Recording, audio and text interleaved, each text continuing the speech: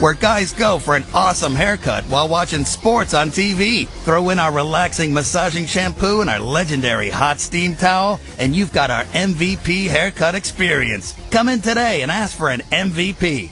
Time for one more call. You're on Guy Talk. Do I need to make an appointment at Sport Clips? We're Sport Clips, not the dentist. You want a root canal? Make an appointment. You want a great haircut experience? Walk into any Sport Clips. That's all the time we've got today on Guy Talk, brought to you by Sport Clips, where it's good to be a guy. Have you ever wondered why some of the highest quality, most durable products are made in the USA? I believe it's because they're actually made by people with standards, the American worker. My name is David McNeil, and I own WeatherTech. We make floor liners and other accessories right here in the U.S., using American materials and American machinery operated by American workers. If you're in the market for new floor liners for your vehicle, check out our custom laser-measured floor liners at WeatherTech.com or call 1-800-CarMats. In 30 minutes, broadcasting's finest duo will hit the airwaves. Prepare for the incomparable Opie and Anthony Show. Only a show this big could have a pre-show this good. Welcome to the Opie and Anthony pre-show with Sam Roberts.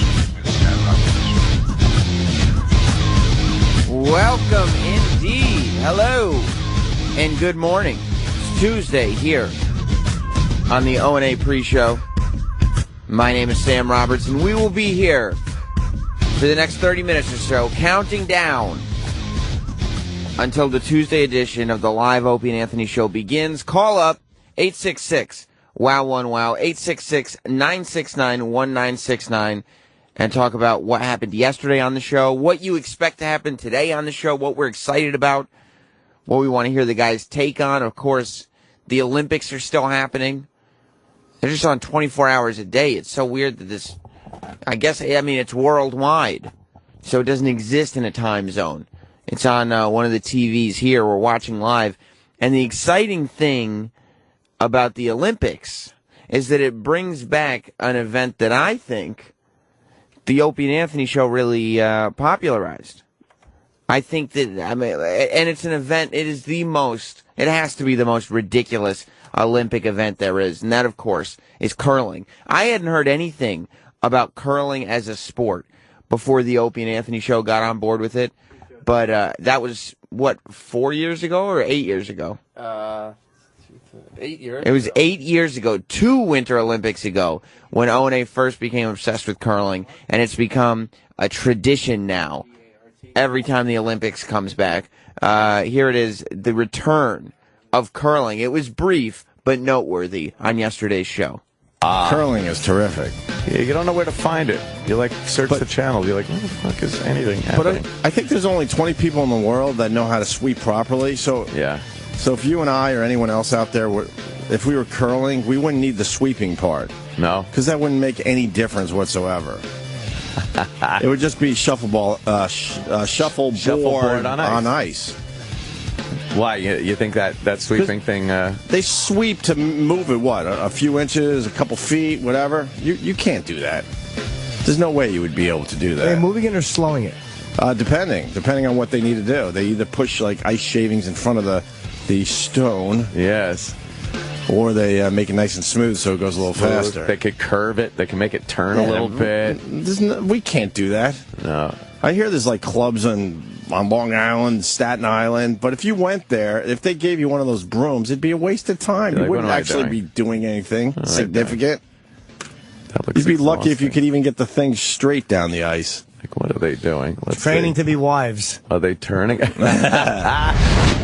It is so strange that not only that it's like a real sport, but it's an Olympic sport, which means there are people that dedicate their lives to curling. And I would imagine that this is it. The Winter Olympics come. It's finally it's here. But what do you do after that? Running, I understand, or skiing. Seems like you could ski all year round. You could find spots. And worst case scenario, you can become a ski instructor. There's no curling instructors. What are you going to raise the next generation of curlers? But I'm glad that sport is back and the whole Winter Olympics is back. It's always fun to hear O&A's take. I think even more so than the Summer Olympics on the Winter Olympics. Let's go to Bart in Pennsylvania. Bart, welcome to the Opie Anthony pre-show. If you want to call in, 866-WOW1-WOW, 866-969-1969. What's up, Bart? Hey, Sam. I was wondering, are the boys going to treat that geriatric ginger fuck Bill Burr the same as all the other fans with his tweet to Anthony yesterday, asking him, showing him a video of that British guy that was getting arrested but was doing it classy as fuck, like resisting and shit? Oh, I said, did Bill Burr tweet him that video yesterday? Yeah. And it's an old video, right? Yeah, that the show already went over.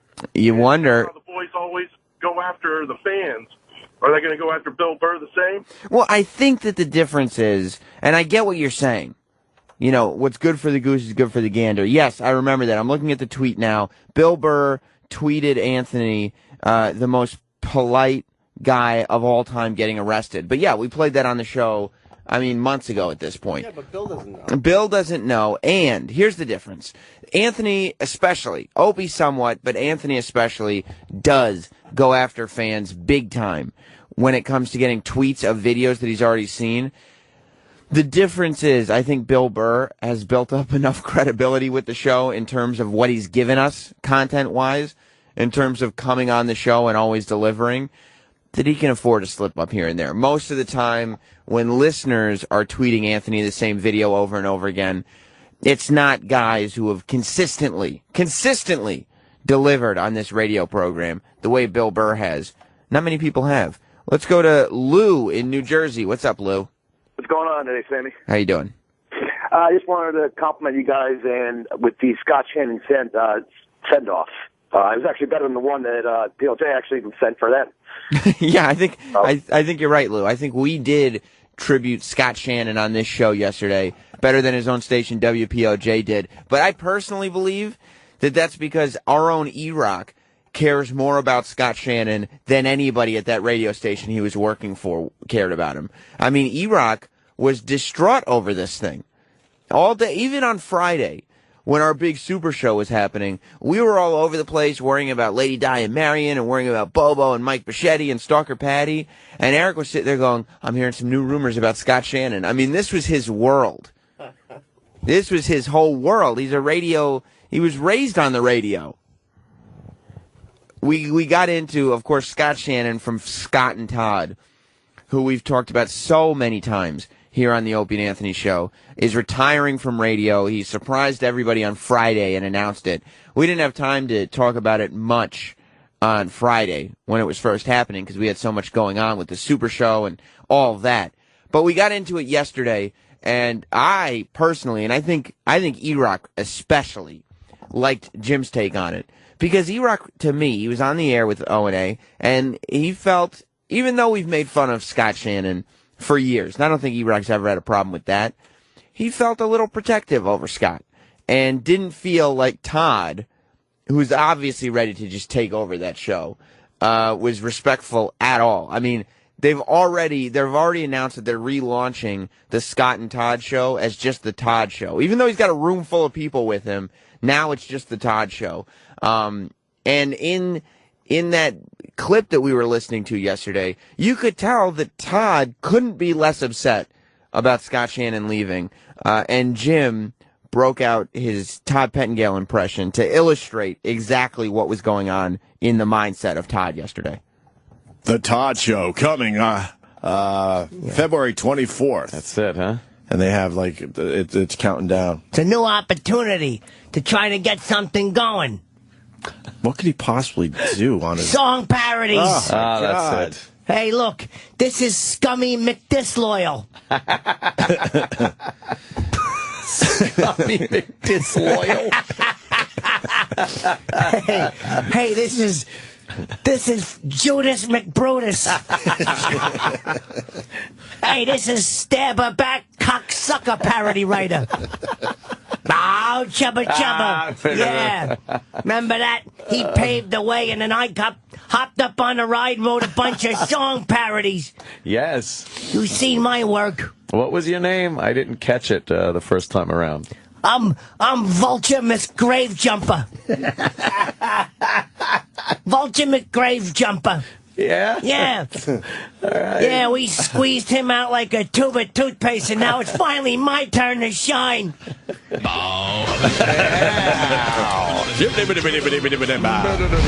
You do wonder exactly what Todd's plan is with this whole thing. Does he really think that Scott was holding him back and now he's going to be able to set the world on fire by playing the same prank phone calls that he did 10 years ago and the worst parody songs anywhere on the radio? Is that, I don't know. I mean, we had fun at Scott's expense just because, you know, he looked like Stonehenge and couldn't talk anymore, but the real awfulness of that show has always been Todd. I mean, that's the real cringe, douche chill moments on the Scott and Todd show have always been Todd Pettingale. And Opie referred to Scott Shannon yesterday as the MVP of Jocktober, and I thought that was interesting.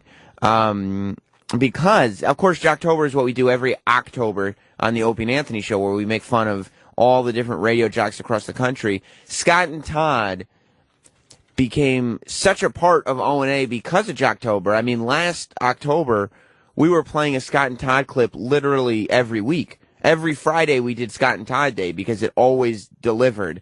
And I think we illustrated that in our tribute to somebody who's meant so much to the Opie and Anthony show, Scott Shannon. Let's hear the tribute that we played yesterday for him. Well, let's say goodbye to Scott Shannon, the MVP of Jocktober every year. Yes, absolutely. With this as we go to break. Oh. It's like a battery car. I will remember you. I can't even feel my own nose. Will you remember? And we know how much you like it. We'll leave it to your own devices. Let your life pass you by. Lucy, you got some splaining to do.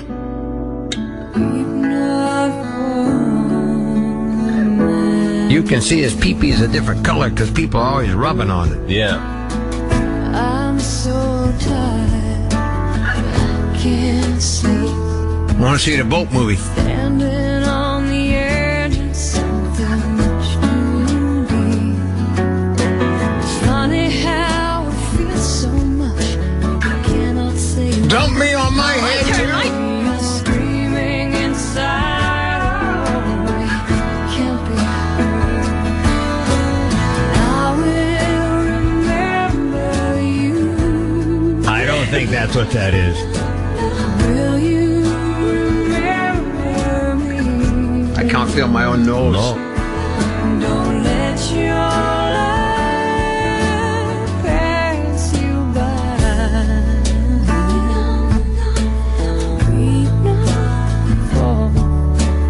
Has this ever happened to you? You're all scratched up. You got pine needles coming out of your skin.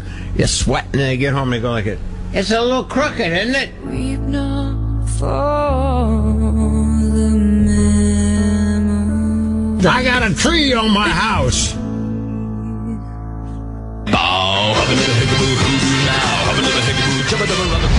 How do you not get emotional? I think anything you put with that song will make it emotional, but how do you not? I feel like we're saying goodbye to a friend now, as opposed to celebrating, you know, one of radio's dinosaurs finally leaving. I feel like we're saying goodbye to a dear friend on the Opie and Anthony show, and I think that caller was right. I think Lou in Jersey was absolutely right. We paid a better respect to Scott Shannon than Todd ever did. You know what we got to do now? What? We've lost John and Jeff, and now we lost Scott and Todd. We got to find a new show for Jocktober. That's right. I mean, as far as Jocktober goes, that was huge. Those were the two best shows, John and Jeff, who Opie said always. John and Jeff came on overnights on K-Rock when we were there, and Opie used to go into the bathroom and drop a deuce before the O&A show, obviously, while John and Jeff were on. And he always commented on how much easier it slid out while John and Jeff were playing on the radio. And now Scott and Todd gone. I mean, luckily we still have Terry Clifford, but I don't know. I'm worried about Jocktober this year. Let's go to the phones. 866-WOW1WOW, 866-969-1969 to be a part of the Opie and Anthony pre-show. And we go to Andrew in New Jersey. What's up, Andrew? Hey, Sam. who do you think hated each other more, Scott and Todd or Mike and the Mad Dog? That's a great question, Andrew, and it's something that we brought up on O&A many, many times. There's no denying that Scott and Todd obviously hated each other. You could hear that in their show. We pointed out so many times that Scott was placed on something that we coined the pay no mind list on a daily basis by Todd. No matter what Scott Shannon brought up on that show, Todd would just give him nothing. That said, I can't imagine anything more infuriating than have to sit next to Mike Francesa for 5 hours a day and depend on him for your career. I can't imagine that Scott and Todd hated each other more than Mike and the Mad Dog must have hated each other. I mean, they not only, I mean, they in the middle of their, they had the highest ratings in New York for a time. And they didn't retire, they just split up. Mad Dog was like, I gotta get out of here, Mikey. That was all right. That was my Mad Dog. Yeah, they were like, Mad Dog was like, I gotta get out of here. I'm gonna go to Sirius. And we hear Mike Francesa, so I have to believe that no radio duo has hated each other as much as Mike and the Mad Dog. Did you hear the good news? What? About Francesa? No. He's coming back to TV. He is? What channel? I think it's Fox Sports. Oh, I will be watching Fox Sports every day. That is good news. It's good news for the show. Let's go to Steve the therapist. What's up, Steve? Hey, good morning, guys. Good morning. I got to defend Iraq here. I know he's the popular bayonet dummy on the show. He is. You have to look at the historical significance that Scott Shannon plays for radio, not just in New York, but in the whole country. This is a guy who came to a defunct powerless station in New Jersey during a time where rock AOR still ruled FM radio. He brought in Top 40. And not only did he do that, but he brought the morning zoo format to New York, made it the icon that it is. He was also very innovative. I don't know if a lot of people know this, but on the weekends he would play the radio edit remix versions of a lot of the popular dance songs.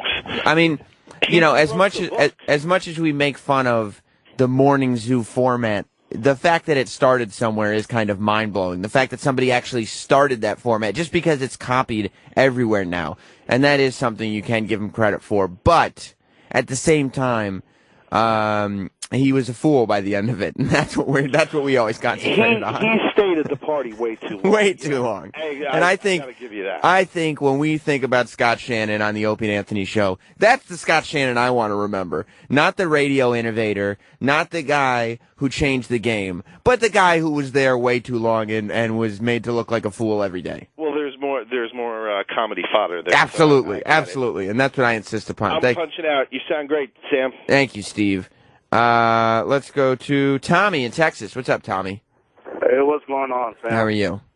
Hey, I was just calling because, just when I get Scott Shannon out of my head, his stupid phrases, like, it's a battery car, you bring it back with the tribute that brings it back in my head. Now I can't get it out for another 5 months. Thanks a lot for the bullshit. Thank you, Tommy. I don't think there's anybody who listens to O&A that actually calls Captain Phillips Captain Phillips. I think that this show, with some help from Scott Shannon, has officially just renamed that the Boat Movie. Steve in Kentucky. What's up, Steve? Welcome to the pre-show. Hey, Sam. The other day on the Super Show, remember when Lady Di was in that room with the fake Dave Chappelle showing her tits? When she came out, I think you or somebody else mentioned how sweaty she was. Yes. Did something else happen in that room, especially when she's trying to contact him? It seems like she blew him maybe and promised her some shit, and she's like, I need to talk to you now. I need to talk to you. I don't know. Maybe. I mean, we did leave them alone in that room. Lady Di and fake Dave Chappelle on Friday's Super Show. I don't know exactly what went wrong. What went on? I know whatever it was, it went wrong. But I don't know exactly what it was. We were talking, there was a funny moment on yesterday's show. We were talking about Lady Di and Marion. Because, of course, now we've all seen Lady Di's breast. There's a picture floating around on Twitter of Lady Di showing her breasts on the show. And you could see my face. I'm miking her next to her. And I've never looked so disgusted in my life. That was natural. I had no idea I was making that face. But let me play you the clip. We were theorizing yesterday, now that we've seen Lady Di's bare chest, what Marion would look like naked. Marion is very judgmental as far as friends go, and she always thinks that she's better than Lady Di is. So let's play track 6 and what the comparison might look like. Lady Di's tits, and he almost crashed his car. They're terrible. They really are terrible. They're flat, like not even flat the way they're supposed to be. They're flat, like from top to bottom. Is she a flatzo? Like, I don't know what you'd call it. I guess they're supposed to be big if they were inflated or something. Yeah, they look like deflated fucking balloons. Looks definitely. like she has a leak or two. Yeah. Bed buggy tits. I can't even. I love how fucking Marion talks about her body. Right. Looking good? Yeah, looking good and losing weight. I don't know what's going on under her shirts. Those things, like, I think if both of her tits, like, if you measured them, they're probably 3 feet across. They're giant. They're giant. I think if we saw Marion naked, I would bet a lot of money that more than one person would start puking. Would just start puking. Just a trollish thing body. Do you know that could have went either way when you started that sentence? You know, if we saw Marion naked, it could be like we'd be pleasantly surprised. Oh, God, no. You just know. But no one saw. We'd probably just start puking. Puking. Well, because we'd probably she talks about how good she looks. And, you know, she loves it. I've been losing weight. Good for her, but look at my butt's smaller now. Shut up. Look at her bubs, Lady Di. Her bubs. She was showing them a lot during Super Show, She loves showing those. Look how they rest on her gut. There really is nothing sexual about Lady Di or Marion. And Marion is almost asexual because she looks kind of like a dude. And she's got a terrible haircut, and she's always wearing sweatsuits. Plus, she's looked exactly the same for the last 20 years. Lady Di, on the other hand, is one of the most unattractive human beings you'll ever see. However, she walks around just ready to be fucked. Like, anytime any guy does anything even remotely nice, it seems like she wants to have sex with him. Colin Quinn, fake Dave Chappelle. I mean, she's always getting flirty with O&A, even though they're just destroying her. It's very strange, but she's very sexual. Lady Trucker, welcome to the Opie and Anthony pre-show. Professional broadcaster, primetime Sammy, sweetheart. You know what? Larry does such... You're trying to take Larry's job, aren't you? No, I'm not trying to take. Larry, call the show. Yeah, everybody misses Larry. Thank you, Lady Trucker. A big show coming up today on the Opie and Anthony show. Of course, we're going to talk about... Opie's brought it up a few times, but TMZ posted pictures of Bruce Jenner yesterday coming out. He had his Adam's apple removed. And he said his quote was that he just really never liked the look of his trachea, which is the most absurd statement I've ever heard. But he said that, and there's a lot of theories that he's going through some kind of gender reassignment because now his hair is grown out. He's either growing breasts or he's just getting old and has man titties. That's neither here nor there. But I'm sure we'll get into that on the show today. Of course, Hillary Clinton making comments about Monica Lewinsky. That came out because some documents got unleashed, and her thoughts on Monica Lewinsky came out. Samuel L. Jackson was on the news, and the anchor thought he was Laurence Fishburne. I'm sure most of you have seen that clip by now. It's absolutely hilarious. Samuel L. Jackson would not let this news anchor off the hook. We'll get into that. Shia LaBeouf making an ass of himself again. I can't wait for today's show. Tony in Michigan. What's up, Tony? Welcome to the pre-show. Morning, Sammy. Morning. Thank you. Hey, just wanted to say, God bless Scott Shannon, because if not for him, I wouldn't have gotten such a great birthday present. I've been walking around for months around the house saying how much I want to see the boat movie. And my kids couldn't think of anything else to get me for my birthday, so they sure as hell bought me the boat movie. And now you can see the boat movie. It's brilliant. All right, thanks, buddy. Bo in Georgia, welcome to the pre-show. What's up, Sam? This shit show's got to go, brother. We need O&A at 6 a.m., son. I mean, you can talk to O&A about that. It's not like I forced them out.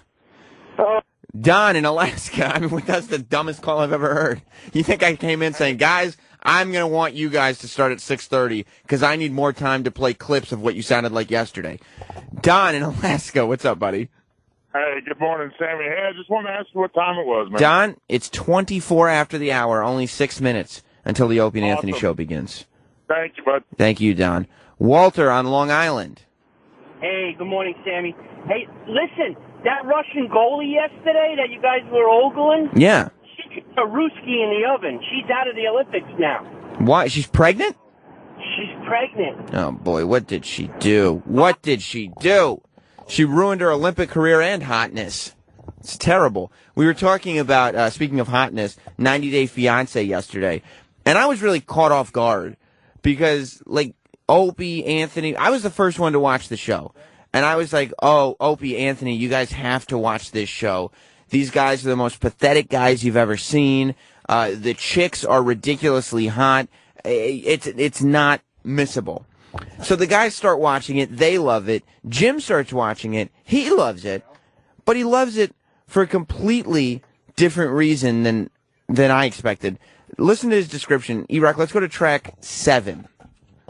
She doesn't seem to want to kiss the other guy because he'll suck down a ciggy and then come in reeking of ciggy. This guy is so out of his league. Wouldn't you stop smoking immediately? He loves his ciggies. If you got a girl like that? Yeah, like he'll suck one down and blow it out.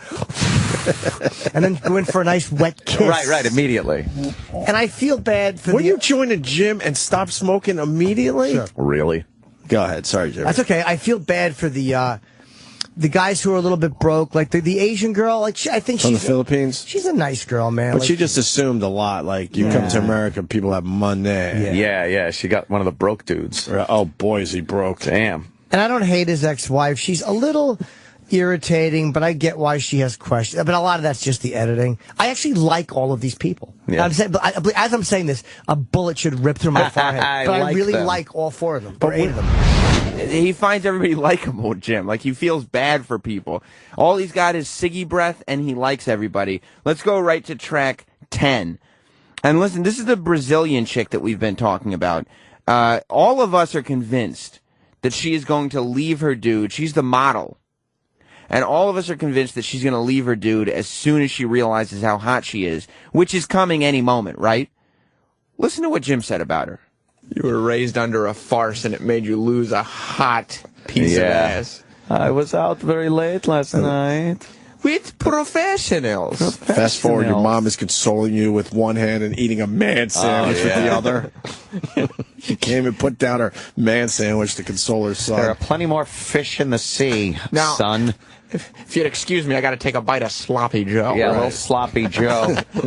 I think that. Oh, Jimmy. I think that this girl is very loyal. I don't think that she's going to go off. Oh, you're naive. I think she's very loyal. Maybe now. Yeah. No, but I think she will remain loyal. She understands American stuff. I think she loves this guy. If this girl's out, picture this girl's out on the beach, right? She's doing a bikini shoot for something, right? And just prancing about the beach with other male models and other chick models, and they're partying, they're going to clubs, and she's going to go home to the religious guy. Yeah. To the religious guy to sleep in the parents' house again. And it's on the pullout. You know what's those lifestyles don't mesh. Yes, they do, because she's crying about her mother missing her mother and her family. She's very family oriented. Drugs will stop. Well, know what that means. She's going to go back to where she was from and do her modeling from there and fly to Milan from Brazil. Exactly. You know what's really? She's not going to deal with another night of charades with Fatso and fucking charades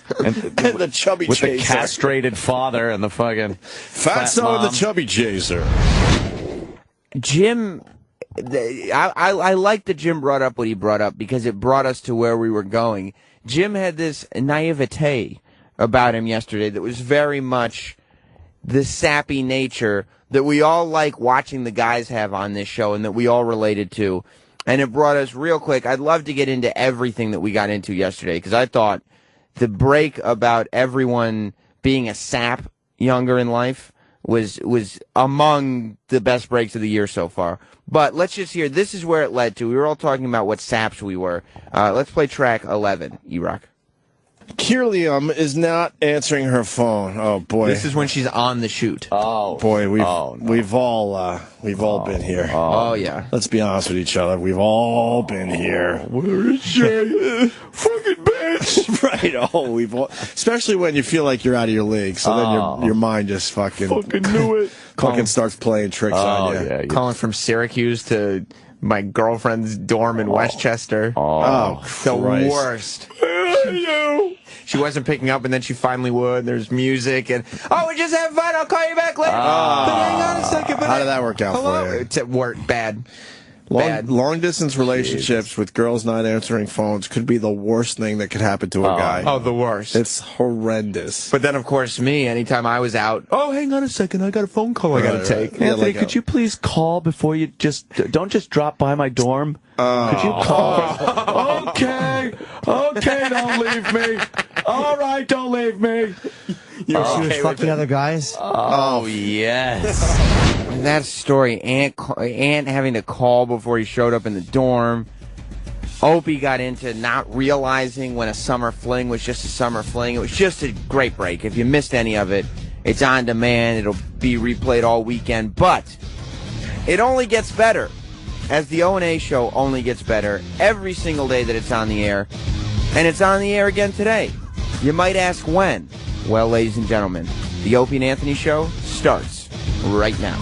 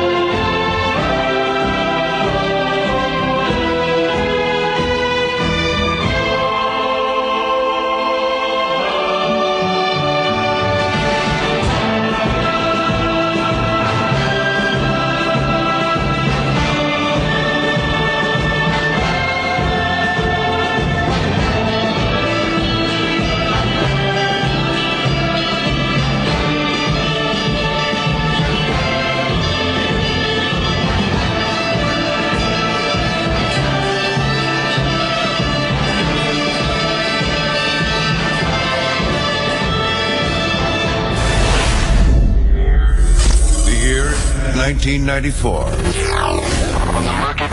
From the murky banks of terrestrial radio, a new hope begins to rise. Opie and Anthony are radio shock jocks known for setting up outrageous stunts.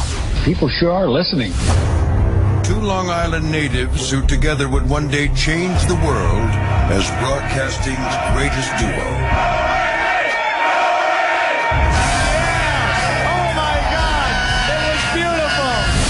After 20 years, these children of the 80s have arrived. Their hugely popular radio show is not just in New York anymore. Opie and Anthony show. The hottest show there is.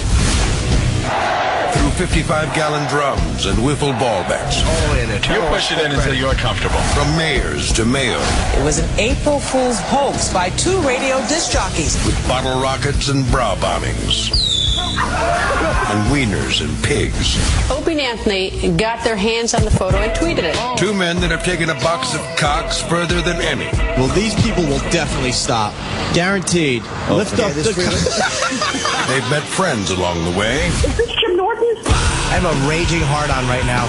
Can I please put my dick in your donuts? And through fines, scandals, suspensions, cancellations, and terminations, it's the one show that remains unscathed. Striking fear into the hearts of management everywhere comes a radio show that after 20 years remains above all else real. This is the Opie and Anthony Show. But enough of this palaver. Let's get the show on the road. Let's do this. Good morning, everyone. Yay, another Welcome. day. Yeah, another day. Hi. Another dollar. Hi, peoples. For everybody. Yeah. Everybody. Everyone. Oh, my asshole calmed down just in time for the radio show. Thank God. Oh, I certainly have. Man, you get a little older, you can't deal with jalapenos. Would you have some spicy? A little spicy jalapeno burrito wrap. Ooh. It said spice. It said peppers. It said spicy and sweet peppers. I'm like, oh, that sounds Where'd nice. you get it? Just at one of these bodega type places. Oh boy. Went to the corner. One of those make-your-own salad places. Well, they make the salad from a bodega? You're fucking brave, dude. I know, that is brave. They make a salad for you. No, this is a really clean place. A very respected place. Oh. They have very nice wraps and stuff. But I started picking out those jalapenos, realizing, fuck. You know, you start pushing fucking 40, and you can't deal with jalapenos anymore. No. All right, good. And And I woke up this morning, and I've been on the toilet ever since. Oof. And, man, I think it was puckering or something, because it was just like... It was doing that thing, like when you watch a horse take a dump, and his butt's like... Yeah, I think something like that. Yeah. But it calmed down just in time. Yeah. I don't know why I had to share that with everybody, but between that and the NutriBullet, man, things are a-flowing.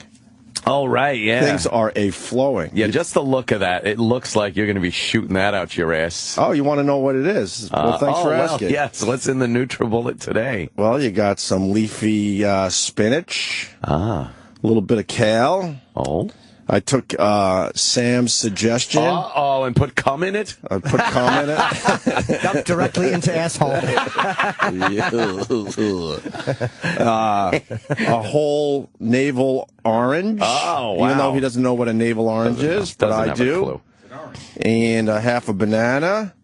And some pineapple chunks. How does it all fit in there? And my boost today, because you need the boost. Gotta have the boost. But my boost is very different than most people's boost. Because it's not on the official boost list. Oh, no. They give you an official boost list. You went off book. I did go off book. A nice handful of raw oatmeal to keep me full. The raw oatmeal. What is the boost supposed to do? I don't know. It's give you a boost. It's give you a nonsense. boost? Doesn't the whole thing kind of give you a boost? A lot of sugar in there. You think the sales department is smart enough to call the NutriBullet people at this point? No. Oh, boy. No, I don't think so either. No, why would they be? The guy...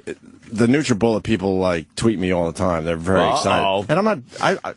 We talk about our lives. That's all. But people are buying these fucking things now because we're talking about it on the radio show, or mostly me. So wouldn't you think you would? You would think they would call the NutriBullet people, but then like you said before the show, they have a way of fucking up advertisers. Every time. Because the NutriBullet people probably would just like to buy maybe a small schedule. I don't even know. I'm not in contact with them in that way, but they would probably I would assume buy a small package just to see how it goes. Yeah. But of course they'll fucking try to. We need a 5-year commitment. A 5-year commitment at $100,000 a month. Like, holy fuck. Come on, let the guys dip their toe in a little. Let them get a little taste and see if this is for them. I bought an advertiser. I'll never do it again. Yeah. Never. Oh, they've asked me over the years. I'm like, no, I'm not bringing my people over here until you do things properly. Yep. Yeah. So, there you go. Everyone keeping tabs on the old Olympics? I watched a little bit last night, but then we switched over to, the Housewives, because I got to see, how Carlton's doing, and Kaya, and what? I'm lost Kyle, as far as that goes. What? Housewife, I have no idea. And Brandy and her fucked up nose. You don't know these people? None of them. Brandy, strangers. Brandy was almost a supermodel, but she has a fucked up nose that drives me insane. It's so horrible. Did it get fucked up from a nose job? I don't know. I think so. It has a weird, it gets teeny. Yeah, some people do that when they get those nose jobs. It gets teeny in this one area that just throws off her whole fucking face. Yeah, that happened to, what's his name? The fucking Olympic guy from Kardashians. What? Bruce Jenner. Yeah, Bruce Jenner's got this skinny fucking nose. There's a strong rumor that Bruce Jenner is becoming a woman. Yeah, there's a picture. And of him. no one is talking about it. And the Kardashians, the one thing I'll say about the Kardashians, they throw it out there. Yeah. They throw all this shit out there. And he looks like a chick. And they're pointing out that it looks like he's growing boobs or something. Oh, my God. He's got a hairstyle. There's a new picture. He's got a hairstyle that's very, very popular with the women. It's like a reverse dye job, I guess, where they dye the ends blonde. Yeah.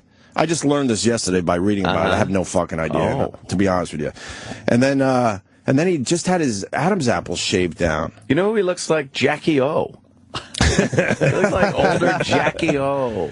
And they're calling it radio silence for whatever reason. None of the Kardashians are talking about it, which makes people think that he just might be doing this. He's actually transforming. His hair's getting longer. Yeah. This is what they know so far. His hair is getting longer. It's in a woman's style, totally, with the dye job thing at the edges, whatever. Yeah. And he's growing his fingernails long. Oh boy! It looks like he kind of has boobs because he's a guy that has kept himself in very good shape over the years.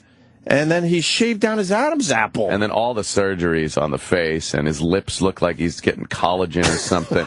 What the fuck is Bruce Jenner up to? And they're saying, I was on a Wheaties box, for the love of God. And you would think if people are calling you out on this, that you would say something. He's not saying anything, and none of the family is. You usually get a family member going, hey, fuck off. This is, Olympic gold for the decathlon. Right. What happened?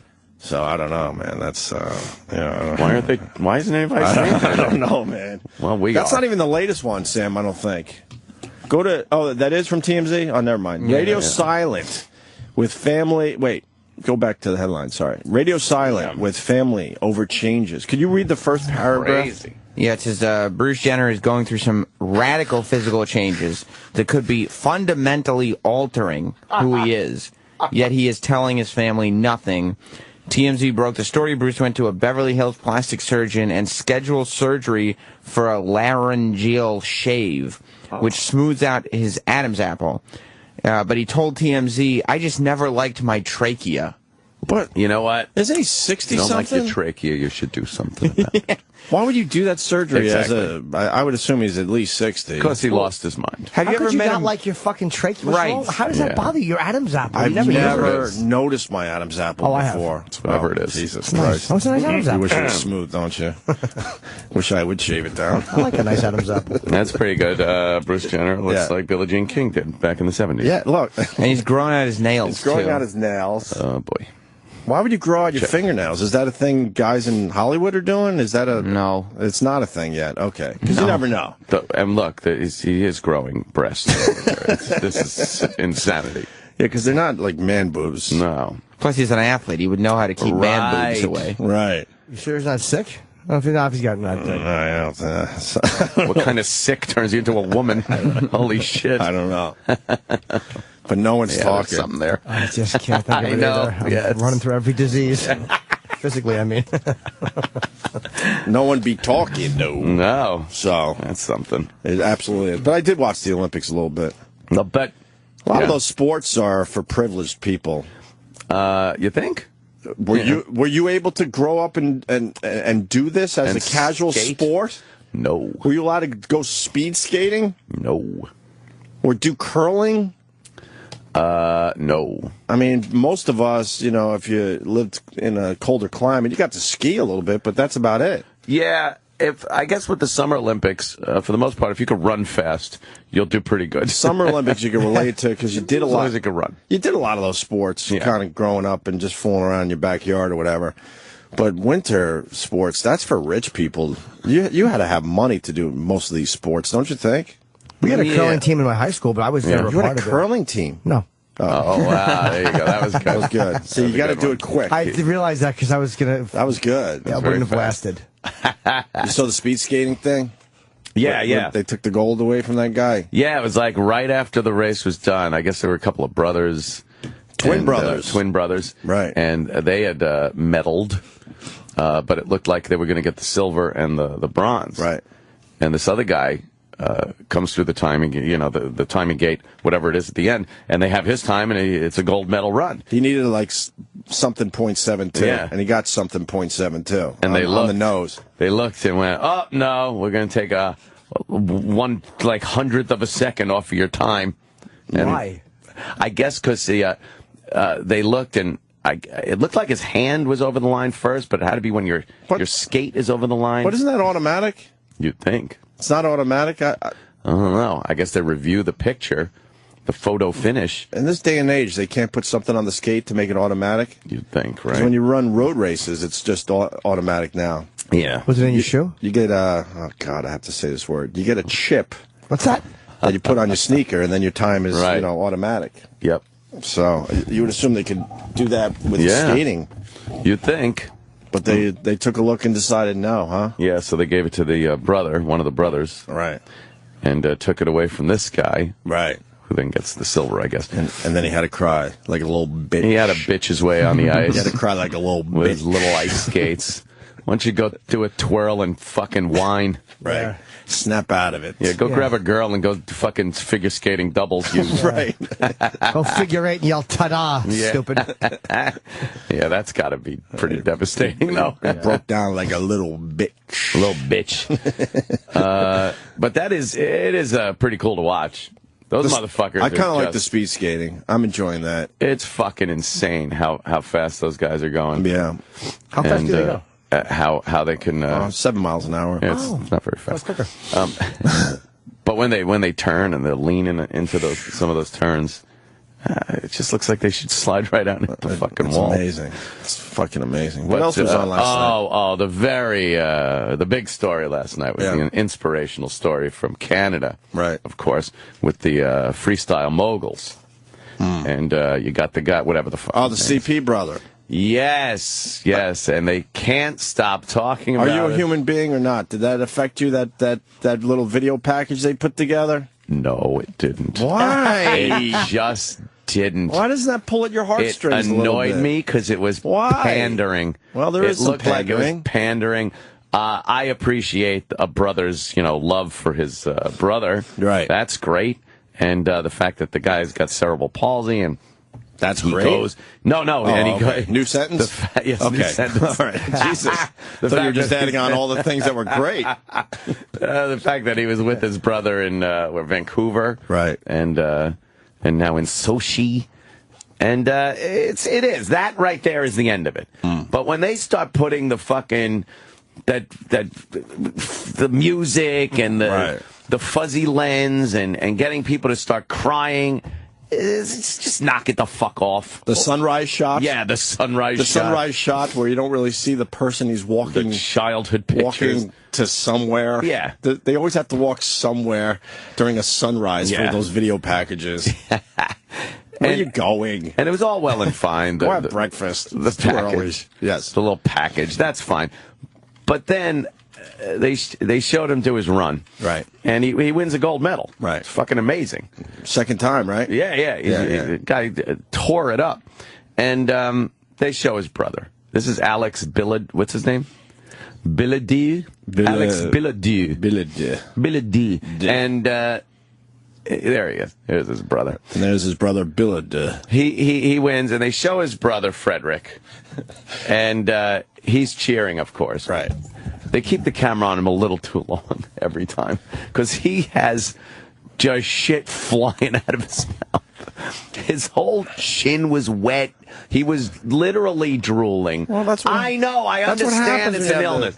The CP. I understand. But his parents are right there. Right. You know the TV cameras are on you. Right. Wipe the kid's mouth, for the love of Christ. They probably have given up on wiping his mouth at this point. You know what? All the other days of the year, you could wipe his, not wipe his mouth. On the Olympics, when your other son wins the gold, and you know the camera's going to be on young Frederick, wipe his fucking mouth. It was foaming spit, but you can't coming down his chin. But that stuff doesn't come through the TV. You're going to be all right. No, I saw it. You saw but it the all parents were actually, they were actually concentrating on the moment and the win instead of worrying about the aesthetics of perhaps their child's drooling. Yeah, to make sure the other kid looks Is that good. it? And there they are hugging after he won the gold know. medal. I thought that was a great moment last night. What's the story? The kid, one kid has cerebral palsy and his brother's just in the Olympics. Yeah, there's like a 6-year difference between the two. Yeah. I believe the kid with the cerebral palsy is older, actually. He's the older brother, yeah. Right. So. And, he really does cheer it up for the brother. It's very nice. Sure he is. He said that. Yep. He did say that. You got to have these little personal stories. I hate the personal fucking story. Why? You don't like they always try to vignettes? dig and find tragedy. Like they found what it is that there was one of the American female skiers. I guess she was doing the slalom. Okay. Something with the poles, whatever the one with the poles are. Right. And was it giant slalom?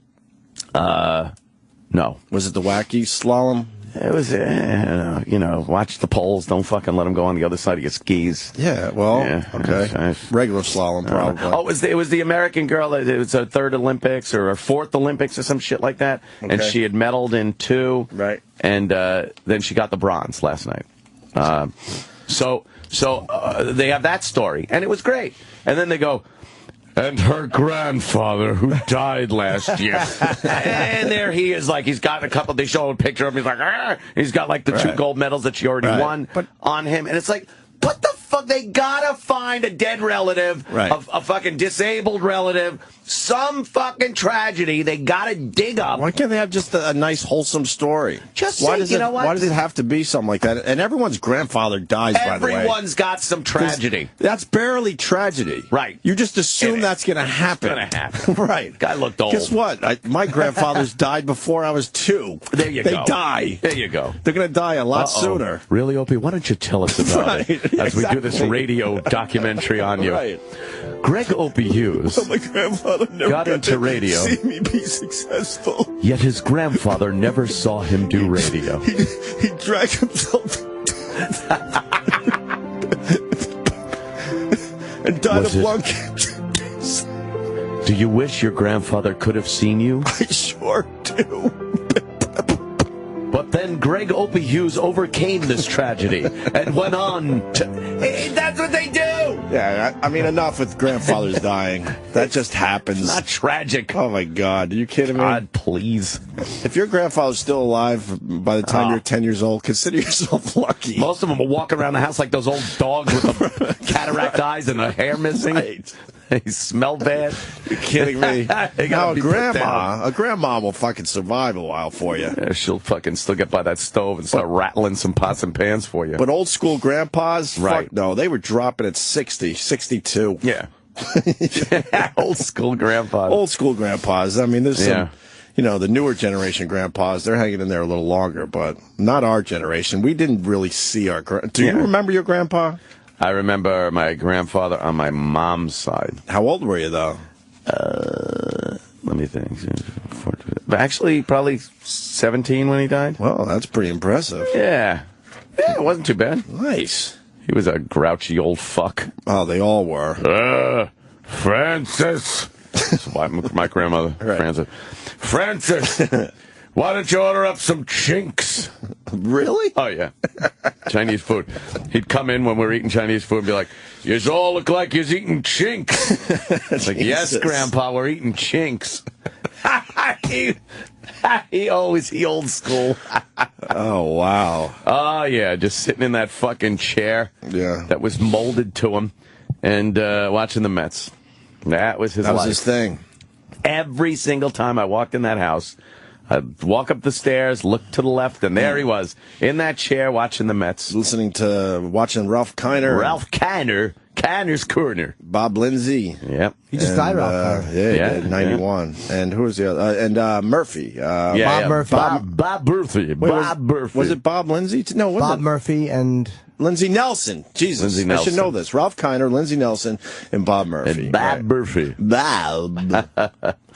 Yeah. I like this story with the CP kid. I mean, look, don't get me wrong. I'm not a complete fucking animal. I do. I didn't mind that one. I understand, and I think it was very nice the way they get along and everything, and how inspirational the brother is to the Olympic skier brother. But they just go too far with the pieces, with the dramatic, inspirational pieces. And again, I understand what Jimmy's saying. It's a big moment. The parents want to be into it. But you know what? Carry a little fucking napkin. Give the kid a little mouth wipe. The cameras are on him. They're on him. They know the cameras are on him. Yeah. I don't know. All right. And I was distracted. I couldn't enjoy the moment. See, I couldn't watch the moment and be like, because all I was like, ah! But you're enjoying the moment because they told you to enjoy the moment because this kid has a CP brother. Yeah, maybe that's it. Right? Yeah. And then they couldn't stop showing him. What's up with Bob Costas and his eye? It's getting worse. Holy shit. It's both eyes now. What's going on? Dude, it's both eyes now. His fucking... The whole Olympics is about him and his eyes. His left eye was that, fucked. right? And now it's his right eye, too. What is it? I don't know. I think it's ricin. I think the Russians are fucking trying to kill him. You think he's officially blind, but he's not telling anybody? He's not telling it. Another story of courage. What is going on with his eyes? I don't know. I think it's pink eye. Some type of pink infection. Eye goes away quickly, I think. I think that goes away within a few days. I think he's got some kind of infection. Proper attention. Some kind of eye infection. Well, how do you get that? I don't want to get that shit. I know. I'm watching just going, I don't want to get that shit. It was his left eye, but it seems like it's gone to both eyes. It went to both eyes now. And he's got the glasses on, and his eyes are just runny and red, and the left one's half shut. Oh, it's terrible. I don't remember him wearing glasses, so I guess he can't get contacts in at this point. Yeah, no, he can't get a contact in there. I don't remember him. I think he usually goes without the glasses. It's like a kitten on the Sarah McLachlan commercials. Yeah. His eyes all... You know when he wakes up, how crusted shut those fucking eyes are? Probably takes him the whole day just to uncrust his eyes. I asked for this yesterday, the retired Winter Olympic sports. Oh, right. We got the list. Yeah. Because they used to do some wacky things. There used to be something called bandy. Bandy? Mm-hmm. The hell's that? Ice hockey with a ball instead of a puck. That don't sound very good. Why would you do that? Yeah. Is that where the expression bandy about probably comes from? Very good, Jim Norton. You would do well on Jeopardy. Yes. I went out for Jeopardy. There was a high school. I did. Shut up. I know. Now You're I can't. Smiling. Because now how is this going to sound after my last lie? There's no way I can sell this after my you're lie. Smiling, and then you try and trick us, and you go, all right, I did. Yeah. I didn't get on. In high school, I missed it by 2 people. See, you're Look at him just laughing. Now he's not even a smile. He's laughing. I missed it by 2 people. What does that even mean? I don't know. By the way, we have curling on. I think she's Swedish. There's a Swedish broad with dark hair and ridiculous blue eyes. Yeah. She's very sexy. Incredibly sexy. Ooh. If you can find a picture of her just so the boys could appreciate her. Yes, punch her up. I don't know if they're playing right now, but who's playing the curling right now? It's China and the U.S. Yeah. Well, that's what they're showing. Who knows what's live anymore? Oh, it's live. Okay. So then another retired Winter Olympic sport. Yeah. Military patrol. They had to do cross-country skiing, ski mountaineering, and then rifle shooting. Wow. So what, they cross-country skied, then climbed a bit, and then shot. Shoot. Yeah. Then there was the ice stock, the German variant of curling. Competitors slide ice stocks. I guess that would be ice blocks. Right? Block ice? It's stolen Jewish art, and they push it over an ice surface, aiming for a target or to cover the longest distance. Then there was skijoring. What the hell is that? I think that's how you say that. Skijoring. A person on skis is pulled by dogs, horses, or a form of mechanized transportation, such as a snowmobile. Wow. So that's some like gladiator shit. That's skitching. Yeah, exactly. They're skitching. Sled dog racing they got rid of. Winter pentathlon. What is that? Cross-country skiing, shooting, downhill skiing, fencing, horse riding. Fencing? And then horse riding. They put fencing into the Summer Olympics. Right. Speed skiing. This is insane. Oh. And I remember, I think this was still going on when we were, like, very young. Oh, is this just point them downhill and see how fast you can go? This is downhill in a straight line as quickly as possible. I do believe this used to be on Wide World of Sports or something. Yeah. And they would hit ridiculous speeds. Could you find maybe a clip of that? That's not her. It's not her? Beautiful, too. She's very cute. Yeah, the one I'm thinking of has very dark hair and like, crystal blue eyes. Ooh. Downhill in a straight line as quickly as possible. That's crazy. That's insane. I bet a lot of people got hurt. Because even is this one of them? Oh, that's the speed record. These are like ski speed records in '97, I guess they were doing this. Just point them downhill. Yay, yeah, it's good. He's in a good tuck position. Wow, he's going pretty fast. Get the fuck out of here. There are so many ways to get fucked up doing that. Well, he still fell at the end. Right. Wow. Holy shit. That's fast. They have a camera under the, like kind of like a GoPro almost. Right. This, I think, I think a guy died doing this. I feel like a guy died doing this probably a good 15, 20 years ago. I said the Swiss team, Jim. The chick Opie's looking for is on the Swiss team. I thought I said that. Or did I say... You did. I think you said Swiss. Oh. Maybe speeding. So you got that. You got speed skiing, downhill in a straight line as quickly as possible. Synchronized skating is not an Olympic sport anymore. 8 to 20 skaters skate as a team. Yuck. How boring is that? There she is. Oh, get a good picture. You gotta, like, look at that. Oh, wow. Yeah. That's pretty solid, isn't it? Fucking eyes. Nice, right? Piercing. Snowshoeing. Race wearing snowshoes. That sounds stupid. And then ski ballet. Choreographed routines performed going down a smooth slope. I remember that. That's relatively recent. I remember that one, too. And it looked so stupid. Right. They're trying to be graceful like they would on skates. But it's like they got these big skis on. Right.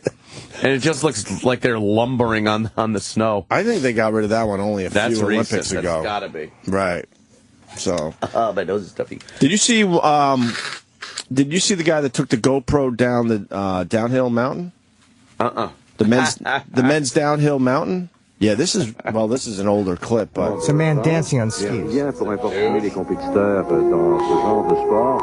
can't be graceful with the poles. He is, though. I wonder why they got rid of this. Oh, God. Oh, this was an event? Yeah. I thought this was this guy fucking around. This was for medals.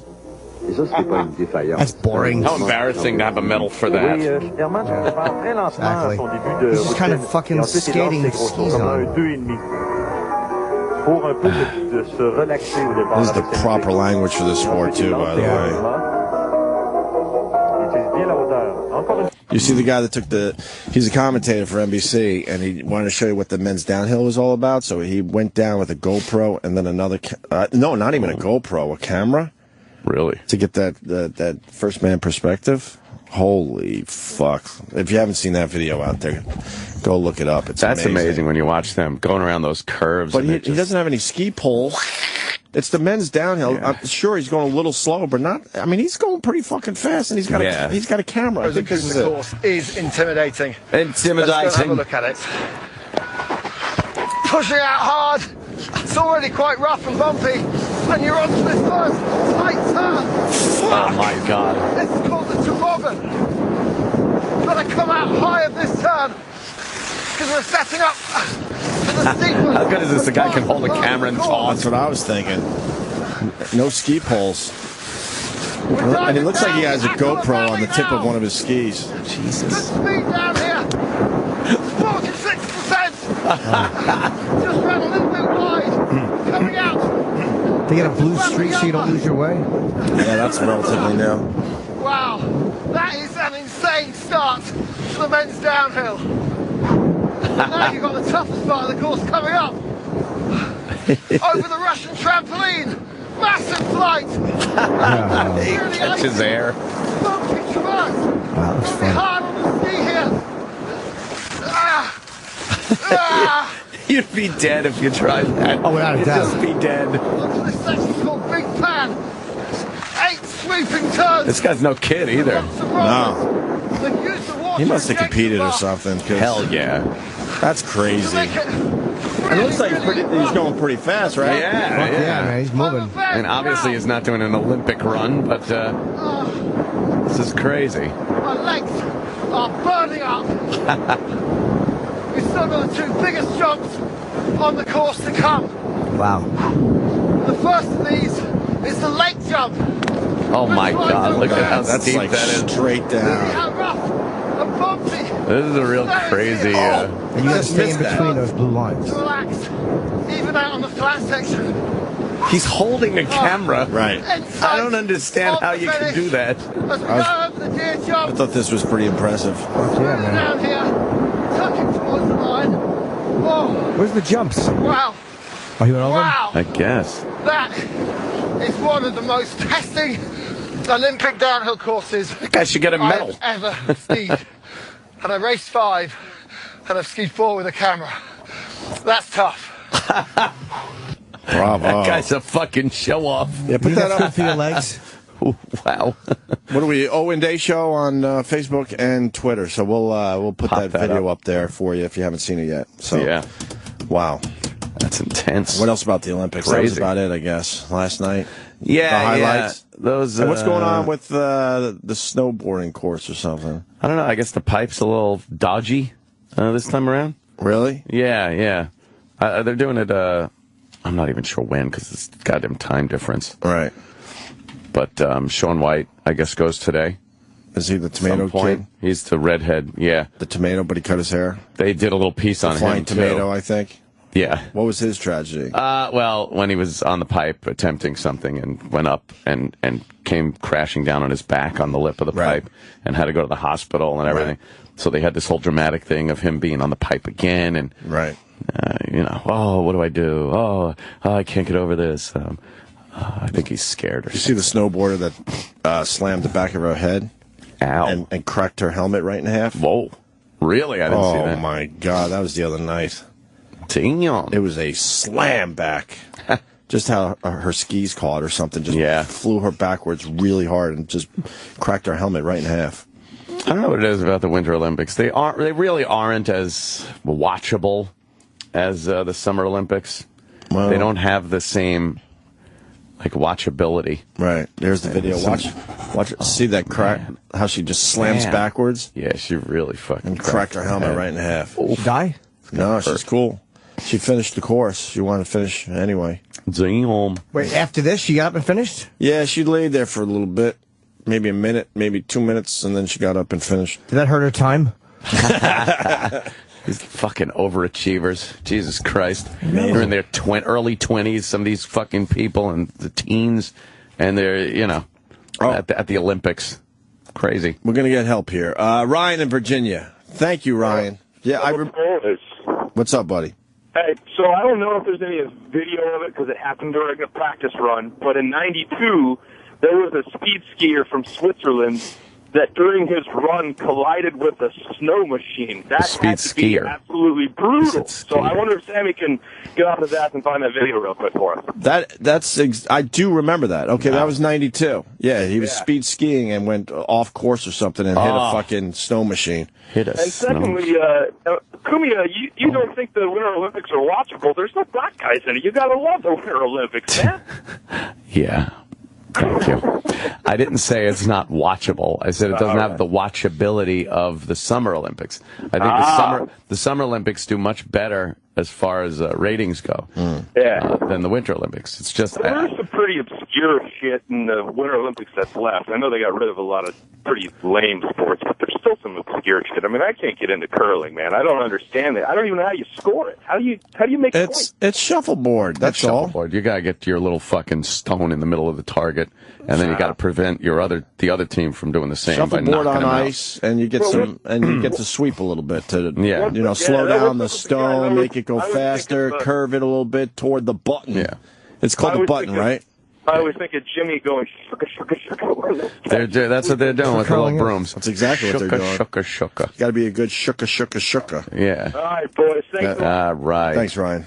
What an aggressive caller. I know. I hate the way curling, the way the person who pushes it out slides perfectly, because you know the form, it's like you're doing a yoga pose almost when they push it out. Yeah, when they first push it out. Just ginger. Think, how much fun is that? What do you do with the curling? I'm the one they push out like a Hummel, and my arm is straight. I keep my arm straight. Big fucking whoop. It's very important, though. Oh, yeah. Extremely important. How do they not knock all the other ones? You know how fucking fast I'd trip over the other ones and bop them all over? Get yelled at? Disqualified or something. There's only, I think, 30 people that know how to do this properly. Yeah. We're one to do it.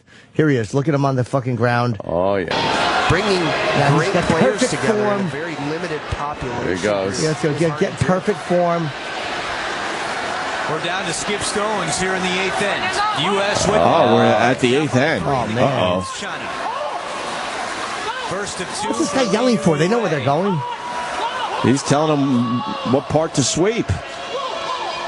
Just wants to make sure he doesn't. That was nice, huh? Wow, they knocked that other one right into the fucking gutter. But he didn't. Nice. He didn't land it on the button, though. No. But the button is pretty protected right now. Yeah. Yeah. By the other stone. You got to slide straight out, ginger with your arm, perfect. Yes. And then you just yell, left, shave it, right. Fuck you, we're right here, we see it. I'm fucking meddling. Food's here. Oh, man. Food's here. We're going to take a break. Might as well, right? Get into some other shit. A lot going on today. I wanted to play this yesterday. I don't think it's too late. The Beatles thing. I kind of liked it. I kind of liked a few of the performances. And Dave Grohl did an amazing version of Hey Bulldog. Why wouldn't he? So we'll go to break with this. This is Hey Bulldog.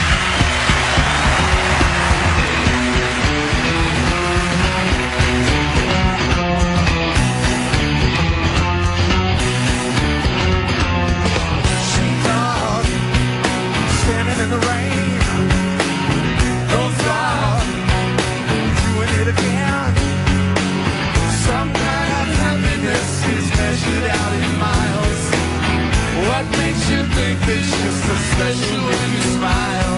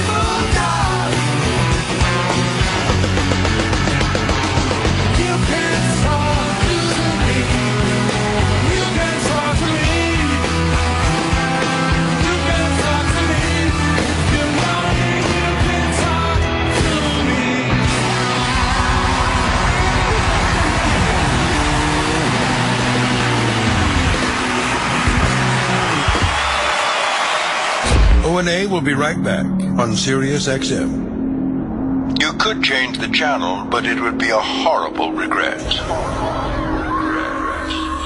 Business owners, listen up. Give me an L. Give me another L. Give me a C. What's that spell? Incorporation, protection, success. Incorporate your business. LLC.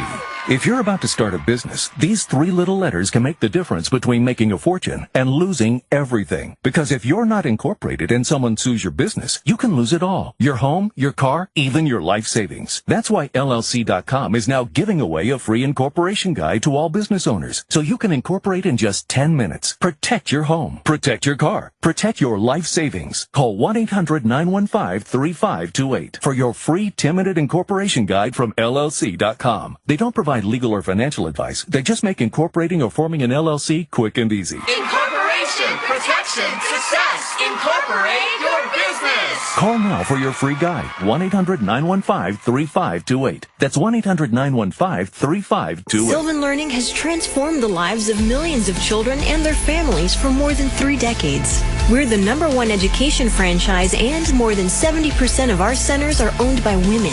It's an educated business decision for women looking to make a change and a difference. Sylvan has hundreds of franchise opportunities available around the country. Visit ownasylvanlearning.com for more information about how you can make a lasting impact.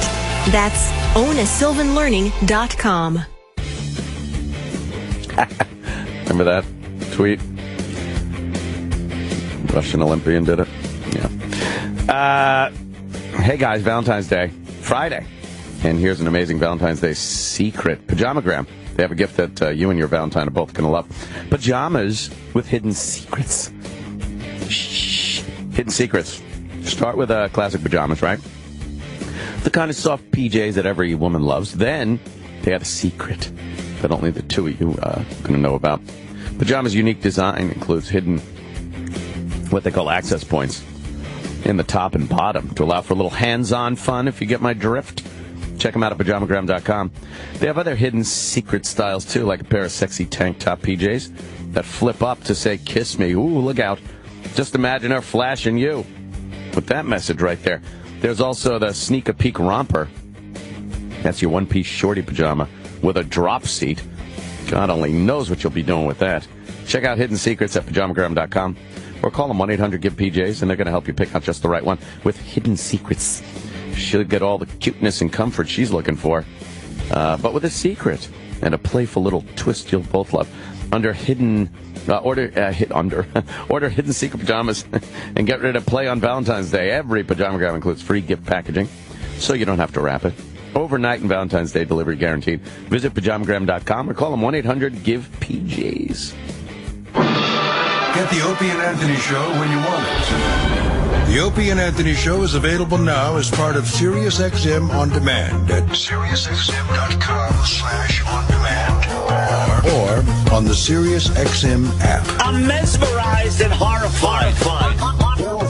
Live radio at its best. Dude, do you know how stupid we've looked for years? The Opie and Anthony channel. All Opie, all Anthony, all the time.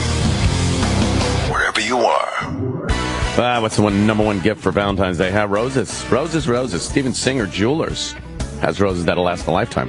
His famous real long-stem premium roses, lavishly dipped in 24-karat pure gold. Picture a real American Beauty rose, right? Preserved forever in 24-karat pure gold. They're the only rose guaranteed to last a lifetime, starting at just $59. These magnificent roses are available right now with free shipping at IHateStevenSinger.com. Steven's premium long-stem gold-dipped roses are available in Valentine's Day red. See his entire selection of beautiful roses at IHateStevenSinger.com, starting at just $59. They come in Steven's exclusive gold gift box with the personalized message of love inside. Buy a rose that's going to last a lifetime. Order your real gold-dipped roses today at IHateStevenSinger.com. Remember, if you order by 5 p.m., you'll receive free shipping in time for Valentine's Day. Visit Steven Singer Jewelers right there online at IHateStevenSinger.com. Attention business owners. Are your receivables now going out 45, 60, and even 90 days before you get paid? And to make matters worse, your bank is canceling or limiting the line of credit you use to finance your receivables. Hi, I'm Kevin Goen, president of AmeriFactors. At AmeriFactors, we can finance your receivables to match the needs of your business. We guarantee your customers' payments to you. If your customers can't and won't pay, we eat the credit loss. For over 22 years, AmeriFactors has been funding and helping businesses grow nationwide. AmeriFactors can fund your application within 24 hours. So if you're tired of getting questions and not answers from your bank about funding your business and want to keep your business running smoothly and growing, call AmeriFactors today, 800-884-3863. AmeriFactors, 800-884-3863. Or AmeriFactors.com and fill out your application today for approval tomorrow. Valentine's Day is this Friday, and ProFlowers is offering an amazing deal. 1 dozen gorgeous long-stem assorted roses, plus a free elegant ruby vase and a free box of gourmet chocolates for just $29.99. Go to ProFlowers.com, click on the blue radio microphone in the upper right corner, and enter the secret code 600. But hurry, this incredible deal expires this Tuesday at midnight. Flower prices will skyrocket this week. Order now from ProFlowers to get huge savings, plus pick the delivery date, and it's guaranteed. 1 dozen colorful, long-stem assorted roses sent fresh from the fields, guaranteed to stay fresh and beautiful for at least 7 full days, plus a free premium ruby vase and free gourmet chocolates, all for only $29.99. Remember, flower prices can double, even triple this week, and this incredible offer expires this Tuesday at midnight. The only way to get this amazing deal is to visit ProFlowers.com. Click on the blue microphone in the upper right corner and enter the secret code 600. That's ProFlowers.com, secret code 600. Valentine's Day. It's like here. It really is. Start creating another unforgettable moment with Sherry's Berries. Giving the right gift, something they can enjoy. Giant freshly dipped strawberries from Sherry's Berries, starting at just $19.99. Over 40% savings. Or you could double the berries for just $10 more. You just need the code Opie when you order. Enormous, romantic, fresh, juicy, mouth-watering, dipped in white milk or dark chocolatey goodness. Topped with chocolate chips, decorative swizzle, or nuts. And they're 40% off from Sherry's Berries. Here's the only way to get this amazing Valentine's Day deal of giant freshly dipped strawberries, starting at just $19.99. Or double the berries for just $10 more. Visit berries.com. That's BERRIES.com. Click on the microphone in the top right corner, type in Opie. Go to berries.com, click on the microphone, type in Opie. Hurry, hurry, hurry. Offer ends on Thursday. Don't miss giving the unforgettable Sherry's Berries to that significant person. Berries.com, and then you type in OPIE. I'm Chuck Woolery. You know, I don't know about you, but I don't like taking pills for minor arthritis pain, and I really don't like those patches either. But I have found something that works. Australian Dream. It's an arthritis pain relief cream. It's a great product. It doesn't smell or burn. It isn't greasy, and it works. And Australian Dream has an empty jar guarantee, so you can use the whole jar, and if you're not happy, you get your money back. But I doubt that you'll send it back. You know, the stuff really works. Get Australian Dream at Walgreens, CVS, or Walmart. You'll be glad you did. Hey, this is Dr. Steve from Weird Medicine with another Dr. Steve Medical Minute. Hello, Dr. Steve. I'd like to have me some anal sex, but I'm worried about the consequences. Can you talk about that? Thank you. This is a good question. Other than the obvious things like sexually transmitted diseases, anal sex can increase the risk of 2 principal problems. Number 1, infection, and then trauma. Because the rectum is fragile, there's an increased risk of sexually transmitted diseases like herpes, chlamydia, gonorrhea in both directions. Oral sex after anal sex, the so-called chili dog, also exposes the receiver to diseases that can be transmitted through contact with fecal matter, including hepatitis A, but more commonly nausea and vomiting from gut bacteria being introduced into the stomach. A really horrific variety of food poisoning. Trauma to the rectum can cause fissures and hemorrhoids, but one recent study showed that anal intercourse caused a loosening of the anal muscles, but did not lead to loss of bowel control. Most importantly, just don't be stupid. Make sure you know your partner, use tons of lube, and go nice and easy. Sex should be fun. Don't turn it into a shitty experience. Be sure to check out Weird Medicine Saturdays at 10 p.m. Eastern, right here on the Opie Anthony channel. On the next American War Stories. battleground, Iraq. Robert Kelly deploys and within an instant realizes no man can prepare for war. We thought we were going to starve, so we brought little bars and stuff. There's going to be no food. There was more. I gained 30 pounds in Iraq. You go to the buffet. There's Chinese food, mac and cheese, barbecue, pizza, ice cream. You could walk up to this ice cream and get as many ice cream bars and sundaes as you want. But no matter how rich the rewards, every American soldier has to experience loss. I was over there. I had 2 milkshakes. One of the Marines goes, "You gonna have both of those, fatty?" So I gave him one, and then my other one fell. I had to go back and get 2 more. So tune in as we chronicle the victories and the defeats for American hero Bob Kelly. I broke my knee, man. On the next American War Stories. The Opie and Anthony Show is back on Sirius XM. Best news ever. Is someone getting the best of you?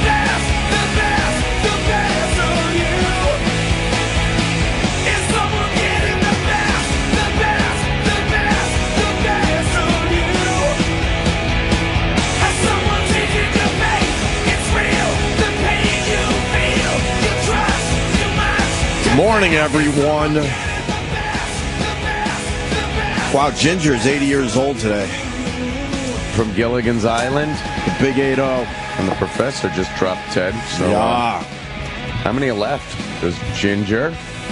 Marianne. I think that's it. That's it, huh? I do believe. Who went first? Lovey? Probably Lovey. Lovey, or was it Jim Bacchus? I would go with Lovey. God, Lovey, I'm dead. Lovey. And Sarah Palin. That's your girl. Your girl's 50 today. I don't think it's my girl, I swear. We were talking earlier before the show about a few political things going on, and Opie loves putting the "your boy" tag on various politicians. Well, I said your boy Governor Christie's in trouble. Your boy Governor Christie. I'm like, my boy? I don't... Now they're looking at flight logs for his helicopter. There's a strong possibility that Governor Christie flew over the George Washington Bridge after the fucking lane closures. For nothing more than just to look at the traffic jam and chuckle. They want his helicopter flight logs. Yeah, they want the flight log. Who was on there? Because it might be one of the guys that was... He was up in the air that day. They know that much. And now they want to see if they took a little ride up the Hudson River to see how traffic was on the GWB. Your boy's in trouble, brother. Well, your boy de Blasio, Opie. Did you see the State of the City address? Start opening up that old pocketbook. He's nuts. He wants to pay for everything. He wants to elevate everybody. He's saying it's great. He's going to elevate everyone else. It's not penalizing the successful people. You're making more success stories. Look, and I swear to you, it's annoying. But I have enough money in the end. In the end, I know I have enough money. It's just really annoying when they want to take more from you. Mm-hmm. But this de Blasio is going to really fuck over the middle class. He hates They're the ones that are going to get really fucked where they're going to notice major changes in their lives. Yep. Like in the end, I'll just be annoyed, but I'll be able to do everything I'm doing today. Yeah. I know that. But man, I'm from a massive middle class family. No one is doing anywhere near as well as me. Well. And they're going to get hurt by this de Blasio bullshit. Yeah. What, to bring up the poor people? Yeah. It's all about the poor for him. He's a communist. He's literally a communist. He's the closest to a communist we've had in a very long time. He's a commie supporter. What's some of the shit he wants to do? Well, of course, the wealthy. We're talking about the mayor of New York City for the people that really don't know. The wealthy will be taxed. Again. And it's funny because he goes, give a little more, and this little more and little more that all these fucking Democrats take, it adds up to be a lot of more. And I wouldn't even mind the little more if I knew that it was being spent properly. But the government doesn't know how to spend your money properly. Let's start there. It's going towards pre-K, pre-kindergarten. But Governor for every Cuomo child. want to pay for that shit. But that isn't it. Yeah, and you're right. Governor Cuomo came in and said, look, we got enough in the state budget where we can have universal pre-K for all the kids in your 5 boroughs in New York City. That would be one less bill for the city, and this asshole goes, He no. said no. You know why? It's not about just that. It's about redistribution of wealth. That's what he wants to do. Right. He wants to take money from the wealthy, that he calls it, which $500,000 in New York City. It's not just the wealthy. It's not the wealthy, by the way. It's middle class people. Yeah. Are considered, I guess, wealthy in his book. He wants to take that and redistribute their wealth because that's the commie way to do it. And this guy is a fucking communist. And good luck. Good luck, New York City. I'm glad I don't live in New York City because I'd be outraged at this fucking prick. I'll bring in my tax bills for the people. It's amazing. It's fucking amazing. Well, it's going how up. much you spend to live in this stupid city. A lot of programs you're going to be hearing about. A lot of entitlement programs. A lot of money being poured into areas that gives nothing back. And he'll say, oh, it's great. Everyone's going to come up. No, you can't. You can't redistribute wealth and make things called like ambition or fucking creativity, things like that. So it's just a waste. Right. Fucking waste. Let me say hi to Petey in Texas. Petey's a good man. What's up, Petey? Well, fellas, I wanted to tell you a little something about, like wanting to take from the top 1%. Man, they're mobile. They can leave. And on top of that, here on the talk radio, y'all down in Texas, go ahead, secede, go ahead, secede. Well, fellas, let me tell you, my family's been on our ranch now for damn near 100 years. My great-grandfather was doing well. And you know what's going to happen? God forbid Texas secedes.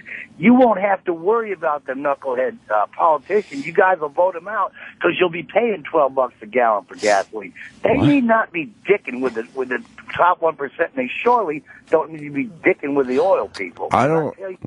But I don't think the Blasio thing is about the 1%. I really don't. No, it's about redistribution of wealth on all levels. I think this dips deep into the middle class, what some of his ideas. You can't and bring... those are people that are going to get fucking hurt. He's like, we're going to raise the floor, he says. Raise the floor of, right. So everyone can be risen up to a level. And he's saying the only way to do that is to lower the ceiling then. You're taking from people that have achieved something, built wealth, done stuff, and it's not an investment. It's a handout. People think that everyone who has money is Bernie Madoff. Like when you people picture take the top 1%, it's like, yeah, those are guys that's easy to go, fuck them, they're scumbags, they do nothing, they just capitalize off other people's work. I understand that emotion, but I don't feel a desire to give anymore. I fucking work every day. Right. Every day. Fucking day, and I go on at night. I'm not concerned with people who aren't willing to do that at all. Yeah, exactly. Uh-oh. What? Yeah. What happened? Let me ask y'all something. Y'all are obviously middle class. Y'all go to work every day. Do what you need to do to make y'all's money. Well, shit, what the hell y'all gonna... I mean, you're going to see a bunch of y'all get smart and leave them states with them freaking high ass. Well, that's exactly it, too. It's de Blasio was talking about, it's time we have one city. He was saying one city, where everybody is equal. He wants this equality. He wants to raise the minimum wage. He wants all kinds of fucking programs, and the corporations aren't going to run things anymore. When these people leave, who's going to pay for anything? What incentive does a rich person have or a corporation that employs a fuckload of people and is the lifeblood of any city? What incentive do they have to stay here when they could just leave and go to a more friendly city? Yeah. Or a third world country like a lot of these corporations. They will pack their shit up and they'll haul ass to some Punjabi country. God only knows where, but I know one thing. It sure as shit ain't going to be in the great U.S. of A. You don't remember the New York City with fucking Dinkins and Mayor Lindsay and even Koch? It was, it was devastating. We'll see. Thanks, Petey. Y'all take care now. Yeah, right They just on, waste so Petey. much money. I don't respect. I don't trust them. They waste. It's not like every dollar you give goes to something good, because I'm fine with that. Right. It's just the fucking the waste and the middle management and the overpayment, and nobody who works in government gives a fuck because they don't have any interest in the company they work for. And it's a never-ending supply of money. It doesn't end. If the money supply gets cut off, people go to jail for it. Right. You have to give them money. So what incentive do they have to spend it wisely? It's amazing. It is amazing, and we just keep getting more and more fucked. Good luck, New York City, because I don't care. I would love to see New York City go back to the Death Wish days and fucking just the crack dens, the busted down. Remember what the Bronx used to look like? Holy fuck. The burnt out buildings, just fucking square miles. You think it's going to go that bad? Probably not. No, I don't think so. But I wish it would. It's going to get annoying, though. You're going to see a definite tick down, though, in the quality of life, as they call it.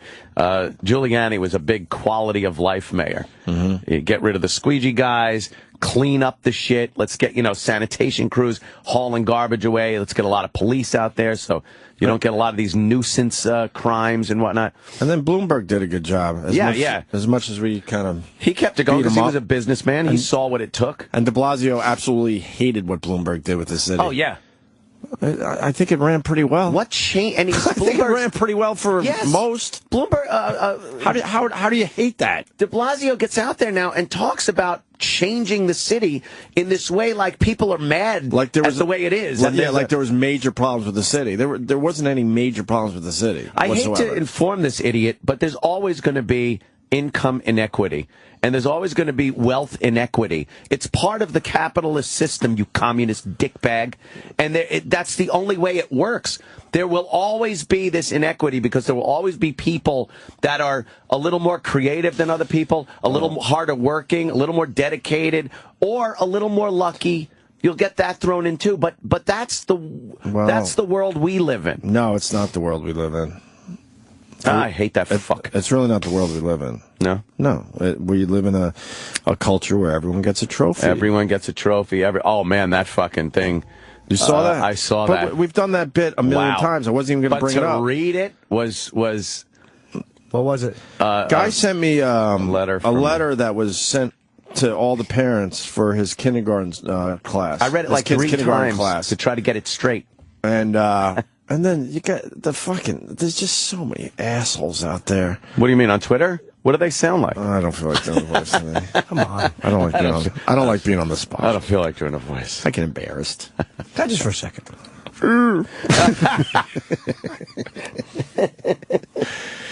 This guy is like, what's wrong with being nice? They're just trying to be nice. There's no individuality anymore, is what it is, you dummy. They're just trying to be nice. What's wrong with that? And then other guys like, oh, I'm fine with this because I was the fucking weirdo kid in class that didn't get any Valentines. I didn't get any fucking Valentines. I was one of those kids too. I was very small for my age and all that shit. I wasn't getting Valentines, but so you'd rather get a forced Valentine, right? What would that do? And then, well, you want to read this thing? Oh, it's fantastic. So, but the guys are like, I'm fine with it because this is what happened to me. You're missing the point entirely. You're totally missing the point. And by the way, if everyone gets one, it means that they mean nothing. Exactly. So you're still not getting one. So at that point, I would suggest you don't do it at all. Right. Because this is ridiculous. It's phony. And then you notice that you have to give Valentines to guys. Yes, Did everyone. you notice that point? Yeah. Okay. Yeah. What the fuck is that? It's everyone. Read that, Jimmy. This was an actual letter or newsletter that goes home to the parents, I guess. It's called Kindergarten News. Dear parents, Valentine's Day is always a fun time in kindergarten. Oh, Jesus. The children are already expressing their excitement. Boys and girls wish to exchange cards in school may do so on Friday, February 14th. Ooh, okay, good. That sounds good. Nice, yes. The children should sign 16 cards, one for each student in the class. Mrs. Whatever her name is, students should sign and bring in 15 cards. After signing each card, place in the envelope. Please do not put any names on the outside of the envelope. That was the point that I was like, oh my God. So it's completely meaningless, yeah. Meaningless. So you don't even, and here's why. They don't want you making maybe a little special one for someone else. Like if you do like somebody. Right, you might put an extra, I like that you might put girl. a heart or something. Yes. They don't want you doing that. So it's random. You just sign the fucking card and they grab them up. Well, the reason is this will make it easier for the children to pass out the cards themselves. How about they know the kids' names and you hand them out that way? And stop with the bullshitting. It's making lies. it easier. Now you're just flat out lying. Why don't you say what that really is about? They will give one to each person in their class. If your child chooses to exchange Valentine's cards in school, he or she should have one for each classmate. This will avoid hurt feelings. Hurt feelings. Please wait until Friday, February 14th. Yeah. Can you believe that, though? But nothing is. There's no individuals. You can't be an individual. You can't have a one-on-one kind Jimmy! of building thing. Look at Jimmy's face. I have mixed feelings on it. Oh. But the hurt feelings thing is part of life. You're going to get hurt after you're out of the protection of a school system. I agree. You're right. And I agree, and I hate the mentality of this way it will be easier. Yeah. The reality is no one who picks up a gun and walks through a school shooting is one of the popular kids. It's always and I'm not saying you should gear every school policy. Crazy. But when you look at the fucking amount of people snapping and picking up guns and killing their classmates. Not a lot. But I mean, it's a lot compared to how it ever was before. But school shootings are way up, and this shit has been going on. School shootings are way up. But well, so they seem, I guess. No, the stats are fucking skewed because they're saying they don't say school shootings. They say shootings done by children. Right. And this is 18 or even 21, they've said, and younger. It's not just school. They're adding in gang members. No, I'm not talking about killing. that. Well, no, they are. But I'm talking but when you say overinflated numbers of school shootings and say, well, they're on the rise, they're not. But when I watch the news, there's more school shootings now than there were when I was young. But I got a point. The school. All right, so if you think that, I don't think so. Absolutely. Which is up for argument, obviously, if you listen to Mr. Cumia. So. But this culture's been around for a while, so it doesn't make your point. But we've done this PC shit for a while now, and school shootings are supposedly up. I'm not saying that I'm not saying that you have to give out cards so you don't get shot. I don't mean that. I'm saying when I was a kid, how often did you hear when you were younger about somebody murdering I'm not saying it never happened, but it didn't happen at this rate. No, you didn't hear about it at this rate either. There wasn't national news like there is now, and they didn't really cover city to city stories like that. Well, I personally think that there's more of them now than there were. I think that for whatever reason, maybe the mass coverage encourages more people to do it. I believe that feels too. like it. That could be a part of it. I believe that too. But there's I don't like it. I don't like it at all. I remember being a parent, I don't like it at all. I remember when I was a kid, the kids that got fucking treated horrible. Like, I keep thinking of a couple of these kids, and I was one who got away with it because I was funny, but even though I should have been a fucking disaster, but I was like in the middle there. But I remember the kids that got treated awful. Like, that the rest of us just fucking... Because at that age, we didn't have the ability to go, well, you know, this is going to balance out. You're just not popular right now. We were little motherfuckers. Right. And we were motherfuckers to people who had nothing, and we were motherfuckers to the ugly kids. And it was like, it didn't teach them, like, hey, life isn't always fair, because some people got treated way better than they should have. And on the other scale, some people got treated way worse than they should have. And I got lucky kind of being in the middle and fucking falling between the cracks. So why weren't people shooting each other up, like you said, when you went to school? With all this horrid behavior going on. I think part of it is, again, with the press, the way they cover it and stuff, that just seems like the solution. But I just remember the horrible way some people got treated. It's like, how important... I'm not saying I don't think forcing kids to give Valentine's Day cards to everybody will take away from bullying. It's basic human nature. I remember people are going to be awful to each other. I remember the disappointment of not getting any of these. Yeah. But I didn't obsess about it. And if you're nutty enough to where, I didn't get a Valentine's Day card in kindergarten, let me fucking snap. And no, but I don't mean it like that. But my parents were also aware of my feelings and what I was going through, and they were able to kind of talk to me. I think with kids being raised by nannies and shit because both parents have to work is one of the major issues going on out there. We had parents at home that dealt with our issues every day when we came home from school. Look at how fucked up we are. Not you and I, but look at where we are. Like, it's not like we're this model, amazing society with all these, all the problems we have right now. Right. We're the adults. But the solution is to take away any individuality that goes on anymore? No, I don't think that's zero tolerance laws. And make believe human beings don't have feelings? Yeah. Because as soon as you get into the workplace, your boss ain't going to deal with this shit and make sure everyone gets a Valentine's Day card or make sure they get a raise or make sure they get a special treatment. They're going to fuck with you. And then you're not going to be able to handle that because you've never had to have to handle this shit. Kids of World War II veterans, they didn't talk about anything. Right. And those kids, the veterans probably looked at you always got to talk about everything. Shut up. Generation to generation, we think we're getting softer and softer, and we probably are, and it's probably the right way to go. We absolutely are. But I mean, again, none of us are shit compared to the Vikings anyway, so we should all act like, well, they were tough in WW2. Fuck them, too. They didn't go fucking door to door with an axe like they did fucking 2,000 years ago. Fuck them, too. So, they looked at talking about things as being a soft little pussy. Yeah. But then you look at how devastating it was for these guys not to talk about things. Right. Like, when you see these veterans, they break down, I wish we had that. So sometimes the way we look at shit, do you know what I mean? The softening isn't always bad, I don't think. It's not a all or nothing thing. Like, that is good. Yeah. I agree with that. But then other things like this with the kids, something for everyone. I don't agree with that. No. I can't agree with it. No, why would you ever excel? Yeah, why bother? Why would you bother excelling at anything? Why bother working at anything?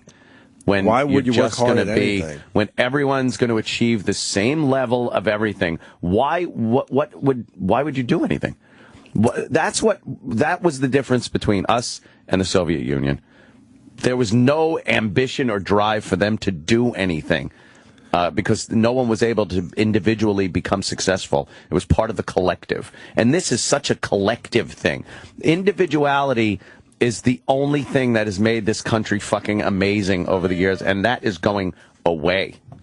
They want everyone the same level of income, the same types of jobs. Everybody's got to be a professional. And let's not ignore the fact that not getting a Valentine's Day card sucks, but there's got to be a better way to handle that. Whether the teachers hand out special Valentine's Day cards so everyone goes home with something. Sometimes a girl isn't going to like you and you're going to like her. Right. What the fuck? But now she's forced to give you a card? It's phony. I think that does more damage than anything else. There's got to just be a better way. Yeah. To make sure the kids that maybe, go home empty-handed are all right with that. And I don't know. But you're not going to get the girl anyway. What's up? What happens, I think, getting rejected by girls and not having friends is far more detrimental. What happens in middle school or high school? Everybody has a boyfriend or a girlfriend, or nobody's allowed to have one at all? Right, you're going to get, that's what I'm kind of saying. It's going to come out in the wash. The good-looking guys are still going to get the good-looking girl. That's not going to change. That type of stuff is, people are still going to talk to who they want to talk to and date who they want to date and spend time after school with who they want to spend time after school with. It's just these little weird things, which in the overall scheme of things, the little fat kid, the little ugly kid goes home with a card. You're right, it doesn't mean anything. But what the people who like each other want to do, they're going to do anyway. But it's crazy that we're protecting all these human emotions like that. You got to go through that shit, unfortunately. When you go through some shitty times, it makes the good times that much better. You can appreciate the good times way more. That's just how it works. Yeah. My kid went to school last week with his Batman mask on. Ooh. It's one of those hardcore, really nice, solid Batman masks. And he goes, I want to wear this to school today. I'm like, cool.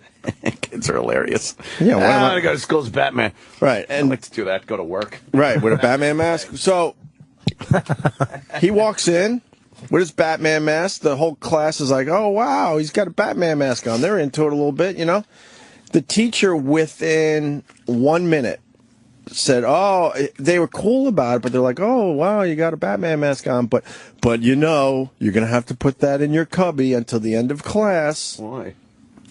I don't know. Is there no mask policy for that reason? Huh. I think they're not allowed to just, in general, bring outside toys into the classroom. It's zero tolerance. But why couldn't it be let them just wear it for a little bit and then you slowly, fade out of it? But it was like, okay, but you got to put that in your cubby. And he's looking at me. I'm like, I don't fucking know. I don't know what to fucking tell you. I don't see a problem with a 3.5-year-old walking in a classroom with a fucking Batman mask where you can still see his face. Yeah, it's not going to. And who gives a fuck? That means everyone wants to come with a fucking mask on. It's going to distract everybody when they're doing their calculus. Right. But I just will never understand that shit. Yeah, I don't know exactly how I feel about it. It's a zero tolerance thing that I hate. I just don't like this collective attitude. Because when you look at like the jobs like years ago, like, well, you do this or else you go to college or else you just go out and get a great job. The jobs that a lot of people would have gotten many years ago just don't exist anymore. And they don't exist because we're progressing, like through computers and through fucking like GM jobs. How many auto workers are going to stand on a thing when a computer can do it and a machine can do it and much better? So it's almost like all the jobs we have, or say instead of 50%, 70%, are now going to be in this industry. It's kind of to everyone's benefit to have everyone moving forward in maybe a little bit of a better headspace and feeling better about themselves and more psyched about. I don't know. Like, is it to our advantage to go, hey, fuck it, that's the way it works out, when, say, half the people are not going to be qualified to do anything that is available? If right now it's bad, where's it going to be in 20 years with like manual labor jobs? I mean, you're always going to need cops and firemen, tough jobs like that. But the problem is it's not the majority. I'm in this now. I'm in this big time with this schooling shit. And you talk to any parent, they're like, what the fuck is this? They all just get annoyed immediately. So then you're like, well, why are they doing this then if the majority of the parents don't want it? Do they speak out or no? They don't speak out. Some do, but they'll just get shut down. It's school policy. It's in the school handbook. This is just the way it is. People are shut down immediately if they bring it up. We brought it up with the teachers, and they go, we know how this is ridiculous, but, this is just how it is. This is just how it is. Why would you want everything watered down like this? Do you understand when you come in and sign the card and don't personalize it to any one person and everyone has to get one, how watered down and meaningless it is? And I know it's a kindergarten class. They don't know. But the bigger picture, this type of thing happens throughout the entire all of school and workplace and everything now. So it's like, why would you want to take something and take anything special out of it and just make it literally useless? It means nothing now. When you gave a girl a Valentine's Day and she smiled at you, and that was fucking great. Right. You had the butterflies. It was special. You got that card just for her. You didn't get it for anyone else. Right. It meant something. Right. This means nothing. You might as well not do it then. You might as well just not do it. There's a guy, he's gone now, but he said, an older school, so I think it might have been like junior high or something, they give pizza parties for anyone that, gets A's in this class. Right. Yeah. And now the other parents, I guess, are getting involved, saying, "Well, we got to include all. You can't reward." Yeah, that was a story last week. Oh, it was? Yeah, that kids who were like getting A's got a pizza and dance party, and all the other kids got to go to the dance party later, but the kids who excelled got a little extra treat. They got to go early and have some pizza. What's wrong with that? What's wrong with that? Rewarding for excelling is now taboo. Working your ass off. It's bad. You can't do it anymore. For the most part, you work your ass off in school, you could get A's too. Period. You really can. Yeah. A very small percentage of kids, maybe not so much. But most kids, if they just applied themselves and worked hard and did all their homework every night, absolutely could get A's. I have no doubt about that. And you know what? There may be a few that can't. But you know, it's not basic many, human nature. But others choose not to. Others choose look, it's not important I get an A in trigonometry. I'm happy with a B minus, and I want to go fucking play with my Xbox. I just think we're all independent beings. Why the fuck do they expect us to all act the same and be on the same level of everything? Like there are kids that are smart and there are kids that are little dummies. There are kids that are very good, kids that are very bad. See, and they should be treated individually. Joe Rogan said it perfectly. He says, when you have kids, you want to nerf the entire world. Like, as a parent, absolutely, I want to protect my 2 kids at all costs. Yeah. But I see where this is bad. I'd rather him come home with a little disappointment and then sit him down and try to, explain it to him and talk it out with him. It's the bitches that'll get you. You would think I'd want it the other way because you want to protect your kid. Yeah. But no, I don't want that. I don't think it's healthy in the end. I really don't. This is a progressive-based curriculum and program that is thought up by these fucking people that have this weird idea that they know how to raise the entire fucking country. And again, I don't have any kids. To me, would raising them a certain way, like, let's just say that they all have a little more self-esteem from this. Even if it's stupid, they're in kindergarten. What the fuck did I do? Yeah, sorry, Jim, I don't mean to interrupt, but the only reason I am is, kindergarten, it's easy to say, this is kindergarten, though. But this shit is happening to a lot older kids where they really do understand this way more. But if it makes you feel a little bit better, and it kind of helps people who would normally have shitty self-esteem feel a little bit better. Right. How much does it, is it in the 20 years from now going to hurt us all where these retarded idiots are getting CEO jobs? I don't think so. I think on this level, kindergarten, if the teachers gave every kid cards, that would be what you're talking about. They'd go home feeling pretty good about themselves. Yeah. But then on top of it, if the kids were allowed to individualize and give out cards as well, I think that would be a pretty decent solution. You got a card in your hand that looks the same as the other kid's card. Your name isn't even on the fucking thing. Right. And that's supposed to make you feel any better. Right. Why? You might as well pick up a piece of scrap paper. Yeah. It means nothing. It's just, you know what, this is all for the fucking ugly kids. It's just sad to see an ugly fucking kid. Fuck them. I know, but it's sad to see an ugly fucking kid who has Build up nothing your to do sense with of humor, you little douchebag. Well, please, you're either going to be a comedian or you're going to walk in with a trench coat and fucking murder all of them and then yourself. But you know what I mean? It's like these little ugly motherfuckers that don't get anything, and it has nothing to do with their ability. Yeah. They're socially awkward. Maybe they live in a weird situation. Let me tell you something. They don't all grow up to be fucking killers. No, of course not. Of course not. You don't think that the character that is built by somebody being judged as an ugly student, let's say, and everything that they have to go through, you don't think there's some equity in that later comes out in his expertise in his job as much as it does the handsome kid that gets everything and what he excels at? Don't you think there's a payoff for even that, going through those terrible times? Exactly, yes, I do. Yeah. But I think that there will be enough of those.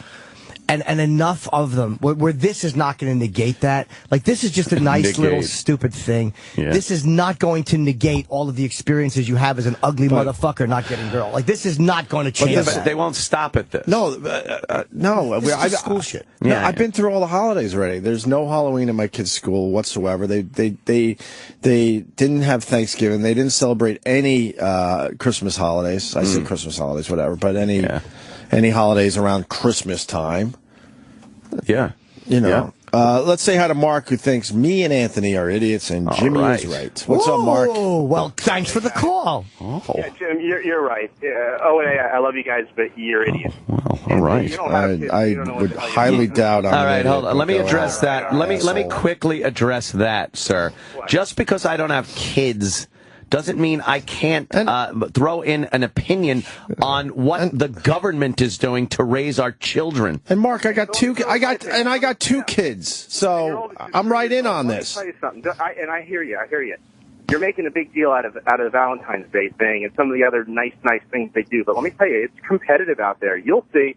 Don't worry, your son will come home with disappointment. It gets very, very competitive. Yeah, and you think he'll accept it easier if he's been coddled in school, or? It's not being coddled. It's not that bad. It's being coddled. When you're given a useless piece of paper under the guise that it's Valentine's Day and everyone has to get one, that's being coddled. Yeah, I think so. I'd rather my kid have no cards when he comes home. I don't know any different. That's just the way Valentine's is. Everybody gets a card. It's no big deal. You know what? Let me tell you, when it comes to academics and athletics, it's more competitive than we were kids. I'm the same age as you guys, and I'm telling you, it's way more competitive now than it is for these kids.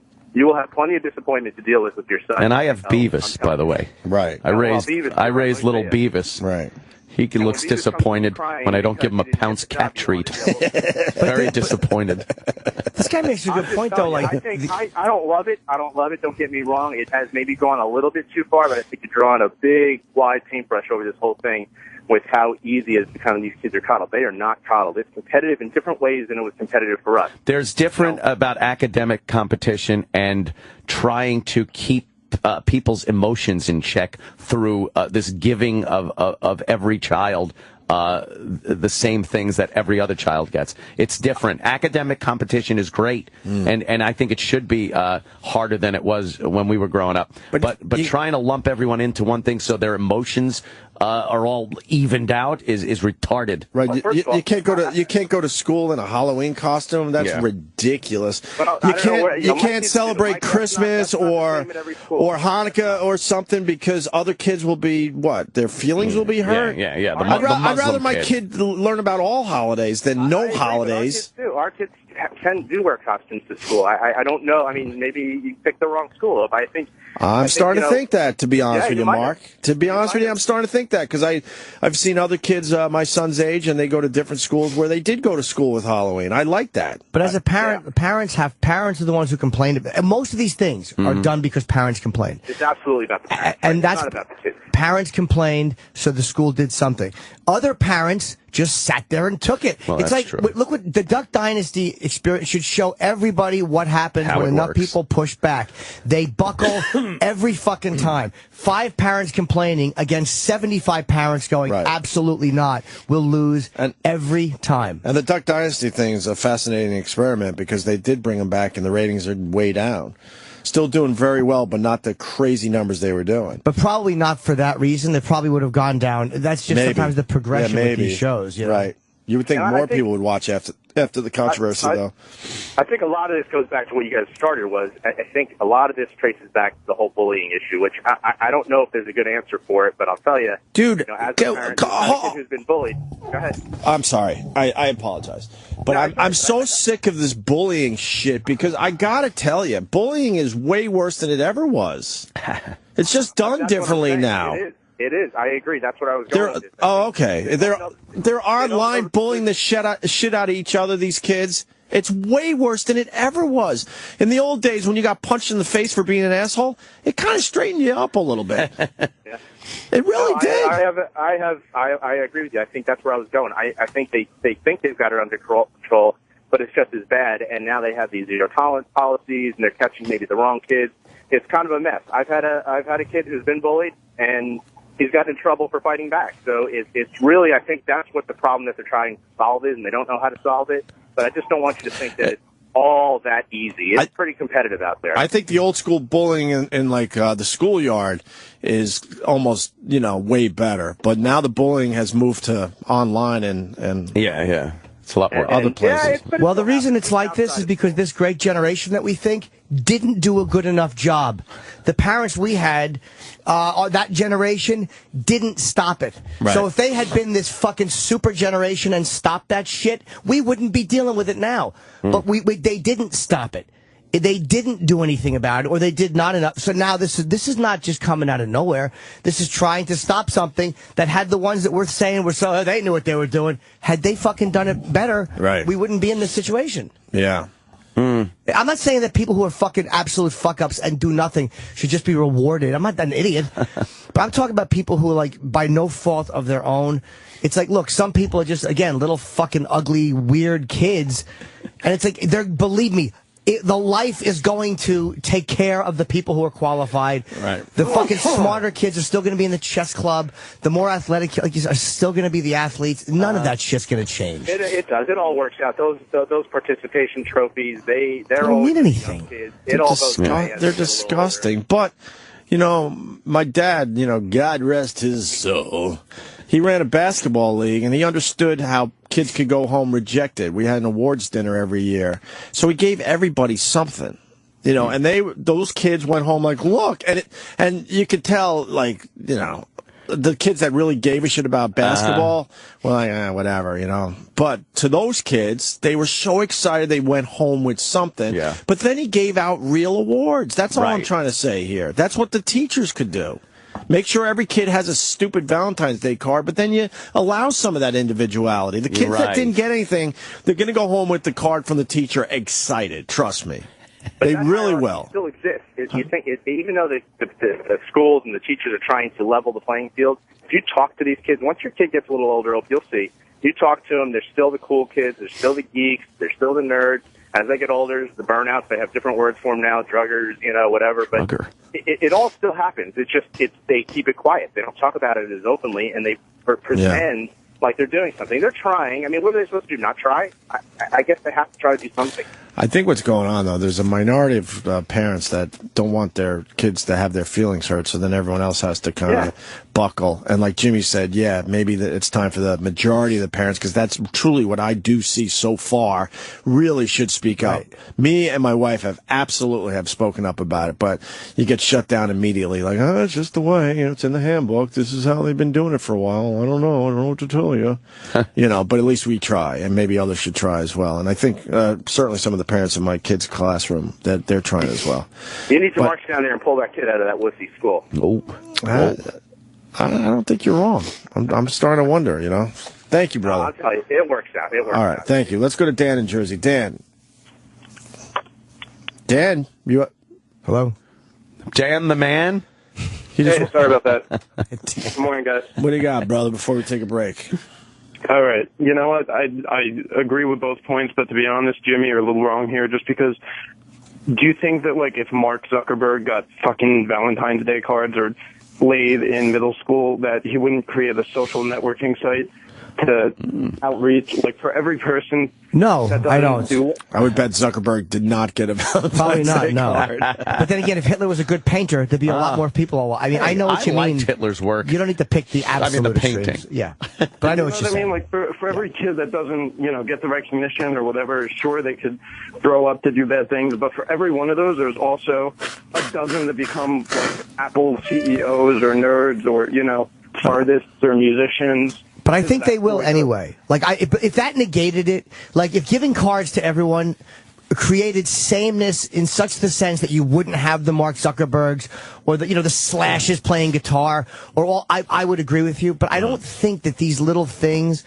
I think that they're just helping some people who would feel horrible feel a little bit better. I don't think they're going to negate greatness. They're not going to stop geniuses from being geniuses or science geniuses from being or funny people from being funny. I don't think it's going to be nearly that extreme an effect. I think it's just helping little shittier feelings kind of not be there all the time. You got to look at your own experiences and what we talk about on the show a lot. And realize that those experiences do make a big difference. I think you're kind of downplaying those experiences and what they contribute to who you are now, and the good and the bad, and where you are right now in your career and whatnot. I think it did have a big impact on where I am right now is absolutely luck. I worked hard, but had I had a gun at that age, I would have shot myself. It's not a question in my mind. Do you understand? We get in a time machine? Yeah, right. Where's my DeLorean? If I had a gun at that age, I, without any question, would have committed suicide. Wow. It's not even a maybe or I think I know exactly. Right. I would have done it in a moment. Okay, listen. It's all those things that leading up, you have those life experiences that molded you into a great comic. If you were coddled at that age, you never would have been able to flourish and have these different things and quirks that make you good. I know what you're saying, but I don't think it's that extreme where the coddling is so much that personalities aren't going to become personalities. But I do know what you mean. I just don't necessarily agree. All right, I got to go. There's a couple really good calls. There's a bullying expert wants in. Expert? What, he just bullies people? Yes, he must be management here. You got He's our agent. He's constantly the victim of it. Very good. Joe in Yonkers, his wife's a principal. What do you got, Joe? What movie? Huh? Guys, the show. You don't know how many nights I want to grab the fucking phone from my wife. Oh, why? She's talking to the janitor with a dildo. No, she'll get the phone call. My son was bullied on the bus. What are you going to do about it? They'd be in her office at 8:30 in the morning, standing over. What are you going to do about my son getting bullied? I remember when I was younger, and you tell me, if somebody fucked with you on the bus, Did you not go to the kid's house, or your father or your brother go to that fucking house? Yeah, something was done. Oh, yeah. The bus was no man's land, too. The bus had nothing to do with school. Wow. It was like, it really was. Yeah. God, that's a great way to look at it. That was, you needed safe passage to school. School was relatively safe, Right. and then home, of course, very safe. And that bus, boy. right? Anything went. Anything goes. The fucking bus driver was on crystal meth, so he didn't give a fuck what you guys, what we did, right? Yeah, my kid's getting nasty texts. What are you going to do about it? Go fuck yourself. Pick up a phone and call the fucking parents yourself. There are so many avenues to, like, pick on people now, too. It's amazing. The problem, too, is all these fucking soft cunts, when we were growing up, made their money, fucking, internet money, all this other bullshit, so now they got a voice. They pay a lot of money in taxes, so they think they can fucking delegate whatever they want, and their little fucking cunt kid can't fucking protect themselves. They go run to fucking mommy and daddy. Well, yeah, but, dude, were you a big kid when you were growing up? You know the funny thing, I was a big kid, and all these other little kids used to fuck around me, but I'd throw a kid down a fucking flight of stairs. That was the last time he fucked with me. Well, yeah, you could do that, though. Like, I know, dude, if I could throw someone down the steps, my life, Colin Quinn has a really brilliant joke about Gandhi was all about peace, but then again, because he was 130 pounds soaking wet. and I think, and I don't want to ruin Colin's joke, but he goes, I know some guys who think a left hook can cure cancer. Which is really such a brilliant observation. Goddamn Colin. But it's like, if you're able to do that, it's different. But like, there are kids that, like, yeah, they got glasses and they can't defend themselves like that. And it's like, what are they supposed to do on the bus? Just go there and get their fucking asses kicked every day? It's not right. Mm-hmm. But though, if you teach them right? Like I tell my kid, it's funny because my wife's a principal, so I tell my son, anybody ever fucks with you, you jack him in the nose, and he'll never fuck with you again. And my wife's looking at me like, what, are you crazy? But I'm like, what are you going to... Because I got to be honest, too, when I was young, there was two kids left back. They were like 2 years older than us. They used to fuck with me. The left back bruisers. That was the kid, the fucking kid. They got beards. The kid that fucking... Yeah, two Albanian kids that were left back. They were like 15 in 8th grade. I finally threw the kid down a fucking flight of stairs the last time he fucked with me. This guy loves throwing people down the stairs. But let's say you couldn't do that. Let's say you were a really small guy and you couldn't do that. Then what would you have done? I still would have fucking jacked the kid up because you know how many years I went? At least 2 years with these two fucking idiots in my class. And I was like, I know it's not the right thing to fucking hit this kid, but I can't take it anymore. Right. And I don't want a kid to grow up feeling like they got fucked. It's like you get raped almost, Jimmy? Yeah. Why do you say that to you? But, when you feel like you can't defend yourself, it's a fucked up feeling. I agree with you. The one thing, if I could go back in time, I would have learned how to defend myself better. Yeah. I would have taken up karate or some kind of fucking MMA type of shit. Yeah, be with Brazilian Jiu-Jitsu. A lot of that bullying will stop. All these fucking kids will rip your arm off. Something though, just so I had that tool if I needed it or had to. Not that I would walk around beating the shit out of people, but I wouldn't have felt as vulnerable. I was definitely a small kid that got picked on. But think about it then. Even if you would have one time fucking punched somebody once, maybe even punch the fucking guy first. I don't know. Then you just get your ass beat the next day when he comes in. That shit never works. Nah. And sometimes it will stop a bully. And then, this guy's not wrong. Protecting yourself is really a smart way to do it. But again, how does that train you for the real world? Like, you go to a job, and there's some asshole in the sales office that you work with who's kind of alpha mailing you. What are you going to do? Get up and smash him in the teeth with a laptop? You got to fucking... That kind of used to happen before human resources. People got some shit done at work. Smash him in the fucking... But who wants to work at a place where guys are getting punched in the face in the office? That'd be great. Who wants to work there? Well, as long as we can hang up our calendars still. Yeah, there's other inter-office politics and ways you can, alpha male, the alpha male. All right, listen, I gotta go, bro. Just because it's because we got a bunch of guys and ladies that went in really fast here. We got Ray in Oklahoma. Go ahead, Ray. Oh, you doesn't hastic. Oh, I tell you said it perfect. I got a boy, he's 12. He's always been a big kid, and from the time he was like 5, I put him in a wrestling program, and not only does it teach them how to take care of themselves, but it also teaches them self-discipline to where they know they don't have to go around beating the shit out of people. I think it also gives you a bit of confidence that people could kind of smell. when you're growing up. You know what I mean? You have more of a confidence about you where maybe, bullies are going to go, oh, all right, I ain't fucking with that guy. Who knows? We got some little guys that are like fucking 12 years old. They're fucking 80 pounds, and you don't fuck with them. And, they don't go around causing trouble. But I guarantee you, if you mess with those kids, they'll fucking take you down, put you in a fucking scissor, and rip your groin apart, and you don't fuck with them anymore. That's just the way it is. This is old school shit, man. Can you imagine if your kid did this at school now? MMA, dude. Right. That's what it's all about. Rogan, everybody talks about, how wrestling is the foundation.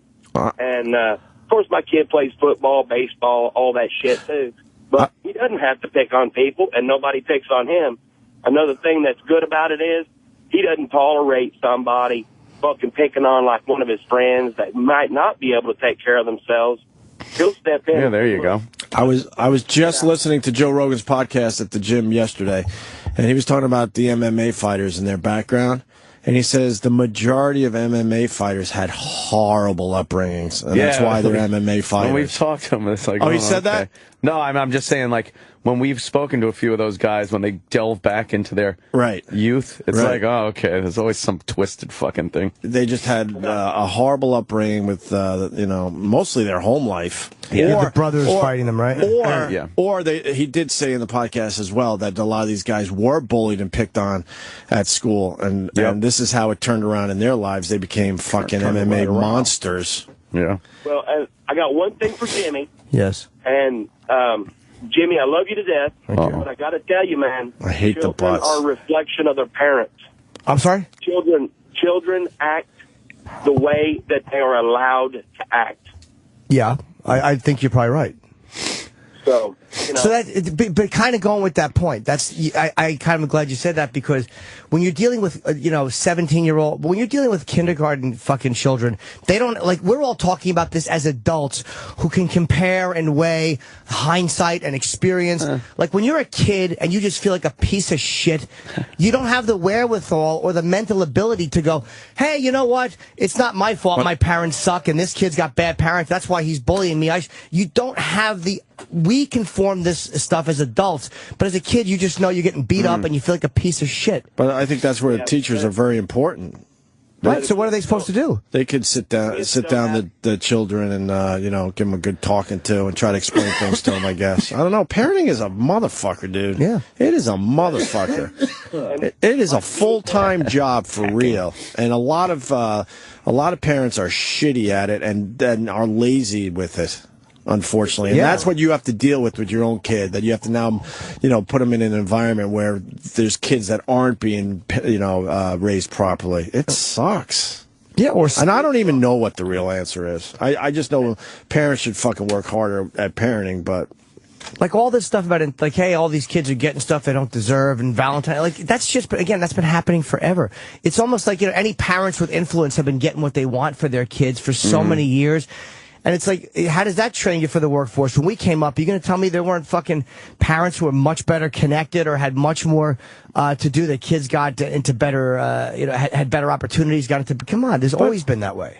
It's always been that way. But it happened to us. We didn't get Valentine's Day cards. Most of us in the room. I was all right with it. I remember being sad, but I wasn't, like, devastated by it. Yeah. I just wasn't. I moved on to something else. Yeah, you're kind of like, oh, fuck, I would have liked to get one. But then when you did get one, because it did happen eventually, it made it that much more special. You're like, oh, fuck, this is awesome. I might fuck her. Right? We're going to get married. Yeah. Married. Plenty of heartbreak will be coming. Don't worry. Let's go to Ron in Jersey. Ron. Hey, Hi, Ron. You're a bullying expert. You want in on this. I like to comment about the bullying expert. I'm actually an expert on bullying and being a victim of bullying. I do workshops, and I actually had to stop doing workshops for teachers in schools because teachers can't do anything anymore. Ever since zero tolerance, like you said, Anthony, before, happened about 20 years ago, which is all about just guns and it's all about weapons, now schools just don't want to be responsible for anything. That's the biggest thing. I mean, a kid, a first grader, got suspended for kissing a girl on the hand about a month ago, and they called it sexual harassment. She was scratching her crotch at the time. Yes, it was by a substitute teacher. You hear that shit, though? Sexual harassment, they called it. But that's the big... For a first grader.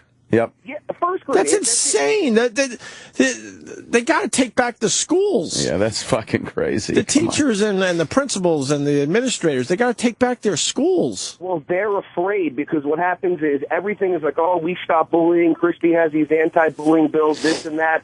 A parent of a bully who's probably a bully walks in and goes, I'm going to sue you. And the superintendents always go, you know what, forget about it. Your kid's not a bully. You're fine. No, most people who sue are probably not bullies, sir. They're fucking... and again, this is a lot of it comes from the people who don't know how to raise their kids right, or they're just too lazy. Maybe their kids were bullied, but it's all parents suing. Right. It really is all parents suing. So parents have brought this on themselves. People like me and Anthony, we don't give a fuck. We have no kids. Right. We don't even hear about this shit. Right. It's parents suing the school systems. Right. So if people who are complaining about this, your fellow members of the public are the ones who did it. The school didn't just do this for no reason. It was because they're tired of getting sued.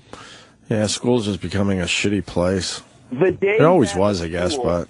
Yeah, it's like the day that a school actually stands up to a parent of a bully and says, you know what, F you, try to sue us because our attorneys are going to be better than yours, and they actually take a stand, then all the other schools are going to go, oh, wow, we can actually stand up to a bully because it doesn't make sense. It's not going to trickle down. Teachers have no power anymore. They kick a kid out, and then all of a sudden the principal says, oh, I'm too busy. Here's a kid back in your classroom. Deal with it. And that's why it doesn't work. You're right. However, what you're forgetting is a very important part.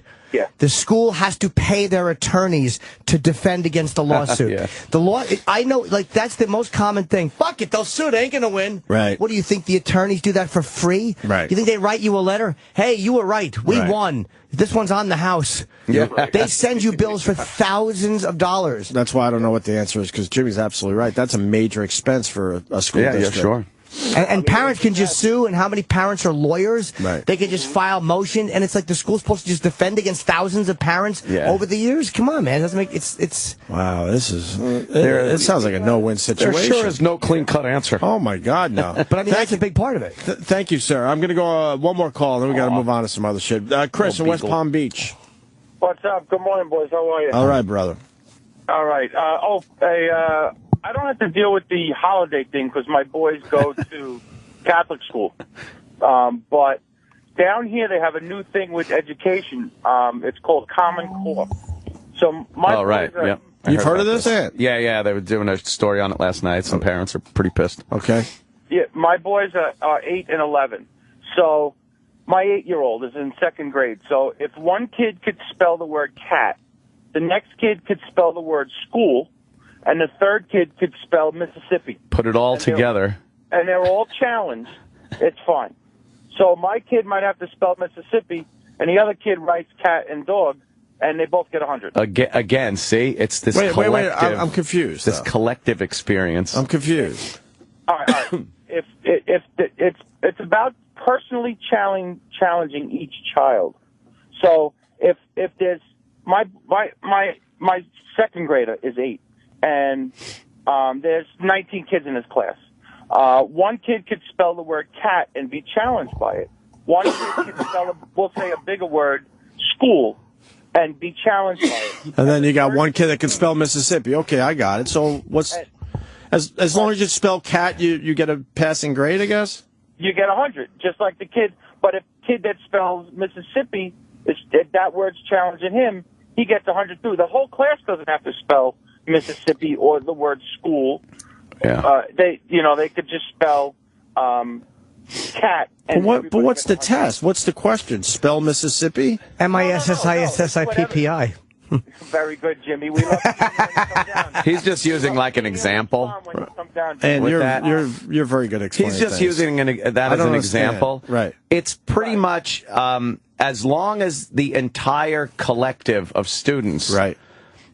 It's almost as if you ask the entire class to take one test. You have the ditto with all the questions, and all the kids gather around and go, oh, I know this one. Okay. Oh, I know this one. Oh, how about you? Oh, I could answer question 3. Okay. And now you get the test. It's 100. Right. They all get 100. Even though one kid obviously can only spell cat but can't spell Right. Mississippi. But thank God some other kid in the class could do it. So it's, again, this collective experience of, hey, the class knew this. But you know what that's about? That's probably about keeping GPA up, because if the if the grades aren't kept up, then all of a sudden the school doesn't get funding and they don't get their new computer. Like this, that's probably pressure just coming down from the school board. on the principals and on the individual teachers. And they come up with this idea of how to get their GPA. Because you can't come back and go, he's a dumb motherfucker. Yeah, what am I going to do? The schools always get blamed when kids don't graduate. Yeah. So it's like parents aren't going to blame themselves. Yep. Right, yeah, I'm 44. I was born and raised in Staten Island. I live in Congratulations. West Oh, Palm. great. Good for you. Yeah, I'm 45, so do it for one more year and then call me. Very good, Jim. Combative guy. But, I mean, it's not like, you know, you had the kid who was in special ed or the kid who needed tutoring after school. No, now it's just whoever could do whatever. We're all happy with you. Whoever You're could all do great. whatever. Right. That's All right, great. brother. Thank you. All that stuff is how necessary is it to even those No little easy things you're answers. learning. Yeah. Once again, like Ray Kurzweil said, when Google becomes intuitive, you're just gonna know shit anyway.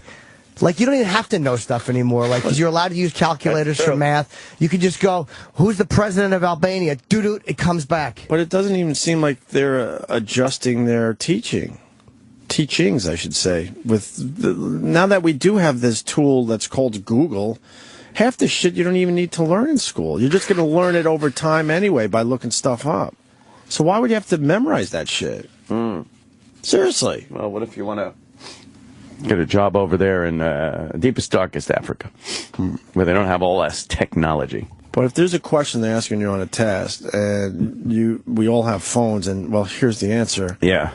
Then what are you teaching them? I don't know. I guess you're teaching them how to figure out things for themselves. Trying to give their brain a workout. Put two and two together yourself. Teach them how to Shit use like Google that. properly.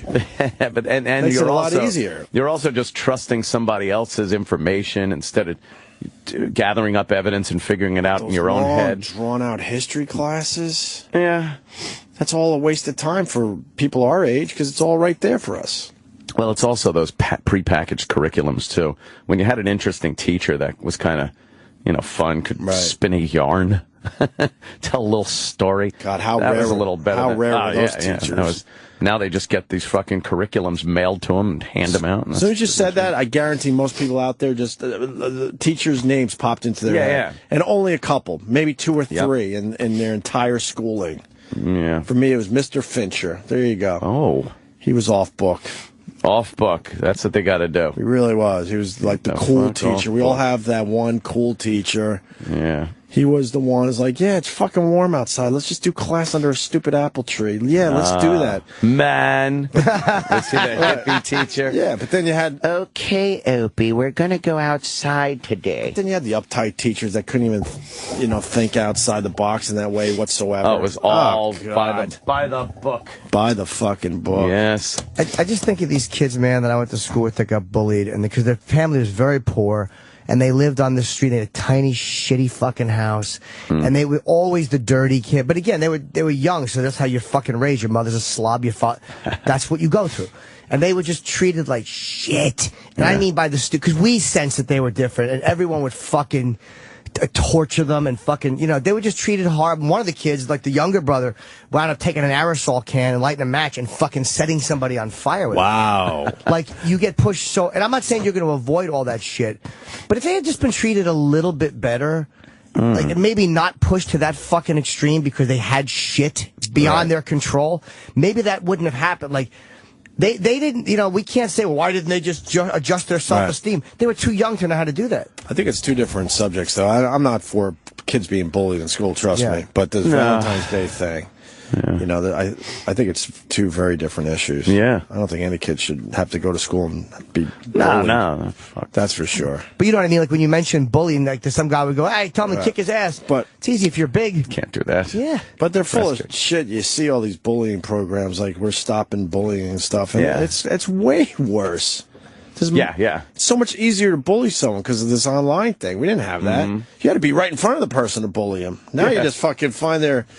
they're whatever the fuck the kids are up to this. All their information's out there. Which one are they on now? You gather it up. They're moving around quickly. Yeah. Snapchat is it now? Is it still Instagram for the kids? Where are they at? Snapchat. No. We just get quickly fucking beat the shit out of them online. Right? Yeah. Yeah, you gather up information and then you just use it against them. That's some good technology bullying. Let's get funny after the break. Oh, what? Let's try to get funny. Did you see that video? Which one? The one that you sent out? Yeah. We'll play that after the break. Waiting for a mate. Bill Burr is all about this as well. Someone just tweeted this to me. I want to check it out. And then there was something else. Oh, the Laurence Fishburne thing, of course. Oh, yeah, that was good. We're going to have some fun stuff next. We're going to do some lighter shit next. The Opie and Anthony Show will be back in a moment on Sirius XM.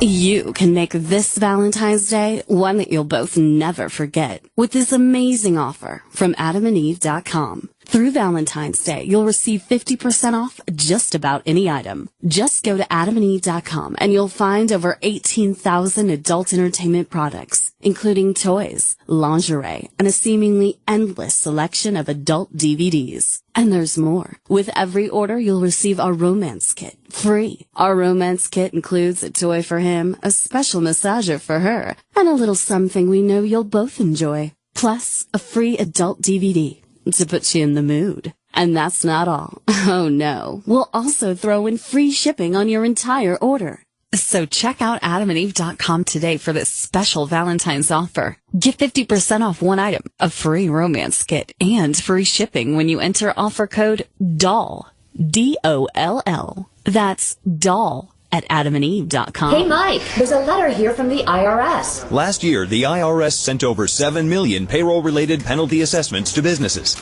We should have used paychecks. Hey, Mike, they say we didn't pay our payroll taxes on time. Late or incorrect payments are common causes of a penalty. Should have used paychecks. Hey, Mike, we should have used paychecks. A 500,000 businesses trust Paychex to handle their payrolls. Call 1-800-PAYCHEX or visit trypaychex.com. Yeah. Hey, Valentine's Day's Friday. And here's an amazing Valentine's Day secret. Pajamagram. Secret pajamagram. Yeah. It's a gift that you and your Valentine are both going to love. Pajamas with hidden secrets. Hidden secrets start with classic pajamas, the kind of soft PJs that everyone will love. Then they add the secret that only the two of you know about. You better hope so. And the mailman, oh boy. The pajama's unique design includes hidden access points in the top and bottom to allow for a little hands-on fun. Check them out at pajamagram.com. They have other hidden secret styles too, like a pair of sexy tank top PJs. You flip them up, they say, "Kiss me." Oh, should be flashing you with that. A little message. There's also a sneak peek romper. That's your one-piece shorty pajama with a drop seat. Imagine the fun. Check out Hidden Secrets at pajamagram.com.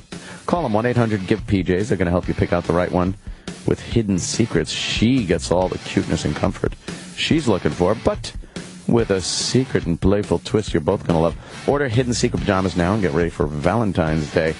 Every pajamagram includes free gift packaging, so you don't have to wrap it. Overnight and Valentine's Day deliveries guaranteed. Visit pajamagram.com or call them 1-800-GIVE-PJs. Yo, what's up? This your boy Ice Cube, the West Coast Warlord. And you know what I'm doing? We kicking it down. We holding it down for the West Coast. Yo, I'm just telling y'all, the encore of the Opie and Anthony show is going to start at 11 a.m. on the East and 8 a.m. for my homies on the West. Booyah! So if you miss any of this shit and you want to hear it all again, tune in and check it out. West Side, yeah? Throw them dubs up. Throw them dubs up. Yes, Valentine's Day. It's pretty much here, so start creating another unforgettable moment with Sherry's Berries. Giving the right gift something they can enjoy. Giant freshly dipped strawberries from Sherry's Berries starting at just $19.99. Over a 40% savings. Or double the berries for just $10 more. You just need the code OPIE when you order. Enormous, romantic, fresh, juicy, mouthwatering, dipped in white milk or dark chocolatey goodness, topped with chocolate chips, decorative swizzle, or nuts. And they're 40% off from Sherry's Berries. Here's the only way to get this amazing Valentine's Day deal of freshly dipped strawberries, starting at just $19.99. Or double the berries for just $10 more. Visit berries.com, BERRIES.com. Click on the microphone in the top right corner. Type in Opie. Berries.com. Click on the microphone. Type in Opie. Hurry, hurry. Offer ends Thursday. Don't miss giving the unforgettable Sherry's Berries to that significant person. Berries.com, and then you type in OPIE.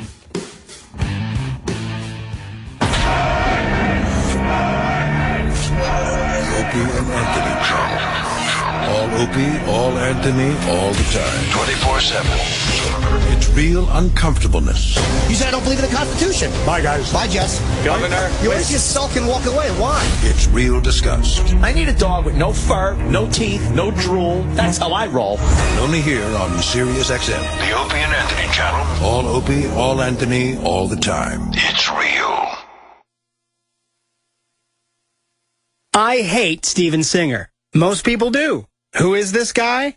A guy's worst nightmare, a jeweler. And my wife demands I bring home one of his 24-karat gold-dipped roses every year. It's the only rose guaranteed to last a lifetime. If my wife doesn't get that gold gift box on Valentine's Day, there is hell to pay. She knows it's only $59, and they ship it for free. So if I screw this up, I really am a jackass. Don't be a jackass. Go to IHateStevenSinger.com to get your gold-dipped rose today. The following is a free offer from Rosetta Stone. Anyone that I talk to about learning a language, I tell them there's just no other way to do it than Rosetta Stone. I took Spanish in high school, and it was a miserable failure. 20 years later, I saw the Rosetta Stone program, and it was pretty fun. You are seeing the language, you are writing the language, you are speaking it. Real users agree. Rosetta Stone is the fastest way to learn a language guaranteed. And to prove it, we want you to be a part of our biggest language learning event in history. Because this year, we want to help 3 million people learn a new language. That's why we're going to give you an absolutely free demo of our language immersion technology. To participate in this nationwide event, call 1-800-339-1195. Rosetta Stone is, in my opinion, the ultimate method, the only method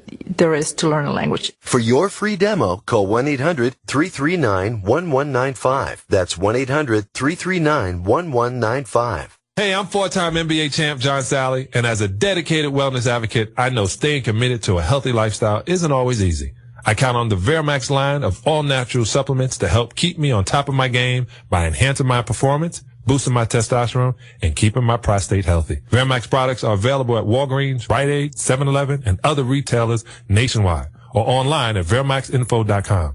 That's VIRMAXInfo.com. These statements have not been evaluated by the FDA. This product is not intended to diagnose, treat, cure, or prevent any disease. Valentine's Day. It's this week. When is it? Friday? When she says she doesn't need flowers, she means you better get her flowers. Yep. Get 1 dozen long-stemmed assorted roses with a premium vase and gourmet chocolates for just $29.99. That was disgusting. Or double the roses. That's 2 dozen long-stem roses with premium vase and chocolates for just $9.99 or more. This deal is so good. It's only around until Tuesday at midnight. You won't find a better deal than this anywhere else this week. Pro Flowers. It's quick, easy, and delivery on Valentine's Day is guaranteed. Pro Flowers is guaranteed to last at least 7 days or your money back.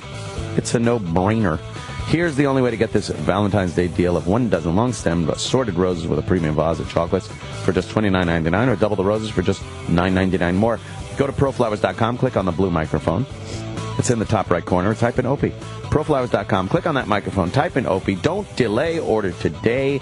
This deal expires Tuesday at midnight, and I believe that's tonight at midnight. Proflowers.com. Type in OPIE. I'm Chuck Woolery. You know, I don't know about you, but I don't like taking pills for minor arthritis pain, and I really don't like those patches either. But I have found something that works. Australian Dream. It's an arthritis pain relief cream. It's a great product. It doesn't smell or burn. It isn't greasy, and it works. And Australian Dream has an empty jar guarantee, so you can use the whole jar, and if you're not happy, you get your money back. But I doubt that you'll send it back. You know, the stuff really works. Get Australian Dream at Walgreens, CVS, or Walmart. You'll be glad you did.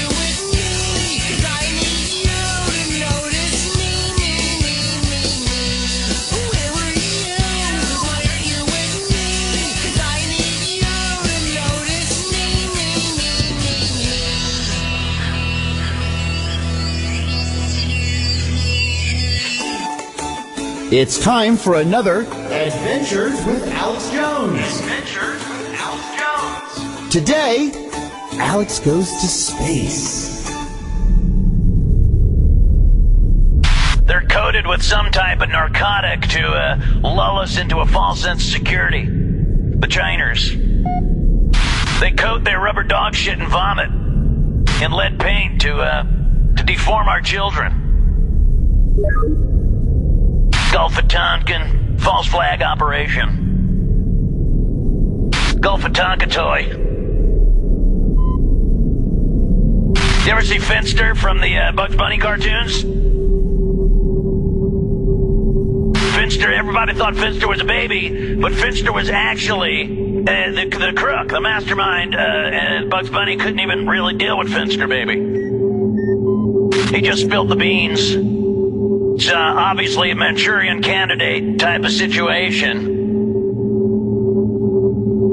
False flag operation. Gulf of Tonkin.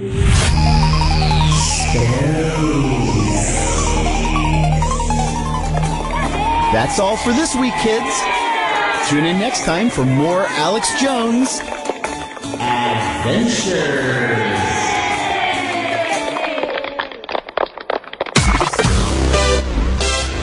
The Opie and Anthony Show is back. The Opie and Anthony Show is back. And better than ever. On Sirius XM. Oh, yeah. Travis is playing good shit today. Any reason for this? Who doesn't like The Who? Of course. Love The Who. This is just a rejoiner, though. I know. I was going to play Who Are You and get it all stuck in your head.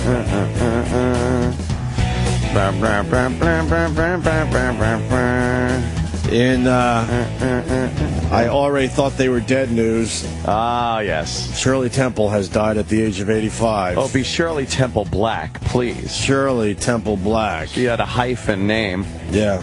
Yes. Yes, America's sweetheart. Let's not Little talk about Shirley Temple. I don't. I never watched it. Okay, it's going to make us sound extremely old if we start. If we have a break about Shirley Temple and her career. Well, she was an ambassador as an older woman. For what? I don't know. They'd send her around as like goodwill ambassador. You know, hey, it's one of our child actors from the fucking year one. Say hi. All right, now I'm in on this. Those are those nonsense jobs that complete nonsense that the White House gives people. Yeah, what the fuck can Shirley Temple Black do as an ambassador for America? As an ambassador, She goes to some weird country and sings "Good Ship Lollipop." Yeah, and that makes everyone feel good, I guess. I think she was big on getting mines removed, right? No, she wasn't. Like she wanted to get mines removed. No, the people that actually dug up the mines were the people that... They're the ones? Yeah, they're the ones. Yeah, because what's Shirley Temple going to say? Mines are bad. Thank you, Shirley Temple. Oh, thanks, Shirley. Black. Thanks, Shirley. How about a cupcake? Animals picking at my bones. She's dead. Jesus. On the good ship, cross the river Styx.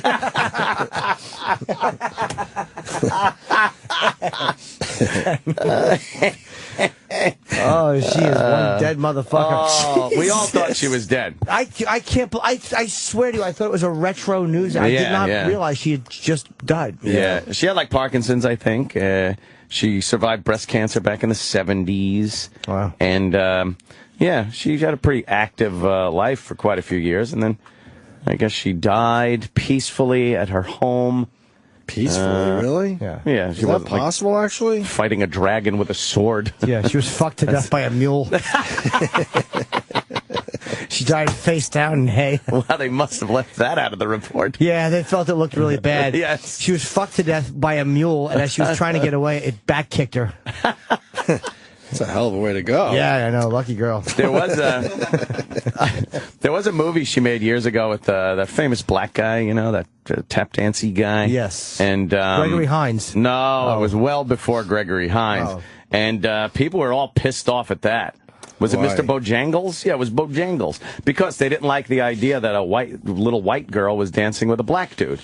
So people, and it was back then. So people got pretty pissed off about it. But she was always adorable, doing those little dances. Now you just watch. See, he teaches her how to dance. I went to the market for to get some beef. And beef so tough. He's like the plantation. He's the houseboy, really. Of a great big hog, and the hog so fat, and I couldn't get back. Look at him tap dancing. I'll tell you. Negro. Oh, what a great time. And personal. It was good. And his tap dancing backwards up the stairs, doing a trumpet thing with his mouth. I loathe tap dancing, but it really is a good. I want to see her do it. Oh, Shirley does it. Can she do it as well? Or no? Oh yeah, we really want to see her do it. I do. I want to see Shirley do it. Really? The older guy, it's not as impressive. An older man can do it. Little curly top. Shirley Temple does it. Tap dancing is easy. When you put those dress shoes on, you feel like, you know what, I'm going to do a little something. And you feel like, you know what? Shuffle your toe and heel a little bit and you're tap dancing. It's a little practice. I think I can be pretty good at this. Is this Bojangles or no? Yeah. Oh, okay. Yeah, this is Bojangles. Mr. Bojangles. Oh, right. Let's move on to the Laurence Fishburne, please. Wait, boy, I gotta hear fucking Shirley dance. It's Shirley. That's all right. You got fast forward. That's okay. Fast forward to goddamn Shirley. I want to fucking hear Shirley dance. Oh, my God, no. Come on, Shirley, you little fucking whore. There she goes. He's holding her hand and pulling her up the stairs. See, that's what people didn't like. They didn't like that he was holding her little white hand. And bringing her to the bedroom upstairs. She's a kid. How do you teach a kid to do this shit anyway? Well, you promise him something. Oh, is that it, Uncle Paul? Shirley.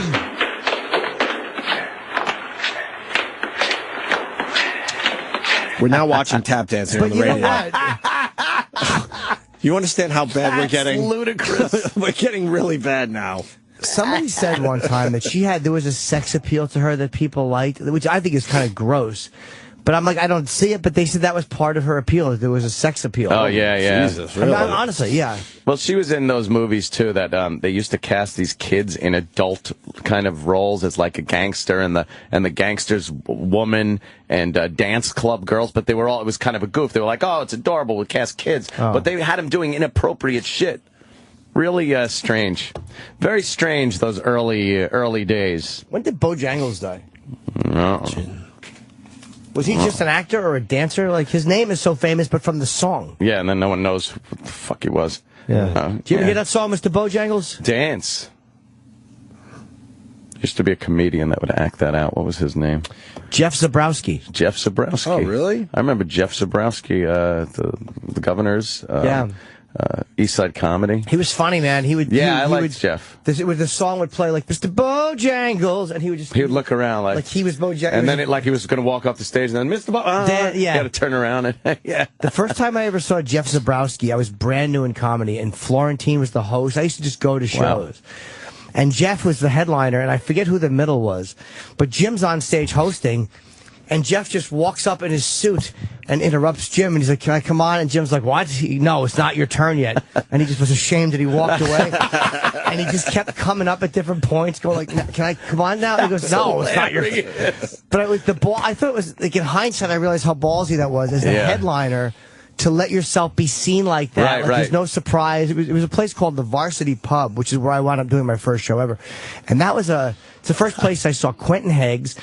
I saw Otto and George before I ever performed. Me and my buddy Tyler would go and watch these stand-ups. And I never interrupted. We would sit in the front, and Florentine picked on me. "What are you guys, gay?" And he was in it for 6 months or less. And wow. I never heckled. Like I wasn't that type of wannabe. I just wanted to be a part of it. We're like, no, we're just friends. Like I would always play along. Oh, that's wild to hear. But did Zabrowski die? I hope not.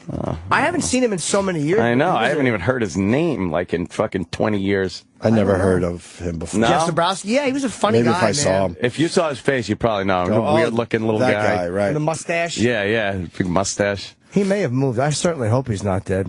Yeah, he was a good guy. A guy named Vince D'Antona just died. He was a ventriloquist, and he was a fucking ratter, I think they called him, right? What are they in Vietnam? What are those guys? Tunnel rat? Tunnel rat. Yeah, those guys that would go in there and fucking... Jesus. And that's what I heard Vince did. And count wherever you are. Did he do that? He was a great little puppets. Hello. Throw his voice down the tunnel. Oh Shoot God, people in the head. Dude, you wonder if that had something. I would love to know more about his story because I might not be alive, but I heard that was what that's Vince got to be did. one of the ballsiest things you could do. Oof, yeah, to go in those tunnels in Vietnam to fucking see what the hell was going on down there. Yep. Fuck that. Let's do the Laurence Fishburne. What sucks about doing radio nowadays? By the time we get this, everyone has seen it though. Last night, this one yesterday afternoon kind of broke. Lawrence Fishburne, is he going to be in RoboCop? I guess he's in RoboCop or Samuel Jackson. So you're doing Samuel Jackson. You were doing the same thing that the newscaster did. Whoa! But oh my God, I think I just did. Yeah, but I was saying the Lawrence. Whatever. Yeah. Whatever. I'm gonna try to explain it. Of course, it's no motherfucker. Samuel Jackson is on this TV show out there in Hollywood. Yeah, doing one of these. We've seen that douche interviews before many times, and okay, well, we'll just play it. Jesus, I can't believe I just did that.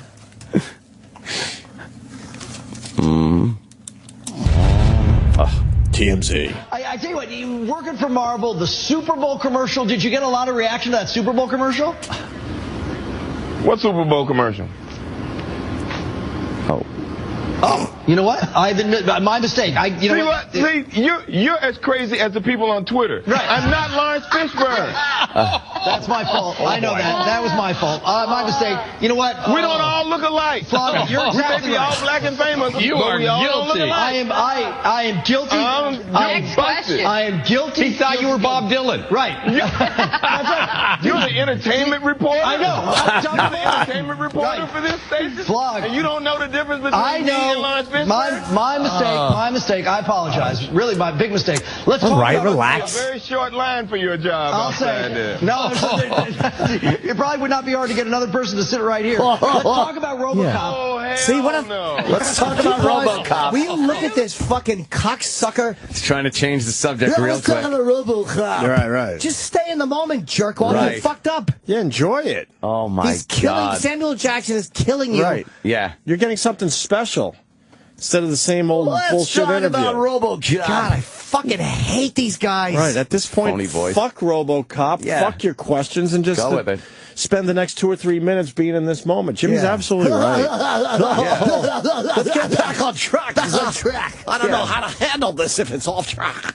He should jump in and say, like RoboCop, is that going to be like your character in Blade? Right. Yeah, just keep going. Play with it. Sure. You're right. Keep going. Yes. Person to sit right here. Let's talk about RoboCop. Oh, hell no. Oh, hell no. Really? Really? Oh, man. I apologize. I'm the other guy. I'm the other guy. The other one. What's in your wallet? Right. That's it. That's exactly right. There's more than one black guy doing a commercial. There it is. No question about that.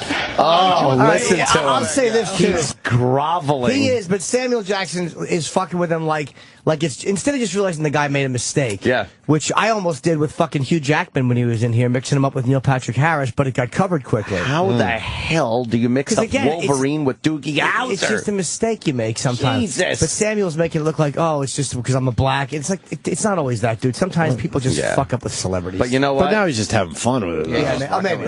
Because Samuel Jackson has done a million of these interviews. He's probably bored doing them. So to him, it was probably, okay, cool. I could have fun for once. Oh, hell At least he didn't mistake a dead child for the guy, a dead You wouldn't son. have stayed in that moment. Oh my God! Yeah, or one rapper for another. Right. He didn't mistake a rapper for another one. Terrible. Call him Ice Cube. Ice Cube. Ice Cube. Ice Cube. So confident too. Those are two. Hey, Ice Cube. Those are just two great moments on this show, man. I love it. because you're not at the center of them. Oh, yes. Adam Walsh. John Walsh. Oh, no. I wish I was here for the Walsh thing. I love shit like that. Yeah, you talk about not wanting to stay in a moment. Wow. I would stay in that moment. Move on to RoboCop real quick. Yeah, RoboCop. Whatever. I don't care. I absolutely would have stayed in that moment if I was here. Trav? Is this him? No, I don't know. Yes, there he is. He is. Okay. He's coming very, in. I can hear his voice. Adam Walsh. Hi, John. How are you? What did I say? Hi, John. How are you? Jimmy didn't want to stay in the moment.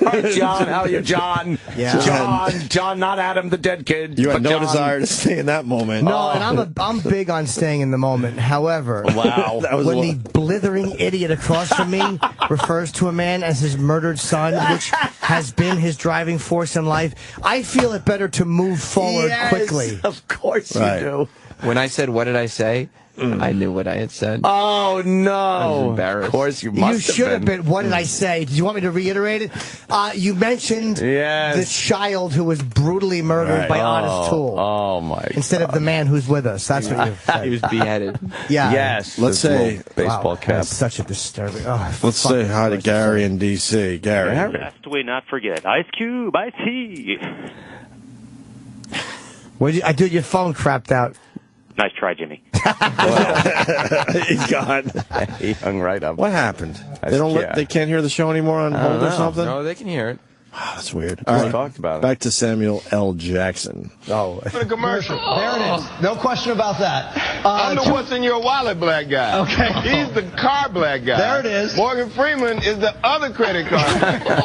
You only hear his voice though, so you probably won't confuse him with Laurence Fishburne. You're 100% right. This guy doesn't want to fight back because he knows, like, I might say something racist. Cash down in the seats in a He tried to go to baseball RoboCop stadium. again. But he's also the black guy that turns off the house, the water, and the lights when his kid tells him the house is cool. I'm not that guy either. Do we want to do a list of all the people that you're not? And That's what he's doing, idiot. A McDonald's or a Kentucky Holy Fried shit, Chicken. you're right. I know that's surprising. Right. Fair enough. He's petrified. To the original. And I'm the only black guy in RoboCop that's not a criminal. Okay. Other than Michael K. White. See, here's the thing. Samuel Jackson is not fucking around. He's really angry. Yeah, because he's had to deal with that from time to time. Like, that's, like, when I said the guy was trying, like, he was being a bit like he's a black guy. Like, he was having fun with it, but Samuel Jackson really wasn't having fun with it. Like, he was genuinely Good for Samuel Jackson, though. Good. That fucking dumb Hollywood reporter. Didn't even want to fight back. Yeah. You're gonna list. He goes. You're gonna list all the people you're not like all the black people you're not. He didn't even say black. He didn't want to say black. He didn't want to like Kentucky Fried Chicken. I didn't do one of those either. I better not say anything about that. But again, if this guy says one thing wrong, he's fired. Exactly. If this guy tries joking back, and it's mildly misconstrued, his cunt bosses will fire him. Yes. He stinks, but he's also in a fucking no-win position. You're right. Yeah. That's good. That was great. I like Samuel L. Jackson. He's fucking hilarious. I have no problem with that clip at all. I like his tweet when he was tweeting. I haven't seen his tweets in a long time. He's still out there in the Twitterverse, as they call it. He fucking closed his Twitter because of people misinterpreting things. Jimmy tried. Boy, you see that? You know what it was? It wasn't even the laugh. It was you were so serious at first. Oh, you furrowed your brow. Sometimes I give it away after. Yeah. By the end of the sentence, he looks like a cheeky boy. Then he's just grinning. He should have one finger over his mouth going, tee-hee. I do. My dimples, whenever my dimples show, you know I'm just being cheeky. If you were telling the truth, would he look so cheeky? I doubt it. Why don't we move on to that other clip that was sent to us this morning? Maybe it's something that most people haven't seen. Bill Burr's all about this, too. It's like Rodney Dangerfield. What's the description? It's called Waiting for a Mate. The description is must see. All right. Oh, boy. Let's fucking do it, then. Then we must. It looks like we got a cop that's about to pull somebody over. Cop, you idiot. Senior Constable Ash Bowden is on to an unusual job. Just up in Carrum Downs, we're looking for a car that was doing burnouts, and then another call come through saying that a similar-looking car or very similar description has crashed. Is this Corey? We're just trying to get to it as quick as we can to see what the hell's going on. Witnesses to the incident have given the location as this shopping mall car park. Ash soon spots what he's from looking the petrol station. Oh, look at the car. It's all fucked up. Oh. What happened, mate? What's going on? I'm just waiting for a mate. Is that why your car's all smashed up and you're up on the grass at the moment, or what? Yeah. Mine? I'm just waiting for a mate. He's gone in there. Why? I'm just wondering how the collision with your car happened, mate. What collision? The one that's got all your wheels and stuff twisted up. Bumper bars hanging off, mate. He's got two flat front tires. The front end's all fucked up. He's on the ground. He's halfway on one of the grass medians and the parking lot. And he's just sitting there. He's just chill though, man. Like, what? I'm waiting for a mate. Waiting for a mate. All right, Is he in the driver's seat or did he move the back? Okay. Yeah, that's over there. Over there, that's the driver's seat. That's the driver's seat. Right, but he's all right. Continue. Yeah. He's acting like no. I'm just parked in this parking lot waiting for a mate. I'm just waiting for a mate, as I said. Who's your mate? Hey? Who's your mate? James. Yeah? James who? Huh? How'd you get down here? How'd you get down here? You don't want to say drove. Does it matter? Yeah, it kind of does, mate, because you've just been involved in an accident. No, I haven't. Yes, you have. Have I? Yeah. What kind of accident? One with a... This is like a Monty Python. I was just thinking that, yeah. No, I haven't. He goes, you've been in an accident, and then they show the windshield. It's all spider Where web. his head got hit. It's just a flesh you wound. have. Right. No, you haven't. They're so polite. Yeah. Yeah. You're missing a leg. No, I'm not. I'm not. This reminds me of the reporter with, apologize to your parents right now. I'm not going to do that. Why not? No. Yeah, why don't you take off your glasses? Right. Nope, not going to do that. No. People love them. Corey. Good old Corey. Yes, because they're famous. That's one of the best clips. Let's continue with waiting for a mate.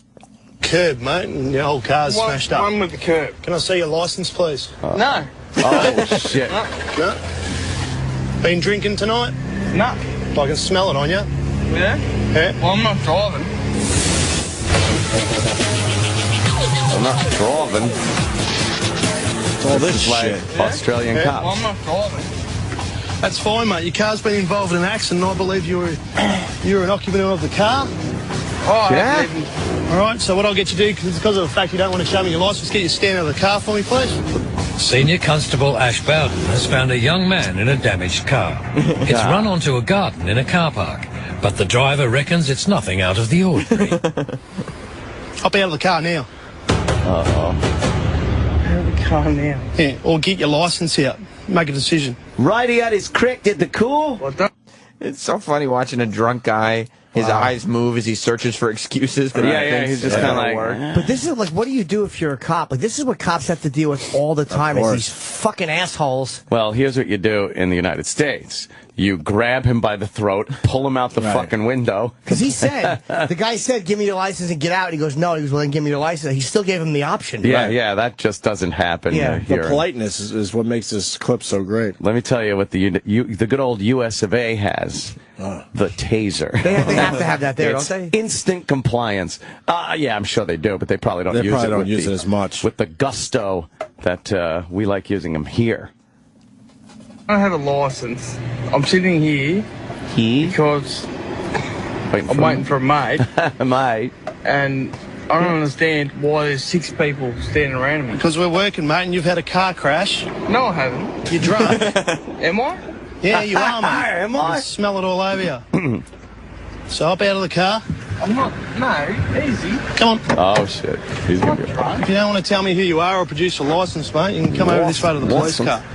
The motorist continues to deny any association with alcohol, but the evidence is everywhere. Wild turkey in the back. Over this way, mate. Come No, to the don't police go car. pushing me around. Or come over this way, like I said, to the police car. I have nothing on me, as I said before. Come up this way. when you're standing in front of Hands the in the police car. pockets. Cop would know. Push me around. No, you're right. Stand there, mate. I'm not argumentative with you. I'm not being argumentative with you. I'm just As asking I you to do a few said, things. I have nothing on me. Right. Who owns the car? I don't know. Well, what's your name? Let's start with that. James. What's your last name, James? But Ash knows he's now being lied to, because the driver has already told him James is the name of his alleged friend. Well, there could be two Jameses. Yeah, exactly. It's not like he said, fucking, what's your name? Fucking Bartholomew. Eva Braun. he knows he's being lied to because she was the mistress of Hitler, and she's dead. He gets drunk, and anytime anybody asks him anybody's name, he didn't. James. Lord of the Wasteland, humongous. Very good. This guy's great.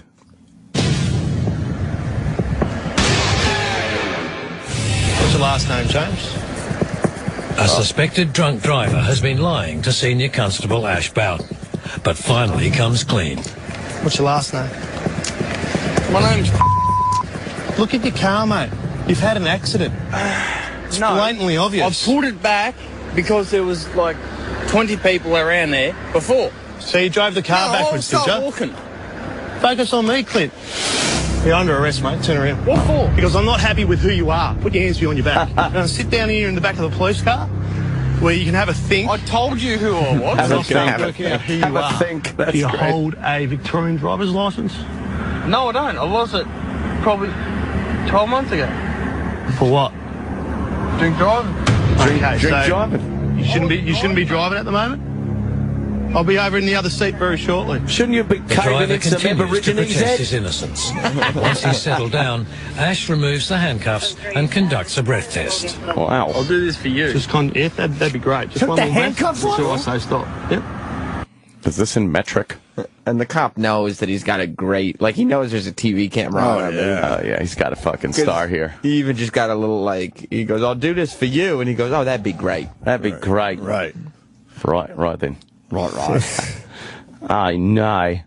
Wow, he took the cuffs off. That would never happen here. Yeah, where the guy whose hands were shoved into his pockets. Yeah, his hands are in his pockets. It'd be, get your hands out of your pockets. Okay. I trust you. Yeah.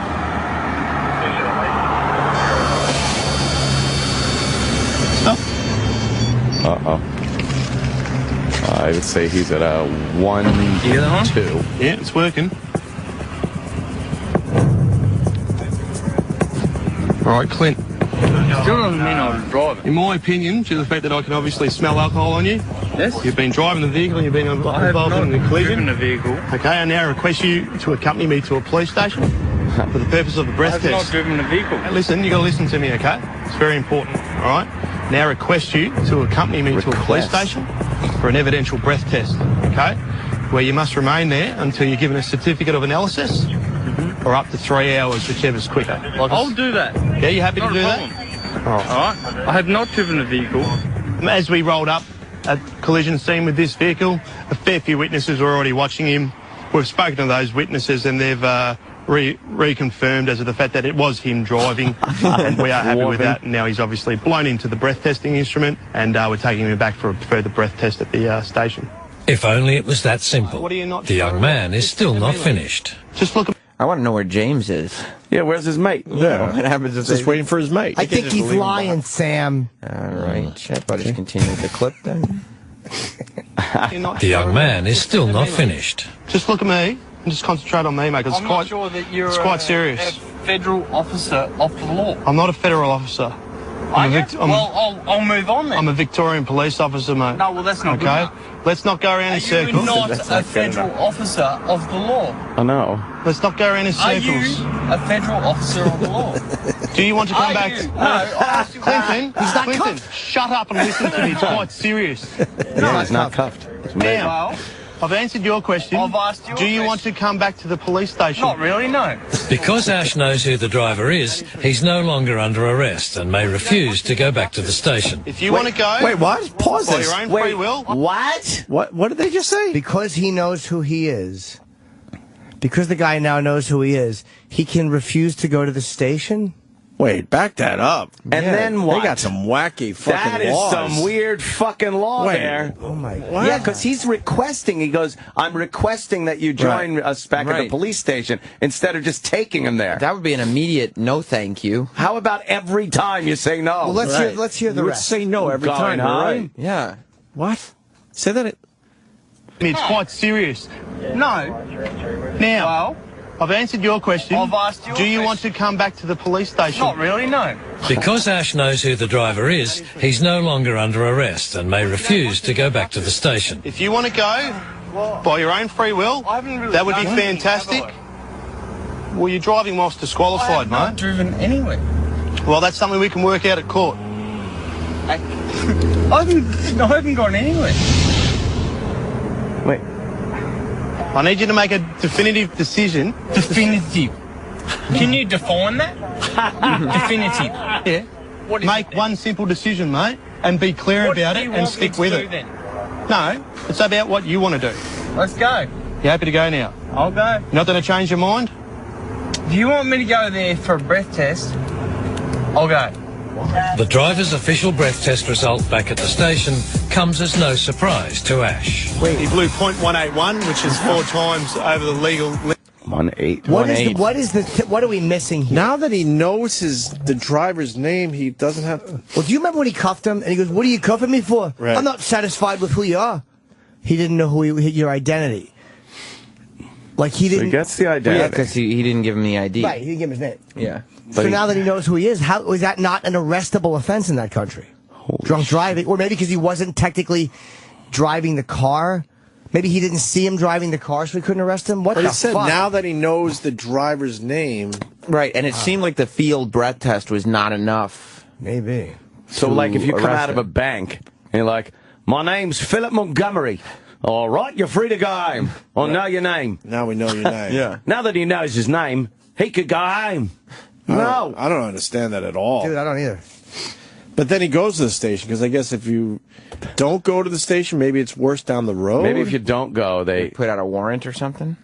They check your... Because he gave him a breathalyzer on site there. Right. I don't know. Yeah, just get to the end of the clip. Take that back and... He was also disqualified from driving, so he's going to receive a summons for the drink driving whilst disqualified, where he'll have to go and explain himself to the magistrate. It just goes to show that not only does alcohol affect your ability to drive, but it also affects your ability to tell the truth. The driver was fined $600 and sentenced to 4 months. Community service. Nice. All right. That's like nothing. What the fuck? Maybe it's not an arrestable offense there yet. His license was disqualified. Your license is disqualified for 3 years. I love how they just put things. Disqualified. Disqualified, that doesn't sound that bad. It's not revoked or suspended. Right.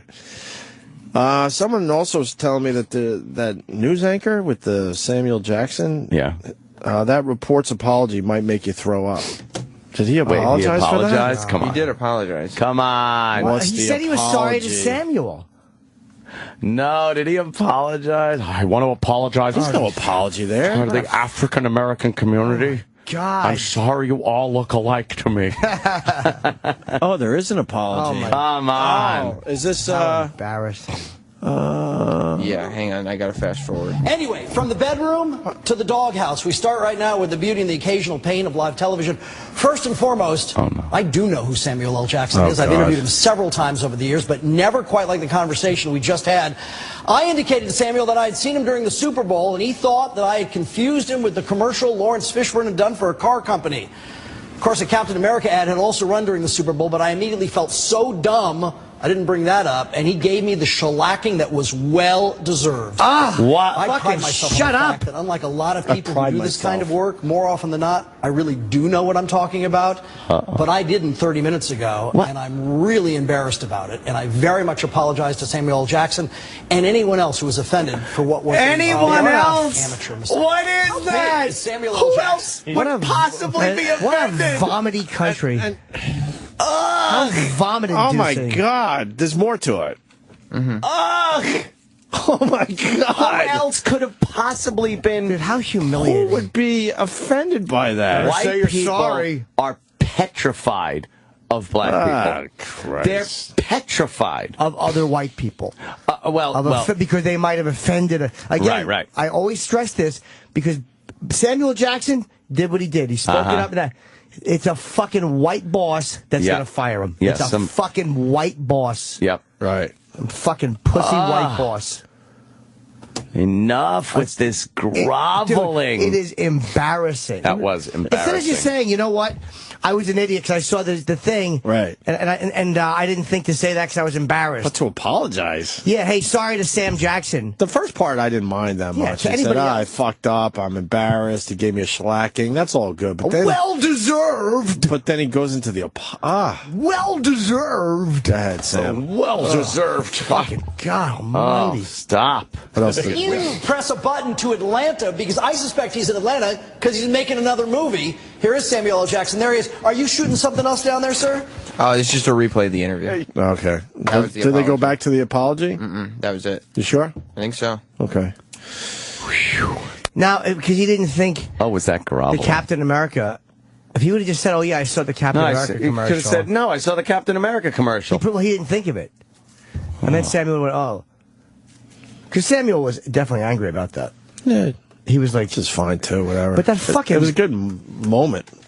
Good live TV moment, but for it to end with an apology, Yeah, so now it's don't mix a person up with someone else, or you'll be misconstrued as racist. I could even see apologizing to Samuel L. Jackson like that because it happened at all. That's all. That's all. Yeah, exactly. It's He's an A-list celebrity. That's fine. But then to say, and anyone else who was offended, who else would be offended that you mistake someone for someone else?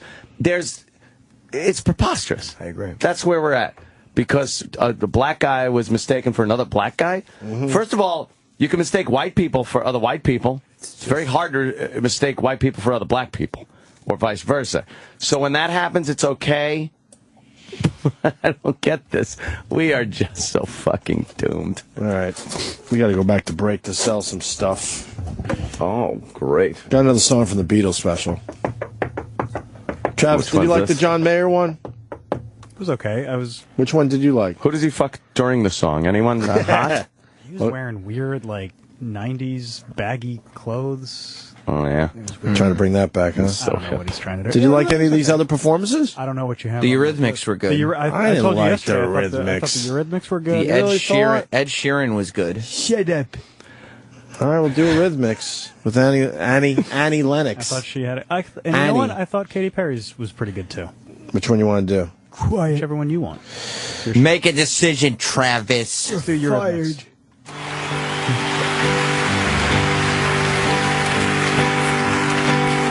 Day after day, alone on a hill, a man with a foolish grin, keeping perfectly still.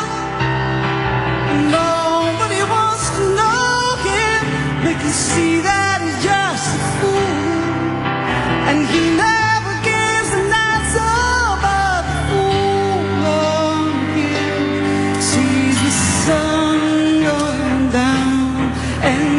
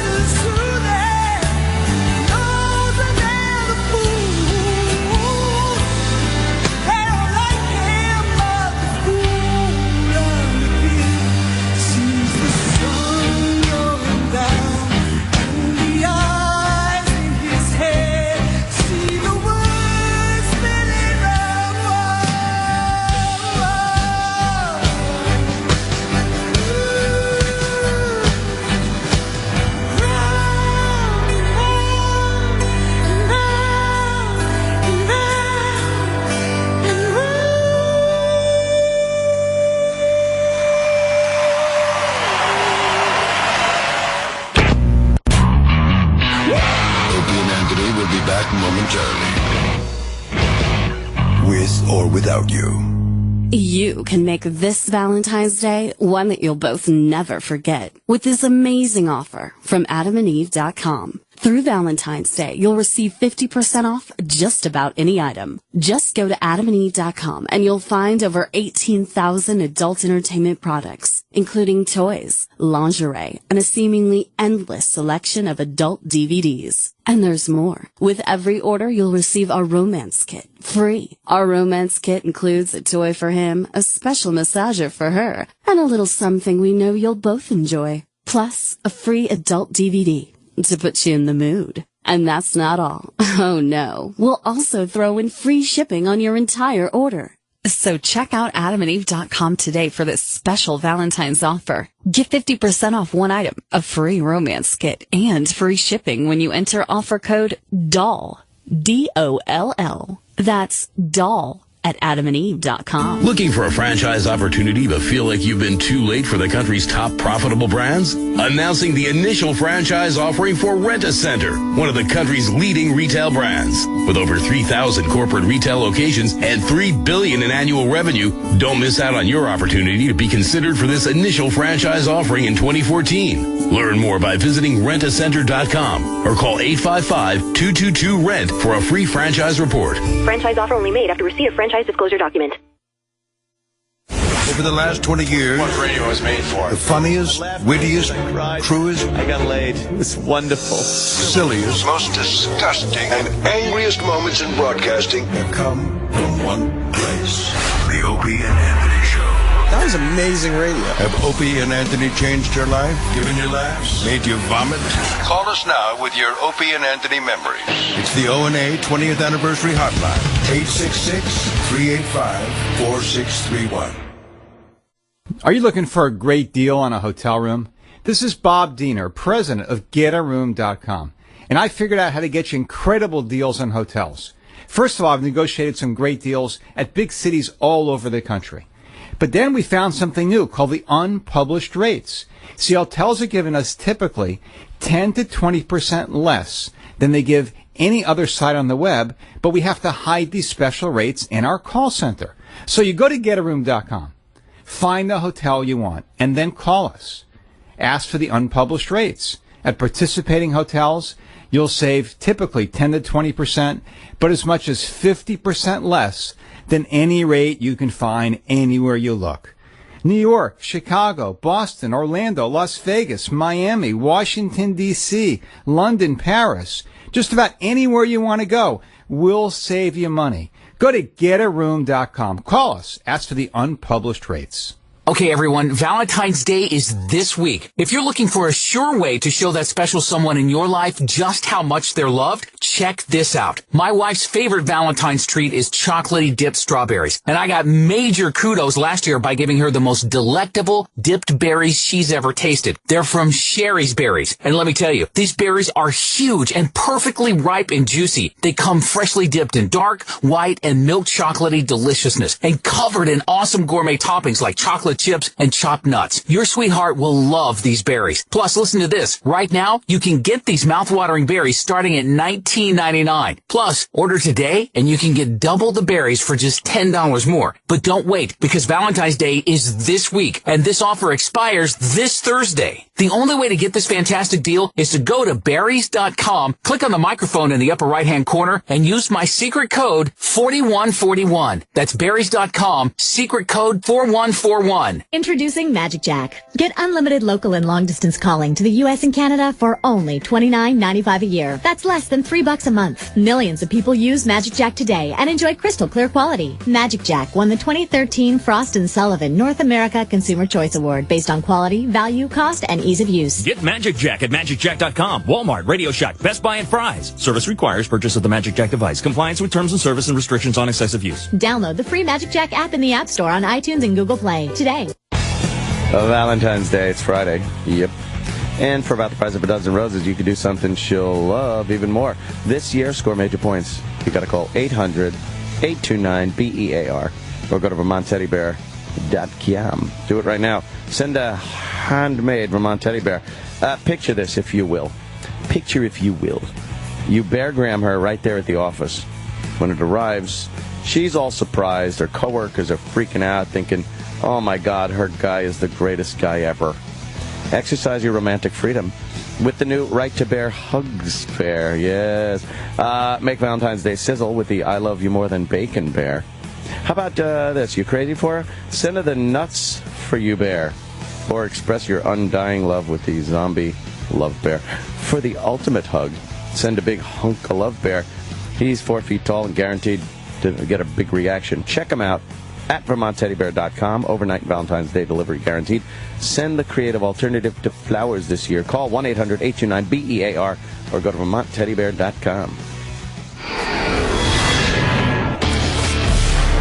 Put your verbal diarrhea to good use. Call the Opie and Anthony Show now.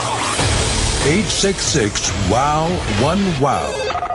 That's 866-969-1969. How did you meet your significant other? Valentine's Day is here. Start creating another unforgettable moment with Shari's Berries, giving the right gift something they can enjoy. Giant, freshly dipped strawberries from Shari's Berries starting at $19.99. Over a 40% savings, or you could double the berries for just $10 more. You just need the code OPIE, O-P-I-E, when you order. Enormous, romantic, fresh, juicy, mouth-watering, dipped in white milk and dark chocolatey goodness, topped with chocolate chips, decorative swizzle or nuts, and they're 40% off from Shari's Berries. Here's the only way to get this amazing Valentine's Day deal of giant, freshly dipped strawberries starting at $19.99, or double the berries for just $10 more. Visit berries.com. That's BERRIES.com. Click on the microphone in the top right corner. Type in OPIE, O-P-I-E. Go to berries.com, click on the microphone, type in Opie. Hurry, do it now. Offer ends on Thursday. Don't miss giving the unforgettable Shari's Berries to that significant person. Berries.com, type in the code OPIE, O-P-I-E. Opie and Anthony have been creating broadcasting magic for 20 years. Dug from the O&A vaults, this is a 20th anniversary O&A radio gem. Did I ever talk about when a cab driver fingered me on here? Okay, it was the summer. It was the summer going into my sophomore year of college. We were driving home from a bar. I was in the front seat of the cab. All my friends are in the back. Oh, okay.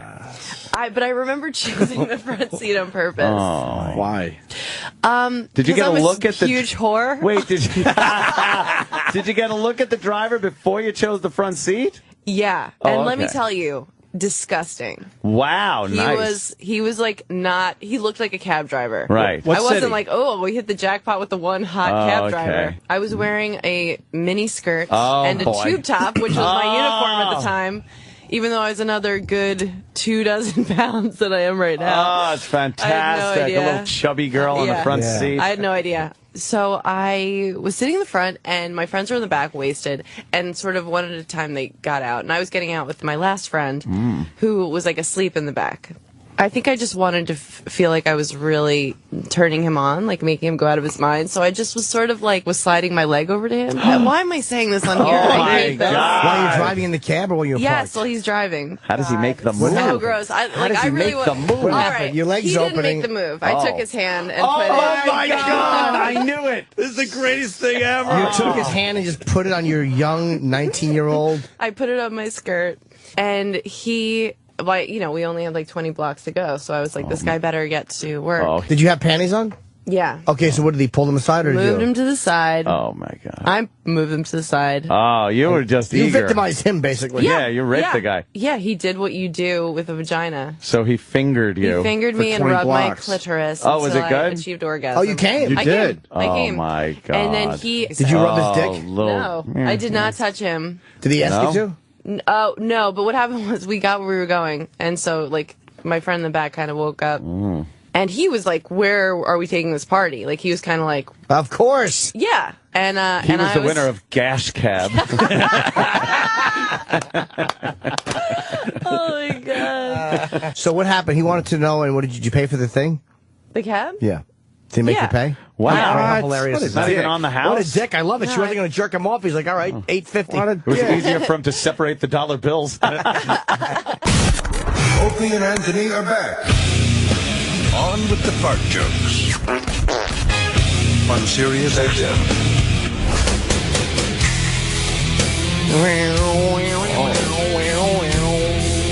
We're rocking back to the show. Oh, boy, are we. Crazy. Whitney Houston thing's already 2 years old. What thing is that? You know. Her big singing the national anthem? Oh, no. I thought that was longer ago. Her big adios. Oh. Wah, wah, wah, wah. And then, she made a big splash 2 years ago. Oh, boy, did you. And it's already 24 years ago that Buster Douglas surprised the world by knocking out Mike Tyson. But if you read the book, isn't that just, there was no surprise there. David Johansen. What happened? Oh, jeez. Oh, wait a minute. If you read the book, Tyson was in no shape to fight. Really? He was all in with his cocaine. 24 years ago? 24 years ago. And what was the deal? There was a little controversy around that fight, right? No, I mean, Buster beat him. I mean, he wasn't there like, what was it? The count was wrong, or what the fuck? Oh, yeah, you're right. What was it again? Tyson knocked him down 2 rounds earlier and technically knocked him out, but they gave him like 11 or 12 seconds. They gave him a little extra time to get It was out. actually, Tyson technically should have won that fight because it was a bad count. Doesn't he show that in his one-man show? Where he talks about it? I'm not sure. I think he shows it, and then the place goes nuts because it's obvious that it's 11 seconds. Wow. Or 11 and a half seconds, whatever. How do they not like have a replay in boxing for that? 24 years ago. Yeah. You know. The refs still, back then, they still should have been able to fucking... Like, if the ref says it's over, it's over. Like, even if he's wrong, like, if he counts wrong, Yeah, what the fuck is that? Yeah, it's one of those things like, you know, like an umpire in a ball game kind of a thing. Yeah. Weird. That's a definitive... It's a definitive fucking counting thing. Should be a clock. You guys want Tick-tock. Want a compliment? We haven't taken a compliment in a while. Let's do this today. No one's had a Yeah, no one's wanted to. Brian in Pennsylvania. Brian. Hey, morning, boys. How you doing, man? All right. I just wanted to thank you guys for doing what you do, for fighting the fight that you fight. Because I'll tell you what, man, after that last apology recording, that basically summed up this country in a nutshell, man. And as you guys as entertainers, every day, you know, you go out and it takes away all this crap, all this apologist shit, and all this stuff that you guys there in your office have had to deal with has taken away from what you can truly muster up and be as a show. We are heroes. They're like the Marines. I think we're a little lucky, sir, because you know, satellite radio is still allowing us to do it this way, even though we bitch about the place at times. Yeah. But the fact does remain, we do have a home where they leave us the fuck alone as far as the content goes. Yes. It's pretty amazing, usually. Well, for the most part. I mean, they'll yell at us like the Pat Cooper thing caused a little fucking tiff down the hall. But in the end, we reran the Pat Cooper thing all weekend long, so it wasn't pulled or anything. Well, I'll tell you what. Pat Cooper is fantastic. You guys are fantastic. Keep up the great stuff, guys. Jimmy, you were awesome this summer in Bethlehem, Pennsylvania. You guys killed. Nice. Cool. Yeah, Take care, guys. I don't really see a lot of people really doing this shit anymore. It's kind of disturbing. It's and quite sad. Oh, no one could talk about anything. That guy groveling on TV just because he fucking called Samuel Jackson Laurence Fishburne. That's He was fucking apologizing like he dropped an N-bomb. Hold on, Ann. I got to take this next call. I'm sorry. Wow. Yes, Jim in Jersey. Yeah, I'd like to say that last call was full of shit. Oh, no. but he was... But wait. Everyone's calling to do the same bit. Yeah. No, that's not what I called about. I am the 12-year-old owner of a set of porcelain laminates. Very young. You sound older than that. Oh, he's got your teeth. The laminates are 12. I'm 50-something. Oh. He's got your teeths. Nice. Yeah, but what I found out from the dentist after the later on dentist is because the laminates are so much harder than the teeth on the bottom, they grind them down. So tell Anthony, if you don't start wearing a night guard or something at night and look completely fucking retarded, in about 5 years, your bottom teeth are going to look like little Civil War headstones. Oh, really? It wears them down. What if you do all laminates and just have a mouth? What if I get fucking I'm getting my bottom teeth done too, Mr. Glister. Wow. Holy crap. Exactly. You look like a fucking shark. I have. Right?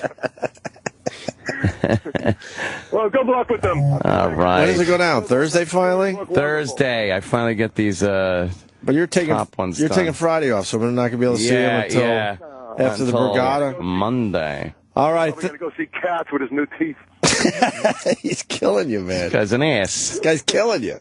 All right, All right, Jim. Thank you. I love you guys. Take care. All right, brother. Let's go to Brooklyn. Mo. Hey, guys. Good morning. Good morning. Good morning, Mo. I'll tell you, that Beatles show was actually pretty good. You know, let me tell you the best part about it. Fucking Yoko didn't sing. That's number one. Oh, yeah. Yeah, but what's up with Yoko and her son? I'm obsessed with the fact that they always have to be together. It's creepy. I know it was a Beatles thing, but in general, Sean is never in public unless he's with his mommy. That's weird. Yep. If you watch it, you can see how fucking no rhythm is in the audience. White people definitely don't have any fucking rhythm. They're all moving like it's ridiculous to watch. It's kind of funny. We know that. The other thing that's kind of funny is I think Ringo's turned into fucking Fredo. He looks more like Fredo every day you see him. He's bouncing around the fucking stage. McCartney looks like Angela Lansbury. Looks like an old lesbian. He's got nothing nice to say. Yeah, why don't you start talking nice about people? Right. I was a little upset they didn't get George and see. They passed away. They could have did a little bit more of a tribute. There were four of them. You know what I mean? They fucking have two of them up there, and they don't say anything about the other two until the end. Oh, they're gone. We appreciate them. That's What are they supposed to do? Stop every song and go, one got shot and one died? Doodah, doodah. Right. We know what happened. Imagine if you were just fucking stuck with somebody you worked with like years and years ago, and no matter what you do, they just like fucking, that's it. 50 years ago, 50 fucking years ago, they worked together, and it's like, oh, what about this guy? Fuck you. You think Paul McCartney really wants to be on that stage with Ringo Starr? Yeah. 50 years later? No. Not really. I think you should fucking put Hinckley in a room with Yoko. I think that should be his punishment. This guy's got them all. All right, cool. He's good. Have a good one. Guy. All right, brother. Bye. Let's go to Dean in Sacramento. Dean. Hey, well, first of all, hey, Jim, you're the best. Show wouldn't be the same without you. But, I remember you groveling to someone when you mistook them. Ice Cube! Ice Cube. Wait, you remember me doing that? No, I was groveling when I said that. I think it was I don't know. All right, whatever. But it wasn't the same thing. It wasn't the same thing. It wasn't the same thing as a genuine apology. I was incredibly embarrassed. That's all. We all were for you. But I mean, it was one of those. Opie didn't apologize to anyone else who might be offended. No. You can apologize for mistaking someone for someone else, obviously. But he put this other part of the apology like he was groveling to, please don't think I'm a racist. I think we do apologize every once in a while on this radio show, but we're not groveling assholes about it. If you call someone the wrong name and they're right in front of you, you might go, oh shit, I'm sorry for that. Dude, I'm sorry. an idiot. I thought, that type of shit. Yeah. You might go like, what the fuck? Right. It's not my fault both of you have ice in the front of your name and you were both kind of from the same time thing. Shut up. And it was one of those things as it was happening. I knew Ice Cube. No, I knew it was Ice-T, obviously. I just had a brain fart. It's not like it called him his dead son's name, though. That's, That's rough. That's way rougher. Yeah, that's the worst thing ever. And I guess Ice-T's wife there is showing her boobies in the paper today. Why? What did she do? Why is she doing that? Coco. Well, Coco beware. I'm trying to find my paper. Now I got to show you. Yeah. This parrot. But why is she showing her boobs? Is it for a reality show or something? People aren't talking about her enough? She got a bra on, though, or pasties? What's she got? It's right on page 3 of the Daily News today. Look, I don't see it. I think there's pasties. You have fun there with her, because I fucking don't see anything about her. Yeah, I don't see it either. Oh, I'd fuck Coco. Absolutely. Big titties and a fat ass. Yeah. I don't see it whatsoever. To be honest with you. Filming for her reality show. All right, so why is she showing her boobs? But she wasn't. I think that's part of it. That's what reality shows have come down to now? She had pasties on. All right. So what is she doing? What was the reason? Besides for a reality show? Probably a storyline in there. Pretty much it. Oh, what's the storyline? Bet. Now I have to... What's the storyline? Here's my tits? Yeah. Drumming up some publicity. This episode is called Here's My Tits. Maybe she had to do a photo shoot. It's like that dumb Starbucks story. That was Comedy Central, though, right? That was Comedy Central. Was it Comedy Central? Yep. What'd they do? Well, they got a show coming out. This comic who's on... He got famous for being on Twitter and telling people to text their parents. Oh, that they were doing other things like other STDs things. or whatever. Like, yeah, hey, do you got that fucking gram that I wanted? Right. And then you're like, oops, wrong text. Right. Yeah. So now he's... and that allows him to have a show now? Sure, that's all it takes. Dude, if you can get big on Twitter, you can definitely get a show. Fuck. Oh, boy. We had... Remember what's his name? Do that. We had what's his name on? Who? What's his name? Guy. What's his name? He's got a beard, and then he invented a board game. Whatchamacallit? He was huge on Twitter. Rob Delaney. Rob Delaney. Oh, right. Big on Twitter. Huge on Twitter, now huge famous. everywhere. Now famous. All right, so... so like the first story was that some person had opened dumb Starbucks, and they were okay using the logos because it was parody law. Right. But as it turns out, it's a stunt that he was doing for his reality show. Or not reality show, but like joke show. And Starbucks definitely didn't have a sense of humor about it. Of course not. They also said that it was like a gallery, that dumb Starbucks was the gallery, and Right. the coffee Right. you were drinking was art. So it wasn't, they weren't profiting off of it because they were giving everything away. And there's the C&D? Oh yeah. Starbucks was this is frequently asked questions about Starbucks where they spell out. Is one of the questions, why is your coffee so shitty? No, this is about dumb Starbucks. People love it. No, they don't. They think they love my Starbucks God, coffee. that's all they Starbucks buy. coffee is not good at all Look, it's in anymore. front of a Jimmy right there. It's in I front like of a good Jimmy. Starbucks. It's not that good. That's why they throw the syrups and the fucking whipped creams in their shit. As far as a cup of coffee goes, there's much better places to get coffee these I days. used to like a nice light and sweet from Dunkin' Donuts, my friend. Yeah, I could D&D. give a shit. A lot of sugar, a lot of cream. Yeah? Yeah. You don't do the coffee anymore, though. Nah. Fuck. That was when you were a regular Joe? Yeah, that's when I was regular Joe. Let me have a buttered roll. That's the way to do it. And a container of coffee. A nice container of coffee, a buttered roll. That's your lunch. Buttered roll. 2 eggs over easy. With let me get some bacon, cheese. Does the rest of America understand how great a buttered roll is in New York City? Oh, you gotta love a buttered roll. Ridiculously Bread good. and butter. What the fuck? There are people right now lining up all over New York City to get a buttered roll and a cup of coffee. Roll. How stupid is that? But that Pretty fucking lame. roll is amazing. Yeah. You throw butter on it. Fresh, nice Delicious. Kaiser roll. Yeah. Kaiser sauce.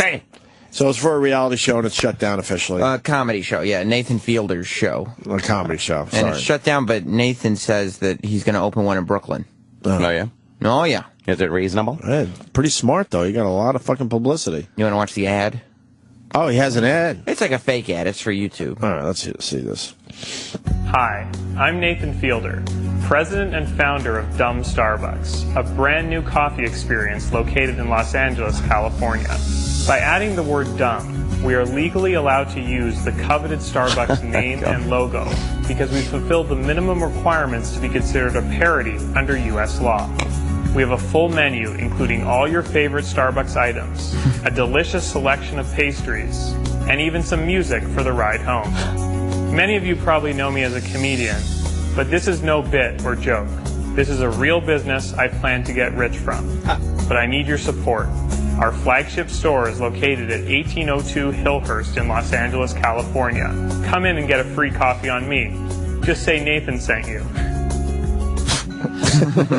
Dumb Starbucks. I guess they didn't like the whole parody thing. They didn't go with it. They spent a lot of money to make that store look like a Starbucks. So Yeah, they did. That's a lot of money someone put up for that. Notice of closure. Closure. By the Los Angeles Health Department. Mm-hmm. Now, they got it for health violations. health violations? There's always a way around everything. Unless it's just Comedy Central being like, okay, everybody got the joke now. Let's Maybe. put this thing up and close the store. Yeah, because I think that's pretty brave of Comedy Central, so I think you might be right. Right. But I don't think you're allowed Shut her to. down. I don't think you're allowed to post a Los Angeles County Health Department notice. Maybe it's just dumb notice of closure. Ah, parody. Yeah. All right, I got you there. Oh, okay. Yeah, I finally realized that Starbucks sucks. Finally. Took many years. Well, ouch. They're doing all right out there. I understand, but the quality of their coffee, when they first opened up, it was great. The quality stinks. It's burnt half the time. Oh, yeah. And the mom and pop guys are starting to pop up a little bit here and there finally again. Yeah, a little bit. Maybe video stores will come back. Video killed mom and pop. Video killed the... That's radio store. Fuck. Yeah. The mom and pop stores. Enough of them, too. What? Jimmy just read a tweet. Yes, Jimmy. I'm laughing what Heather just said. Oh, were you really? Yeah. Oh, the timing with the mom and pop. Just the utter disgust for no reason at mom and pop store. Okay. It's You can't get anything you want there. So irrational, but kind of I agree with it. Have you ever walked into a small mom and pop and gotten what you needed? That's the rule of thumb. When you can hear a bell jingle when the door opens, you're leaving disappointed. Just turn around and leave. It's going to suck. And then they want to help you. And meanwhile, the help is just so we can converse with somebody. What is this, fucking Little House on the Prairie? Where am I, Sleepy Eye? Get out of here. I'll go to Home Depot. Might walk around a little longer, but at least, there's a wall of nuts and bolts. If I need a nut and bolt, I want a fucking football field-size wall. You're going against America, my friend. Nah. That's one of the reasons why this country's fucked up. Yeah, I don't know. Kicking all the mom and pops out of their stores. That's bullshit. Mom and pop. I used to like the local hardware store. I don't think they even were a mom and pop. Where they knew your name when you walked in. Oh, yeah? God damn it. I like a good Walmart. It's cheaper. Mom and pop shit's overrated. Lower your prices, mom and pop. Yeah. A cobbler. Are you going to go get your shoes repaired at the cobbler? Exactly. Or are you just going to go to some fucking nice, like fucking Walmart and buy new shoes? Exactly. Gives a shit. Hey, could you hammer on a new heel? Yeah. No. Yeah, that's what I need. A new heel. Fuck that. What? That's good, I think. Oh. I got something for the people out there. What you got? This is my bed. This is my bathroom. This is my dinner table. I don't feel good. I might as well be a prisoner in jail.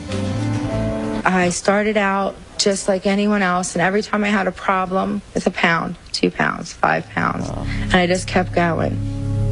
Even as early as 2nd and 3rd grade, I knew I was heavier. And I remember, like, 4th grade, I started having to wear plus sizes. I hated that really bad. Then just stop gaining 20 pounds a year.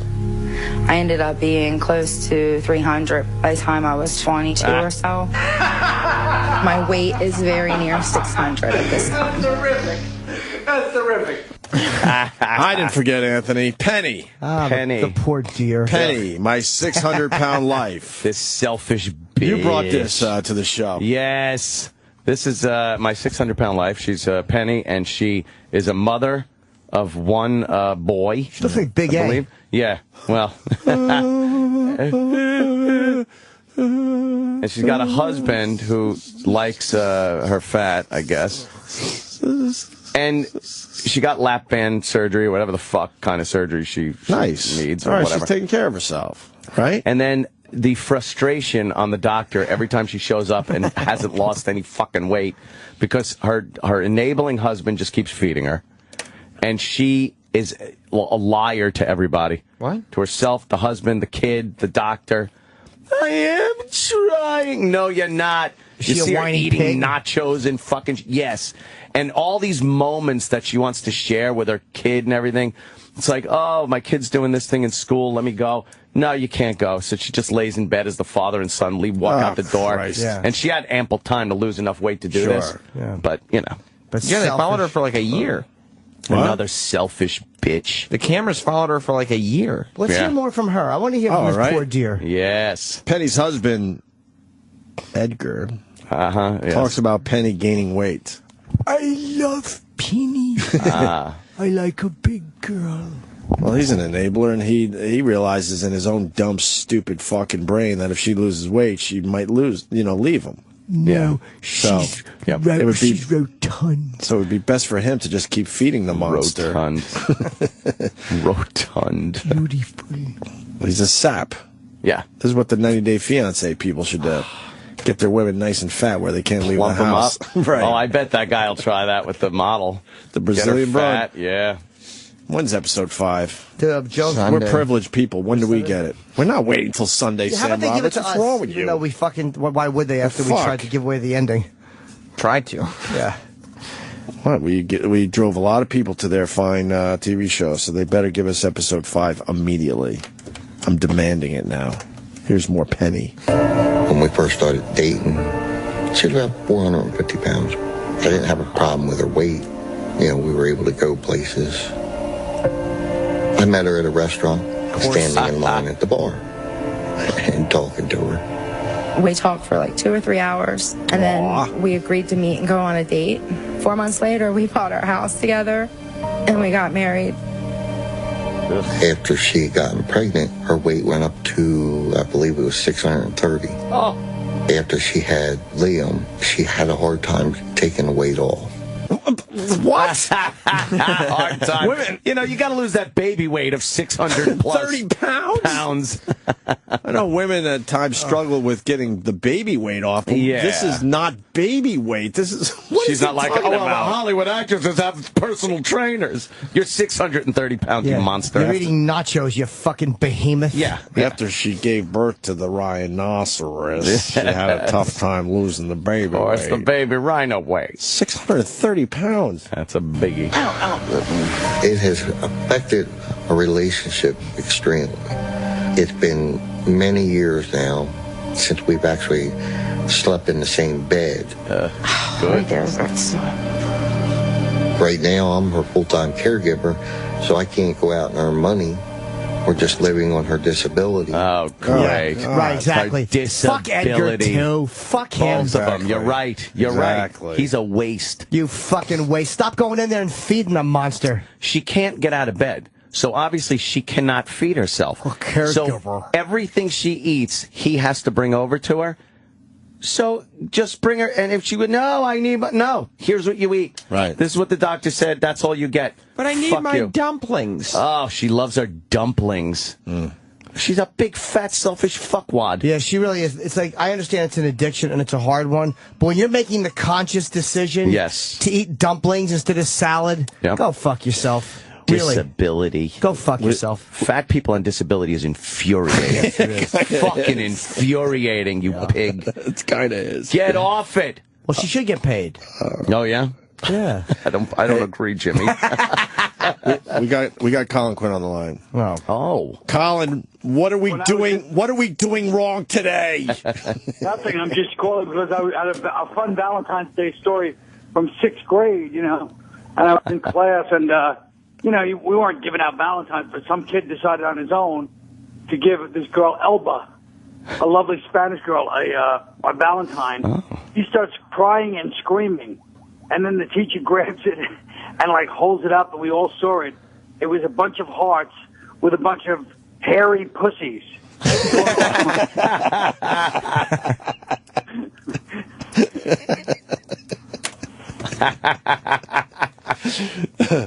It looked like a serial killer's fucking handiwork. That's a hell of a story. That's romantic, cute. It's got all the features. Sure. Yeah, a bunch of cootas. Yeah. Right. All right, that's all I have. Bye. That's it. Really? That's it. Yeah. You're just sharing a Valentine's story. All right. That's just a little story. Until next time, Colin. Thank you. Thank you, Col. Bye. I thought you were going to yell at us today. I know. That was very nice. I know. The critic. I know. Oh, Jesus. I don't like you two caving into Colin every time. I know. Fucking stand up, have some Terrible. backbone. You're right. Penny gets ready for surgery. What surgery is this one now? This is the lap band surgery. Oh, okay. So we start from the beginning with this monster. Ultimately, I think it comes down to Penny just gonna live or die. I've cried at nights about it sometimes. If she continues in this fashion, she could die. We need to do a quick pit stop. Premium chicken sandwich. Crispy or grilled? Crispy. Grilled. Crispy. Oh, I'm sorry. Make that crispy. We gambled with. See, that's why I have in that moment, she's a fucking pig and he's a grovel. Crispy. That's why I have no fucking tolerance whatsoever. You're paying for that. You can't have just grilled chicken that one fucking moment. Yeah, without it being a sandwich, you fucking slob. They're paying for that with the disability money she's getting for being fat. Yep. Right. So it just perpetuates the whole fucking cycle of fat. Life is filled with choices. Right there was a choice. That was a choice and right she there. decided, fuck the choice. Crispy! Oh, I'm sorry. He tried to correct her by saying grilled. Right. He tried to say, let's have... And he couldn't stand up to the fucking monster. No. Tell her to shut up. And, you know, this old gag, but I would love a crispy chicken sandwich right now. So How delicious. great would that be? Yes. They are so You heard the boss. tasty. Crispy chicken sandwiches for everybody. No. They are so goddamn tasty. But you got to make choices. Shitty choices sometimes. Yeah. I don't always eat what I want to eat. Oh, God. Yeah. Yeah, I mean, but it's annoying because, like, it's not like I have the gift of metabolism and I can eat cake all day. I would love some Morton's carrot cake, but I can't have it. Crispy chicken sandwich, some fresh tomatoes, maybe a little mayo, just a little bit. A lot of mayo, some a mustard. little bit. A dollop? Yeah. Or schmear. Some kind of cheese would be nice. Oh, Yeah? my God. Oh, my God. With some nice French fries. Yeah, a nice load of cum. Throw a shitload of salt on the French fries, some ketchup. Crispy. Then, you know, wash it down with some kind of shake. This beverage. Who doesn't want to eat like that? Yeah. Oh, I'm sorry. Make that crispy. We gambled with every resource my family has financially. We've had friends, families, neighbors, people donating to us. Pigs. Honestly, if this is a fail, the failure is catastrophic. Wait a minute. So she understands what everyone is doing for her, and she could pay them back by just ordering a lousy grilled chicken sandwich there, and she refuses not to. No, because she's a selfish and it's a pig. disease. Why? But Tell me also- why that part of it is a disease. Also, her fucking, it's a weird disease because the choice does go into it. Like, the idea is you do make certain decisions, and that's the fucking tricky part of it. And that's a decision she could make, and she's choosing not to make that decision. She's a selfish pig is what she is. And her fucking husband is a disgusting, groveling enabler. Yep. Every fucking drunk has enablers. Yeah. Every drug addict has enablers. Every fat fuck has enablers. Yeah, don't leave me!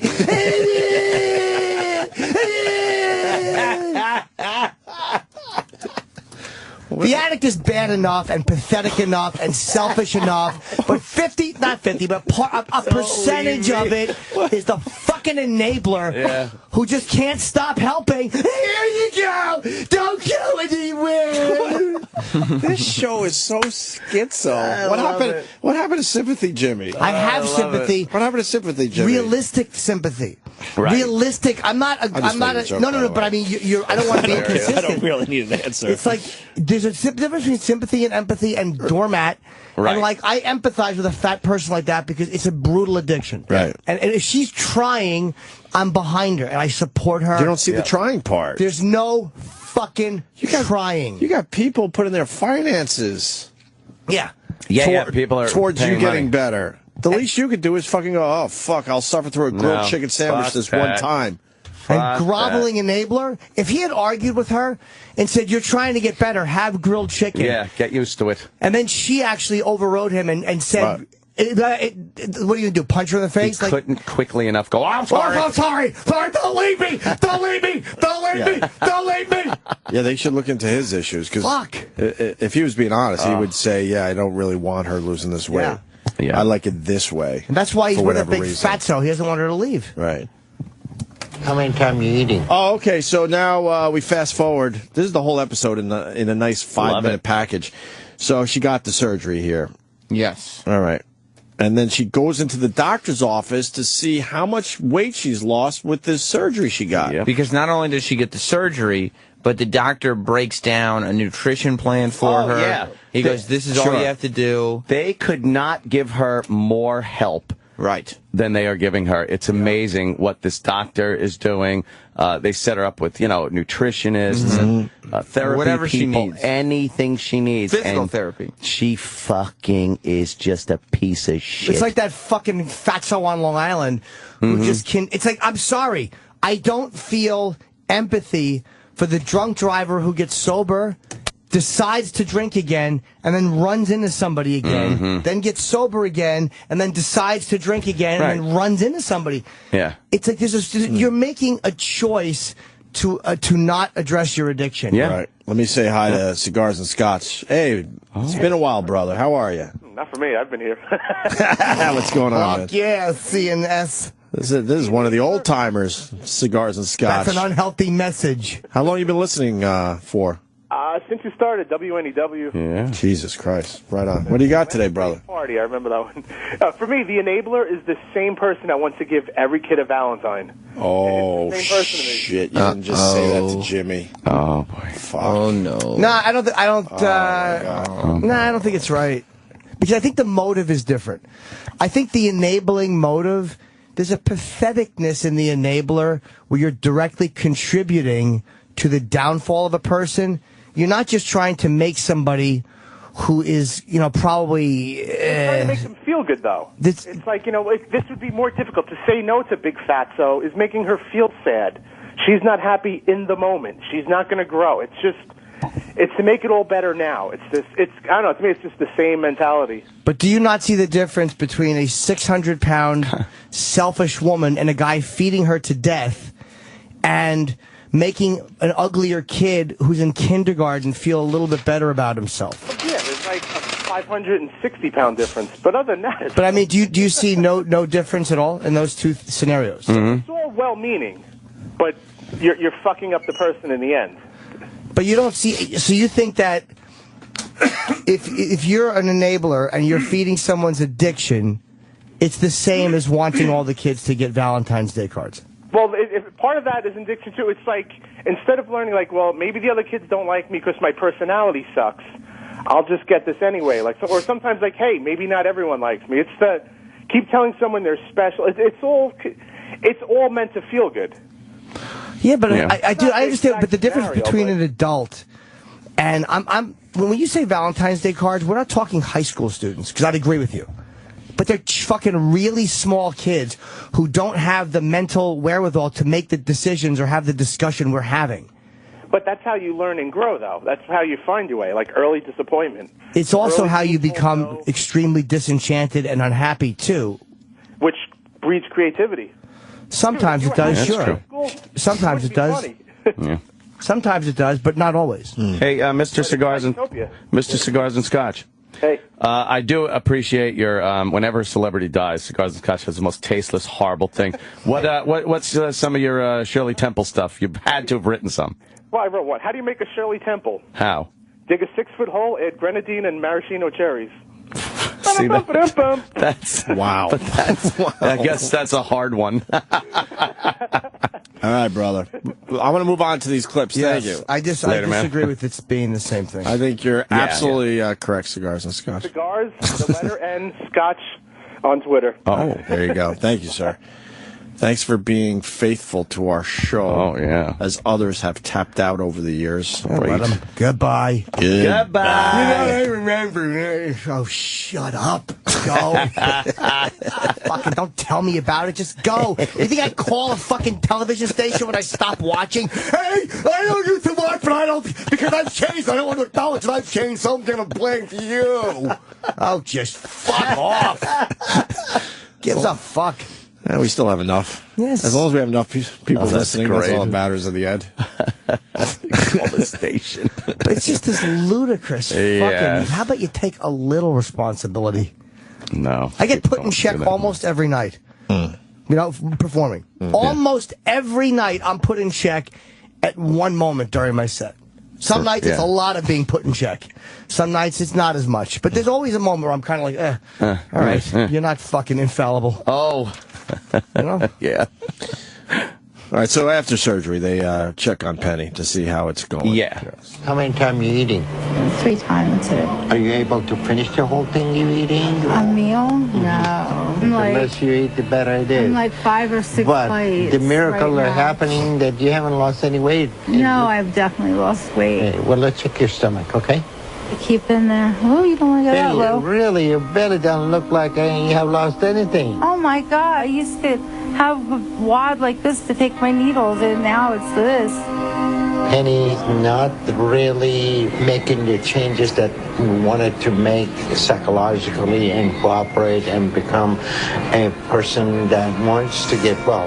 Look at my nightgown. No, It goes all the way I don't need to 3 look at inches your away from my nightgown. nose. You can get up and stand up on a scale. We can check your weight. Exactly. I can't stand today, honestly. And not I'm today? too weak. Okay. Yeah, I I'm can't just- stand today. I can't I'm too stand weak. today. Yeah, she's disgusting. She can't even stand today. The doctor's saying you're not losing any fucking weight. She's a disgusting. But how does he know that? grovel. Just by looking at her? Just looking. He knows. Okay. He's one of those doctors. He could tell. He sees this shit every day, right? Yeah. Oh, she's hateable. Penny's Hateable. hateable. She won't even stand up? No. I can't stand today to get on the scale. Work.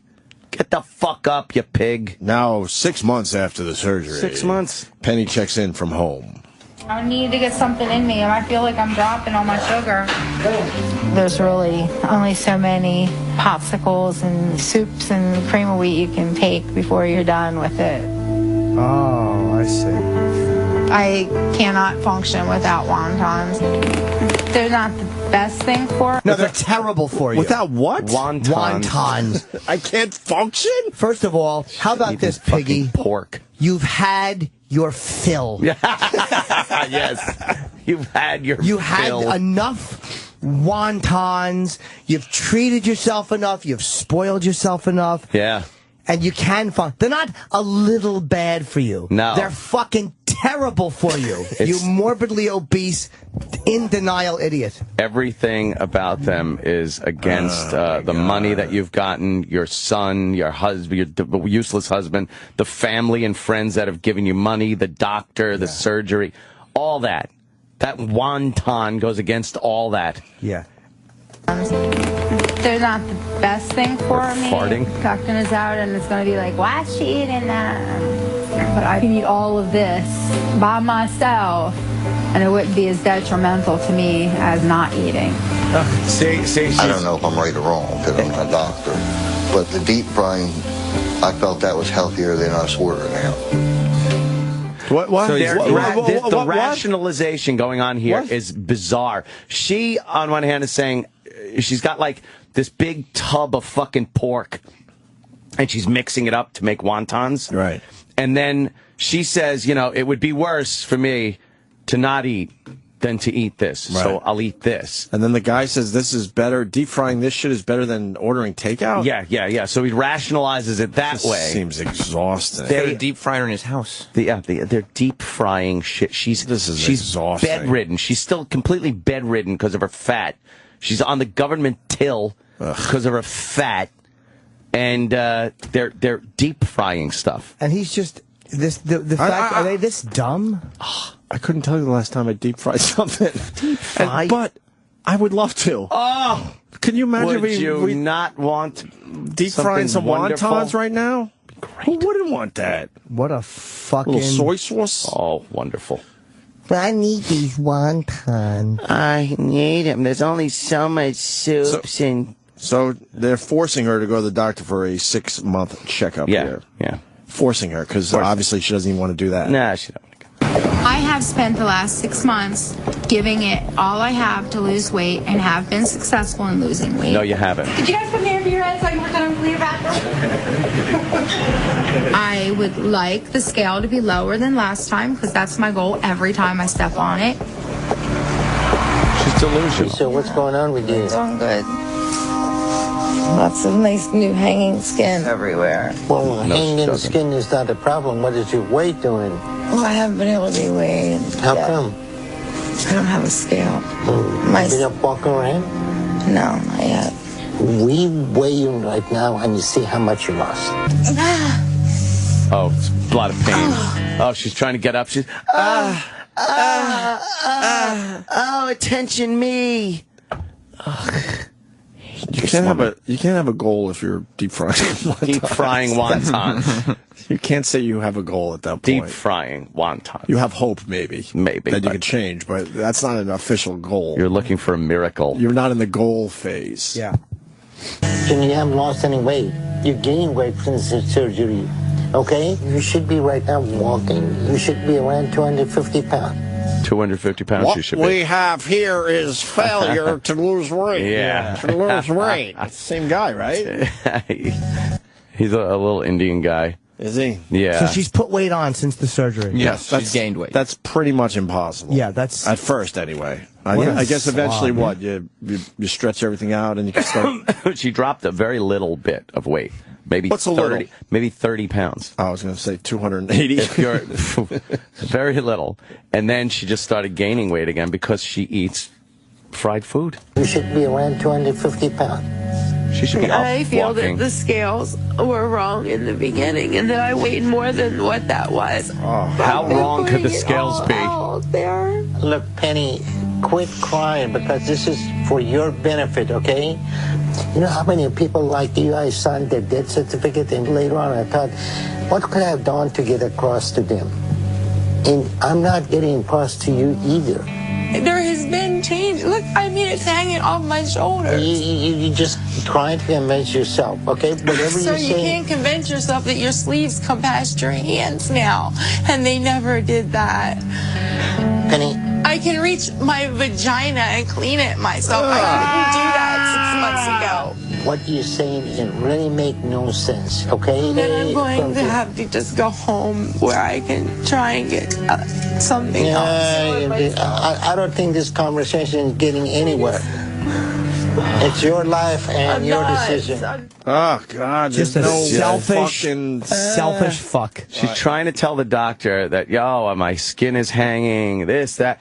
The scale doesn't fucking lie. She's gained weight. And then she's trying to say the scale, I think the scale was off when I first got on it. It's like, how? It was off by 250 pounds. And plus, that way they can't check the scale now. Right, Like yes. if she said the scale's broken now, they could just say, no, it's not. No, it's not. I think maybe before. I'm just gonna, and then she's just, I'm just gonna go home and lay in your fat woman's stink bed. Yeah. Your fat bed. And eat. And fucking, and sickening, groveling, fucking awful, codependent slob that's married to her. fucking, and he'll justify all day too. It just was, I thought it was better to, I just didn't, because he has zero backbone. None. Zero. Don't leave me. Don't leave me. Where is she going? Yeah, How right. is she She gonna can't leave even you? move. Can we see these monsters? Well, How cool would it be? Yes, with Google Earth. I mean, where you get to knock on the door and they go, "Come on in." Oh wow! They just set up an exhibit for you. How cool would that be? You put $1 in the box outside their Something house. like that. How amazing! Seeing a Put a woman wonton in taking the up box. an entire king size bed. Yeah, that would rule. The fucking when they took her to the hospital for that to weigh, like the ambulance has to show up. Right. The fucking ambulance shows up. The fire department The has fire to be there. department has to now show up. The fucking fire department and put her and take her sheets and lift them up and haul her outside. It's a big thing. Who funds the fire department? Yeah, exactly. Oh, Let's we got to speed this along because we have someone calling in as well. After 9 months, Penny won't go to the doctor, so a nutritionist goes to her house. Yeah. I think I was told by the doctor I failed because I didn't meet what goal he wanted, but I didn't have the appropriate tools given to me. Come in! Didn't have the appropriate tools given to me. Dr. Nels Jordan asked Everything was me given to to come me. meet with you. Right. And so what I want to do first is get a little history. What was your motivation for seeking out surgery? I'm sorry, and you can take this route if you want, but I find that to be an asinine question. Okay. So, like, the motivation is obviously... I swear to God, just let her die. Who gives a Exactly. fuck? Exactly. Who gives a fuck? Yeah. Here comes a woman, part of this giant team that's there to help her What's wrong and with with these nothing else. psychologists, psychiatrists, and nutritionists? Just go, all right, you know what? I'm wasting my fucking time. There's other people that I'm an expert at this shit that I could actually help. So go fuck yourself. Die. You know, die. It's an asinine question. It's not. She's gonna go. I needed to lose the weight. Yeah. But what's your motivation? Motivation to get out of bed to see your kids. What a belligerent pig. There are so many people that need help and that probably would do way better at the help. So you just let this one go. Fuck, you don't need to save everyone. Fuck her. What's her explanation for why it's an asinine question? Because Penny's about to tell her why it's an asinine question. Sure. I've watched like 3 of these shows. I watched like 1,800 pounds of this show, and this woman is the most hateable fucking thing. The other people are amazing. They lose weight. They're trying. They're working. I like that we bring some of this to our show, but there's no fucking way I'd be able to watch this regularly. No, because the other people are very good. They realized and they work at it and actually lose weight. Realize that they're proud of themselves. Their family helps. Life raft. Grab it. And this fucking pig who wouldn't.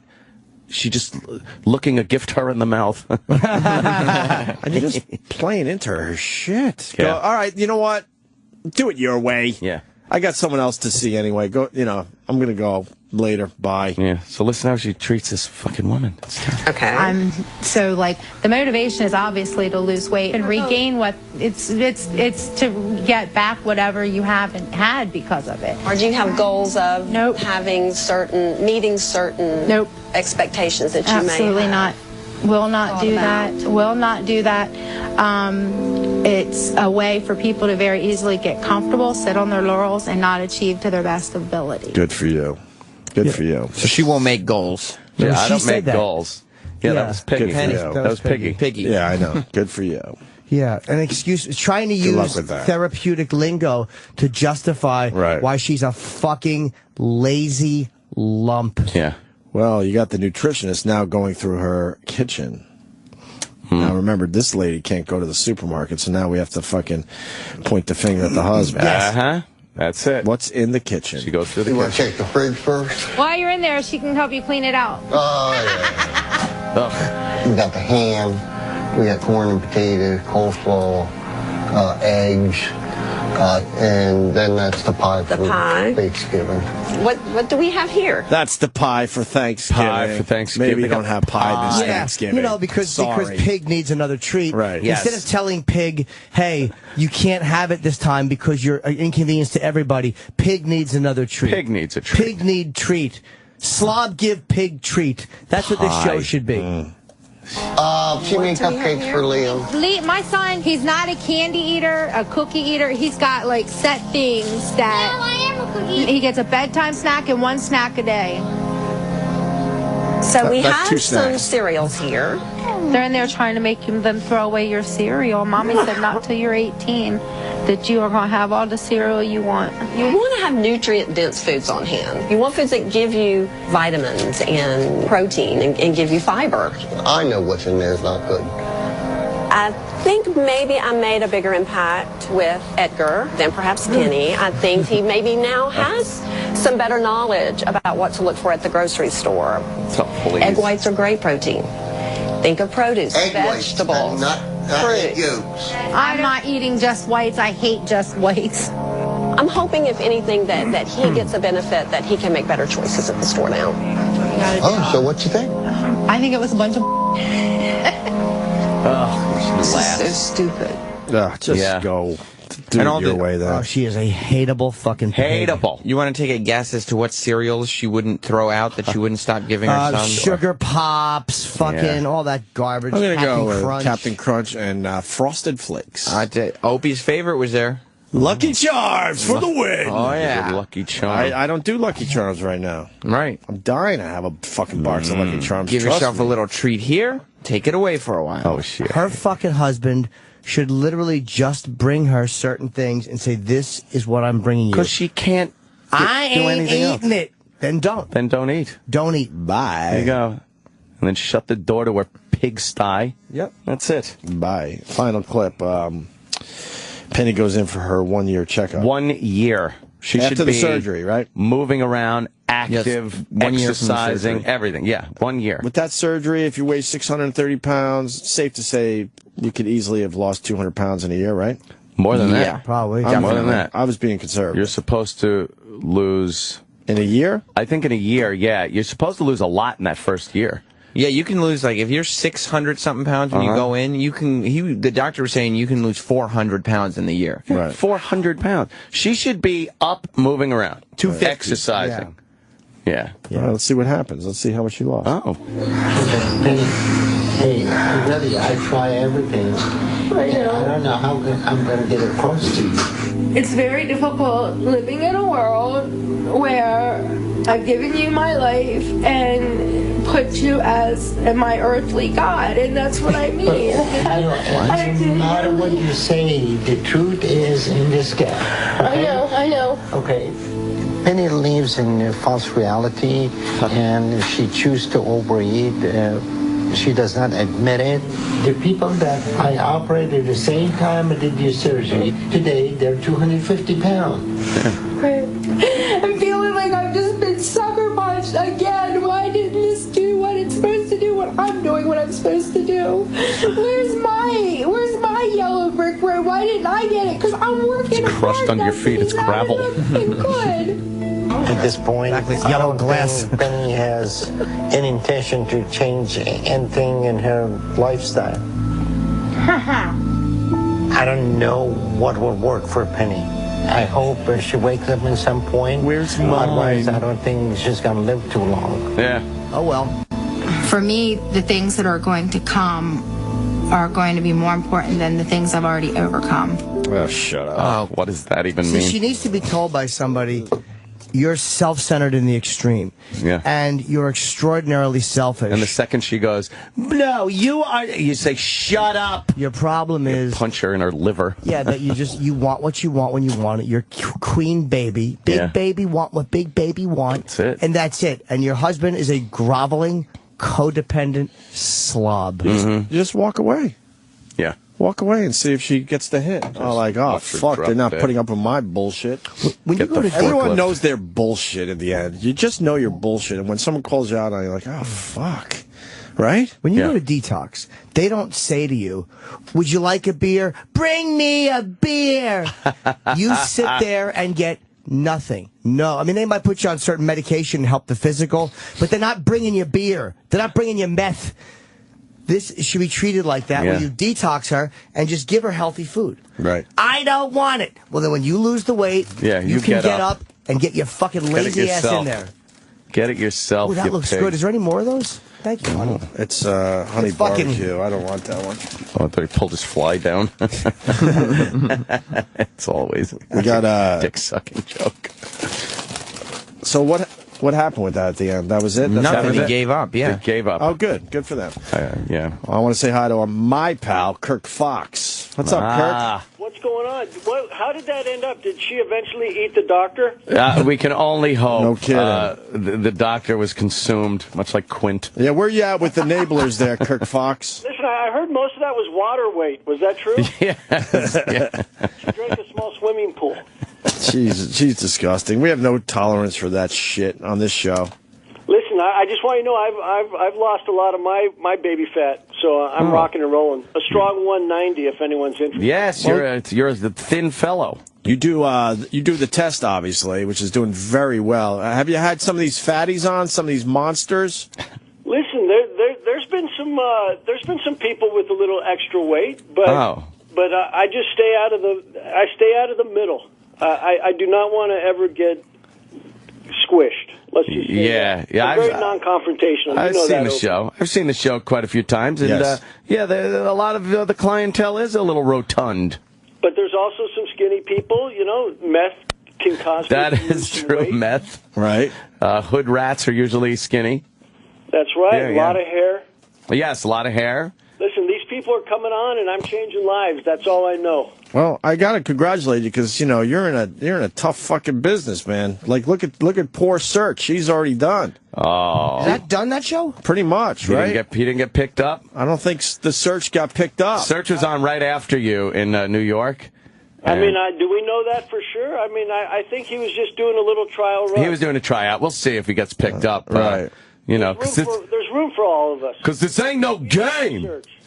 People, This ain't no game, people. Oh, wait, I'm talking to white people. Hi, how are you? Right. The sweater helps. The sweater makes him more... The sweater does help. It Yes. calms it down a little bit. Kind of like how you shaved your mustache to be the host of the test. Listen, do you have to bring that up? You know I miss my stash.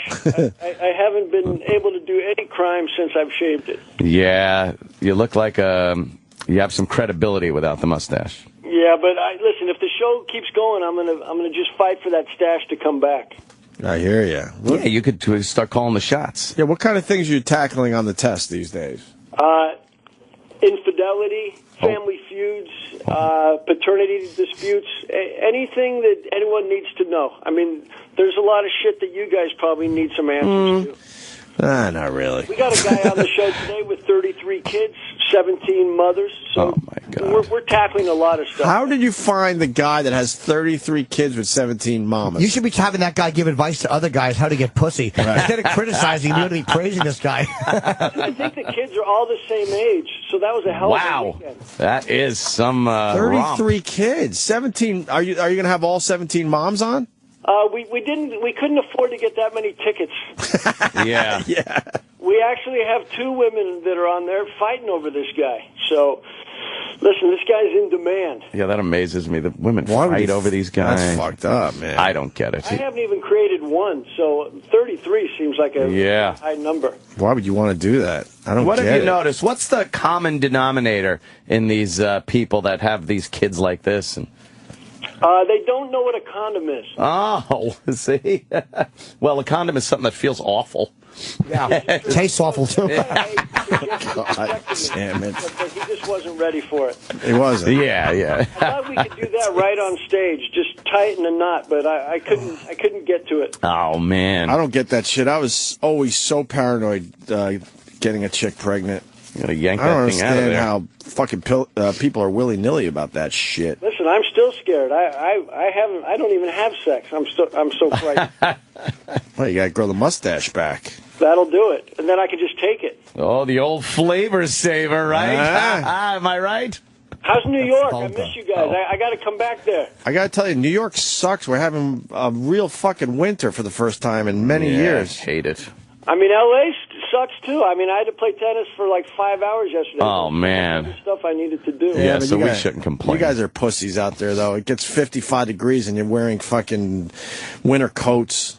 Oh, that's if you have the balls to go outside. If it's 55, I'm staying in. What's wrong with you people? All of a sudden you got a North Face jacket on. It's 55 degrees out. Relax. How do you not get angry at these people that you're on your show, like, and just say to them, like, what the fuck are you doing? What's wrong with How you? do you not scream at I them? always remember that I'm getting paid. Oh, right. Nice. But I mean, would that hurt the show or no? I just take it. I think about a lot of other things, and I know I have security there. But you're very non-judgmental on that show, I've noticed. But it's got to be. It's got to be. I'm going with Jimmy's point. It's got to be strange for you because you're a comic.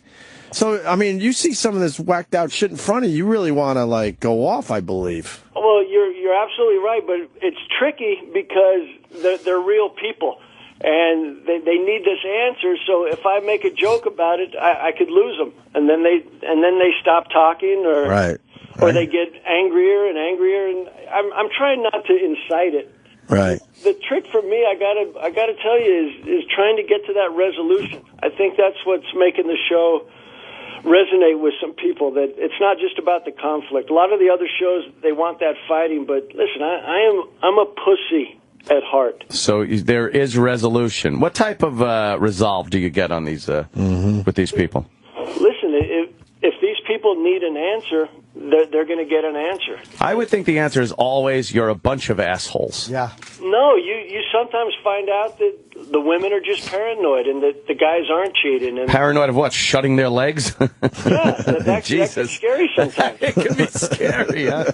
And sometimes it's hard. If you got 600 pounds, it's tough to close your legs. Well, that's true, too. Okay, all right. Good point. See, I'm learning. Good point. When is the test on there, Kirk?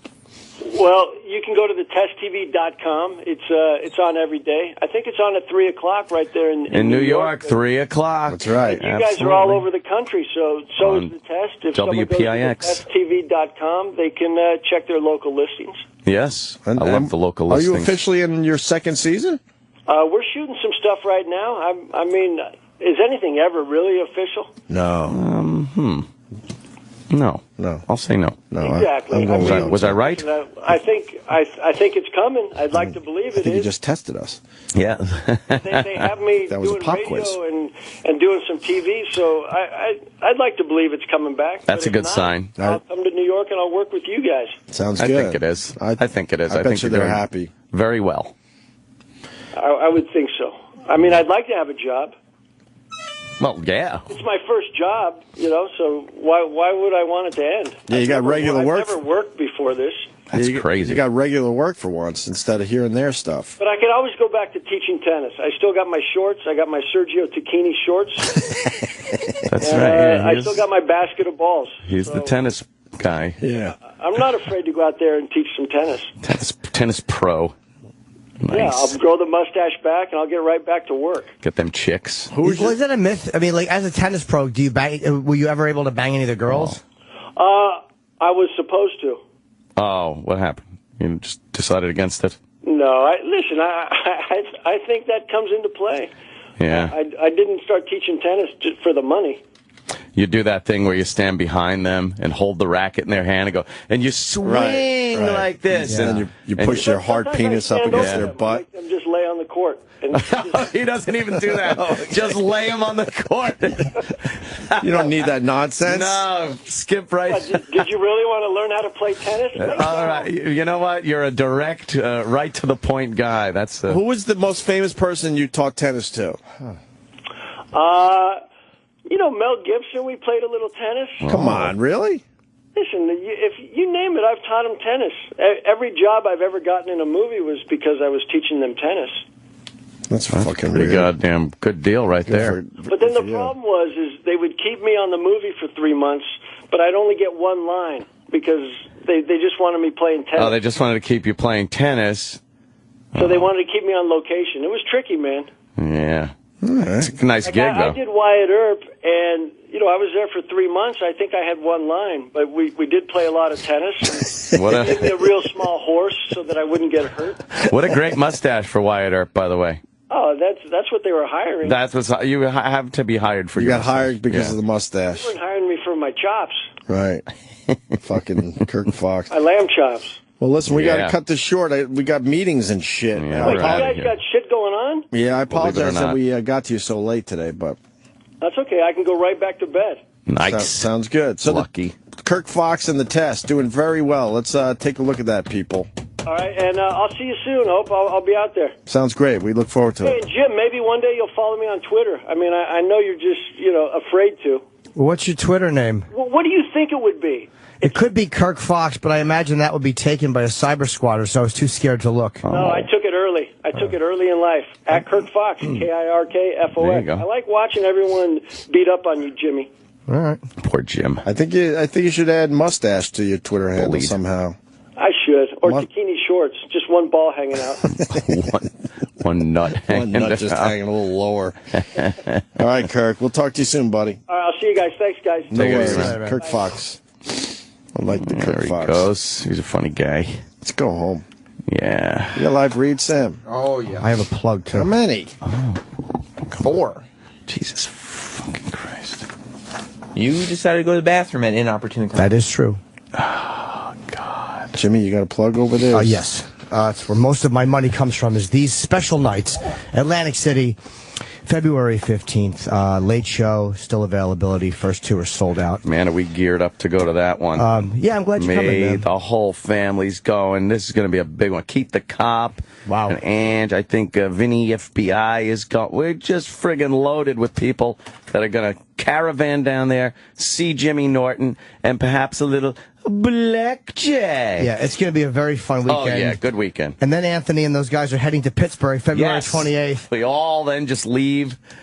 To watch me in the Carnegie Music Hall of Homestead. Really weird. And then from there, I'm like, Ant, you've seen me enough. But he said March 27th to 29th, he wants to be in Virginia Beach to see me. And if that doesn't work out, April 11 and 12, Side Splitters in Tampa. And I'm doing the cowhead roast the night before. Oh, wow. Yeah, they're That'll be roasting fun. cowhead. So that's my schedule. That's a fun one. Yes. Well, I would like to tell you about Steven Singer. Yes. Steven Singer Jewelers. Valentine's Day is coming up. Girls love the roses, but they drop dead. But Steven Singer's got the real long stem roses lavishly dipped in 24-karat pure gold, so they last forever. American Beauty Rose right there, preserved forever in 24-karat pure gold. They are the only rose guaranteed to last a lifetime. Starting at just $59, these magnificent roses, they're available now. Free shipping right there at IHateStevenSinger.com. Steven's premium long-stem gold-dipped roses are available in Valentine's Day red. Very romantic. See his entire selection of beautiful roses at IHateStevenSinger.com, starting at just $59. They come in Steven's exclusive gold gift box. Got your own personalized message of love. Buy a rose that will last an entire lifetime. Order your real gold-dipped roses today at IHateStevenSinger.com. Remember, order by 5 p.m. today. That's 5 p.m. today. And you're going to receive free shipping in time for Valentine's Day. So just go to IHateStevenSinger.com, pick out your rose, and order now. I'll just stay on. The Opie and Anthony show has gone to a close. Oh, Stay Stacey. tuned to reflect, relive, Stacey. and get the story behind the story of the finest moments of today's show. Yes. Sam Roberts' Opie and Anthony post-show begins in moments. Sam Roberts begins now with a read. No? You didn't fall for that? No. Yeah. Valentine's Day. God, every year. Every goddamn year with this fucking Valentine's Day. It's every year I dread it. Valentine's Day, Mother's Day, all that horse shit. Oh, I'm sorry. What I meant to say is Valentine's Day is Friday. And for about the price of a dozen roses, you could do something she's really going to love this year. Score major points. Call 1-800-829-BEAR. Just go to VermontTeddyBear.com and send a handmade Vermont Teddy Bear. Picture this. Go ahead. In your mind's eye, even if you're driving, shut your eyes right now and picture this. Good. You got them shut? There you go. Oh, this little skid didn't work. You give her the old beargram? Right there at the office. Oh, boy, when it arrives, she's surprised. The coworkers are going crazy. They're saying, oh, man, your guy is so great. How about this? You exercise your romantic freedom with the new Right to Bear hugs. Mm-hmm. That's a bear. Is it reasonable? It's very reasonable, Margie. Make Valentine's Day sizzle with the I Love You More Than Bacon Bear. Crazy for her? Send her the I'm nuts for you bear. Or express your undying love with the zombie love bear. For the ultimate hug, send a big hunk of love bear. He's 4 feet tall, guaranteed to get a big reaction. Check him out online at VermontTeddyBear.com. Overnight and Valentine's Day delivery is guaranteed. Send the creative alternative to flowers by calling 1-800-829-BEAR or just go to VermontTeddyBear.com. Hey, yo, I'm just telling y'all, the encore, the Opie and Anthony show, going to start at 11 a.m. on the east, 8 a.m. for my homies on the west. So if you miss any of this shit and you want to hear it all again, tune in and check it out. There's parts where I do the review. I think Valentine's Day is this week. When she says she doesn't need flowers, she means you better get me flowers. Get 1 dozen long-stem assorted roses with a premium vase and gourmet chocolates for $29.99 or double the roses. That's 2 dozen long-stem roses and the premium vase and chocolates for just $9.99. $9.99 more, I should say. This deal is so good. It's only around until Tuesday at midnight. That's tonight until midnight. You won't find a deal this good anywhere else this week.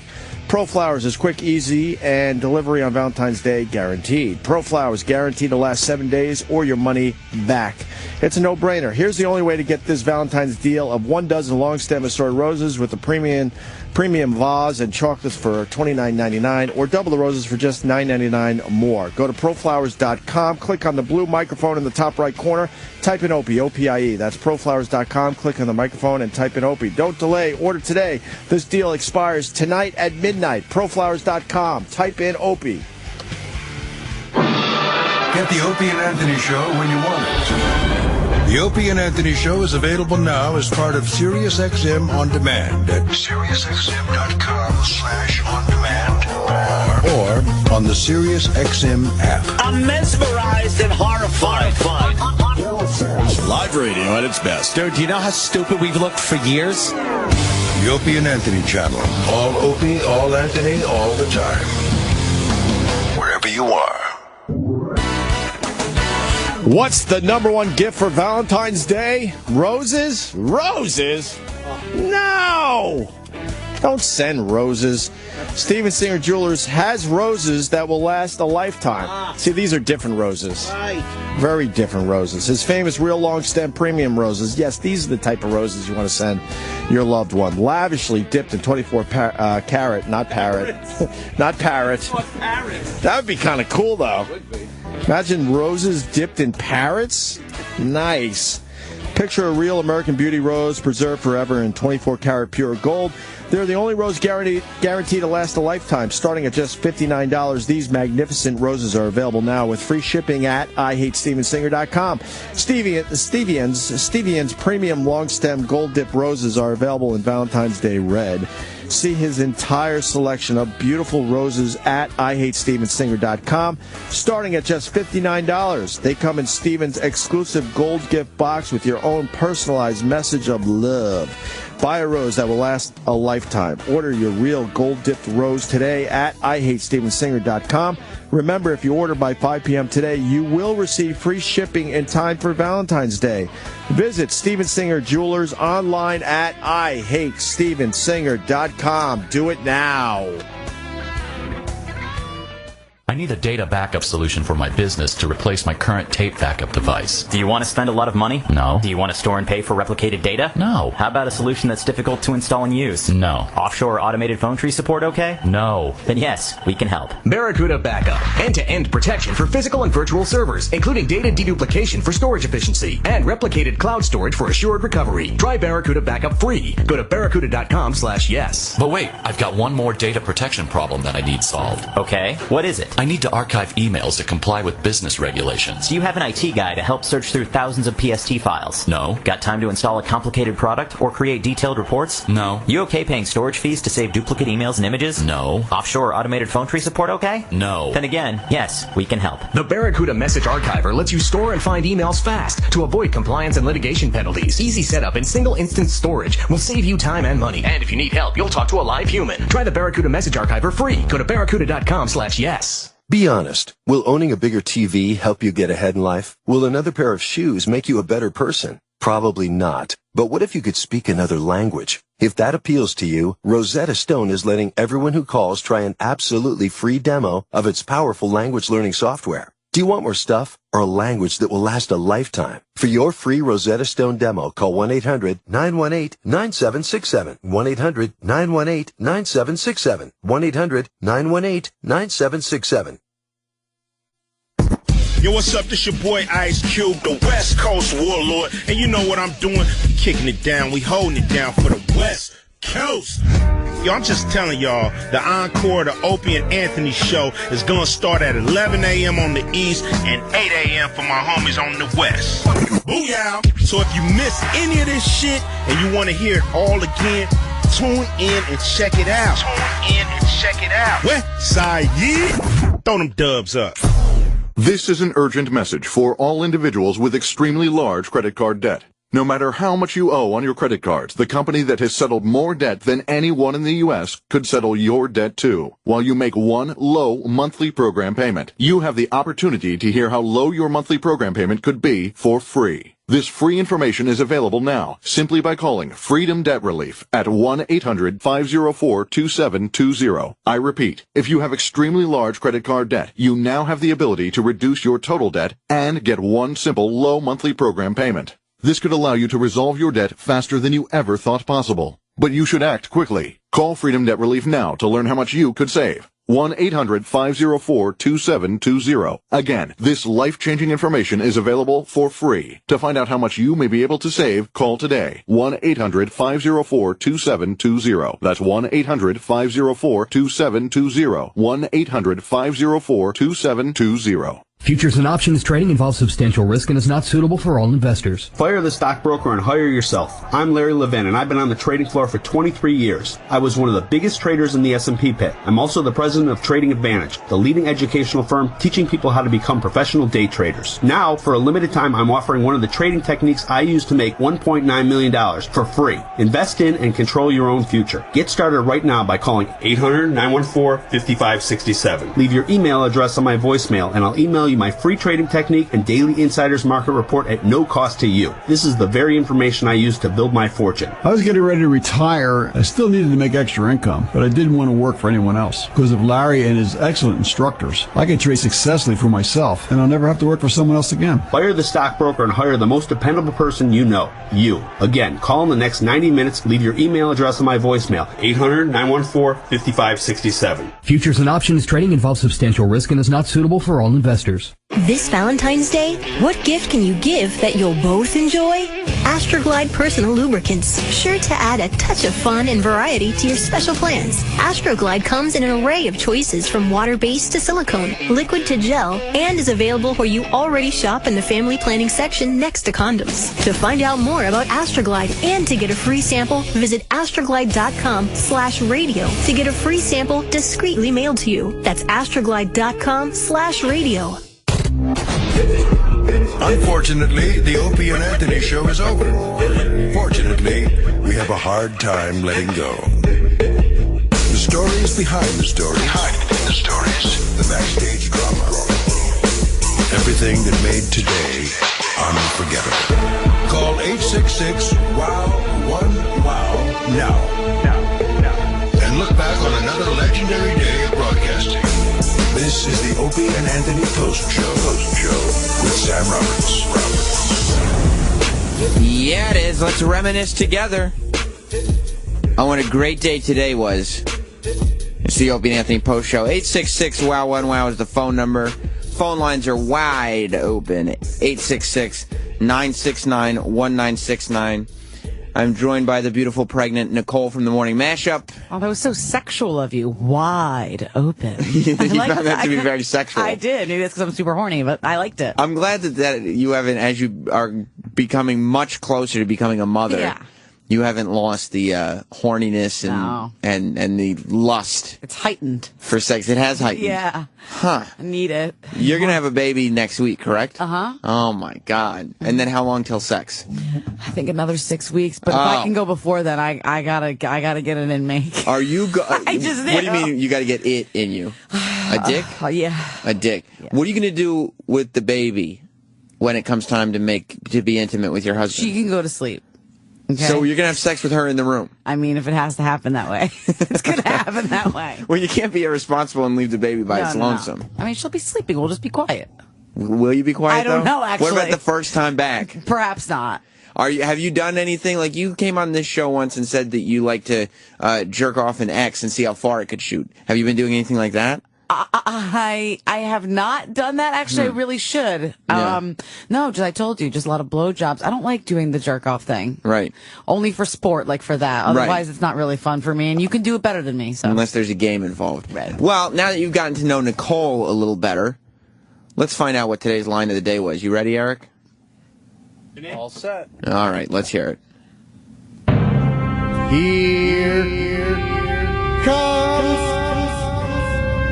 line of the day, line of the day.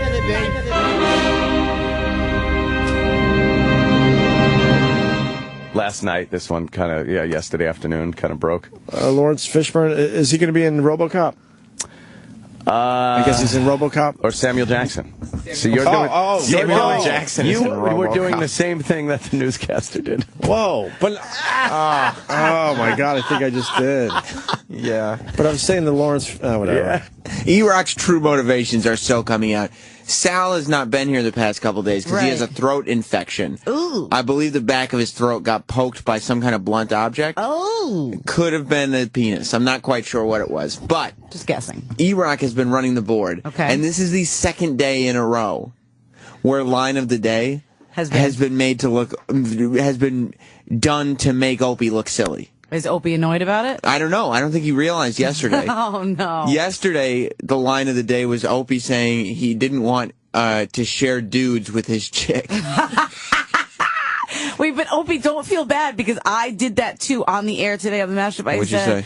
I said to Rich, can you pull up that Dennis Rodman clip? Because I had a story about Dennis Rodman, but I wanted the Samuel L. Jackson, so I just mixed up my black guys too. Yeah, but Opie did it in the exact same other black guy that the news anchor did that we were preparing to make fun of. Hey, it happens. E-Rock, are you going out of your way to make Opie look silly? No, I just thought that was the best line out of what we had pulled. It was pretty funny. All right. Okay, if you say so. You want me to play you a runner-up? Yeah, sure. Okay. I will give you. I bet it's gonna make Opie look silly though if E-Rock's behind it. I'll give you this one. Okay. I'm nervous. Well, thanks for asking. Yes. What's in the NutriBullet today? Well, you got some leafy spinach. Back to the NutriBullet. Kale. Oh. I took Sam's suggestion. And put cum in it? I put cum in it. That was not my suggestion. Is he like on a health kick-o? Oh, well, we're all using NutriBullets on the show now. Are you? Me, Eric, and Opie are. Wow. I'm not missing anybody. Am I, Eric? We're the NutriBullet gang? No, Roland got something different. Just call yourself the NutriBullet gang? You're right. Forgive me. The NutriBullet posse. Okay, that's better. That's much better. Throw your bullets up. That's right. And we've been comparing. Yesterday, E-Rock was having beet juice. He told us all. I can't imagine you putting that many exciting things in your NutriBullet. Well, you heard what Opie's was just now. Yeah, it's healthy. Proud of him. And did you hear him say that he took my suggestion? My suggestion wasn't cum. What was it? Orange. Orange, that's a great suggestion. Sweeten it up. And vitamin C. Vitamin C for anybody listening in the UK. Okay. I put, like today, it was banana, apple, raspberry, kale. Okay. With a boost. You got to do a boost. I'm so proud of you. Chia seeds is the boost. Aren't chia seeds supposed to be like the help you stay youthful? They're a superfood. Okay. They're a superfood. All right. That's amazing. Well, I feel like you're a bit turned on right now. I am a new, healthier Opie and Anthony posse. That's right. NutriBullet posse. I'm sorry. Yes. No, man. And I believe the reason that you're turned on by that is because of the lack of sex you've been having. Super horny. No, man in New Mexico. Hey, what's up, Primetime? What's up, buddy? So, can you please explain to me? I haven't got to see the 600-pound show. Does this fat pig, does she just lay in bed and shit all over herself? Is that what happens? We were watching we were listening to clips of my 600-pound life on the show today. I'm sure she and does. yeah, it's this woman who refuses to lose any weight to get out of bed because she likes her dumplings too much, her wontons. Sure, it's more than a few dumplings. And she loves her wontons, though. She won't give them up. Okay. And she's making all these excuses like, well, it'd be less healthy for me to stop eating than it would be for me to eat these wontons. So I'm going to eat the wontons. And then her husband's there with her going, we figure if we use the deep fryer at home, it's more healthy than if we order out. That's what fat people say. Exactly. Yeah. So no, she doesn't shit all over herself all day long, but she does have a bedpan that she uses. Well, so she basically shits on herself. Yeah, it's true. I mean... And her husband, Edgar, and the wiping can't be proper. His name is Edgar? Yeah, her husband's name's Edgar. And he's a bit overweight himself, but he's still mobile. And he walks around cleaning out her bedpan and stuff. Oh. I'll tell you this. They are in love. Oh. And so it's a big holiday coming up. And, you know, the number one gift for Valentine's Day this year? This is where I come in. DJ Hookah just walked in. No. Everybody knows. Yeah. The number one gift for Valentine's this year is roses. No. Yes. What? Steven Singer Jewelers has roses that will last a lifetime. His famous real long stem premium roses, Nicole is turned on again. Pause. Lavishly dipped in 24 karat pure gold. Pause. What is that a pause for? Dipping dick in gold. Not his dick. Picture a real American beauty rose preserved forever in 24 karat pure gold. They're the only roses guaranteed to last a lifetime. They start at only $59. These magnificent roses are available now with free shipping at IHateStevenSinger.com. Steven's premium long stem gold dip roses are available in Valentine's Day red. You hear that, Who Kid? I'm dead, done. See his, I don't know what that means, his entire collection and selection of beautiful roses at IHateStevenSinger.com, starting at just $59. They come in Steven's exclusive gold gift box with your own personalized message of love.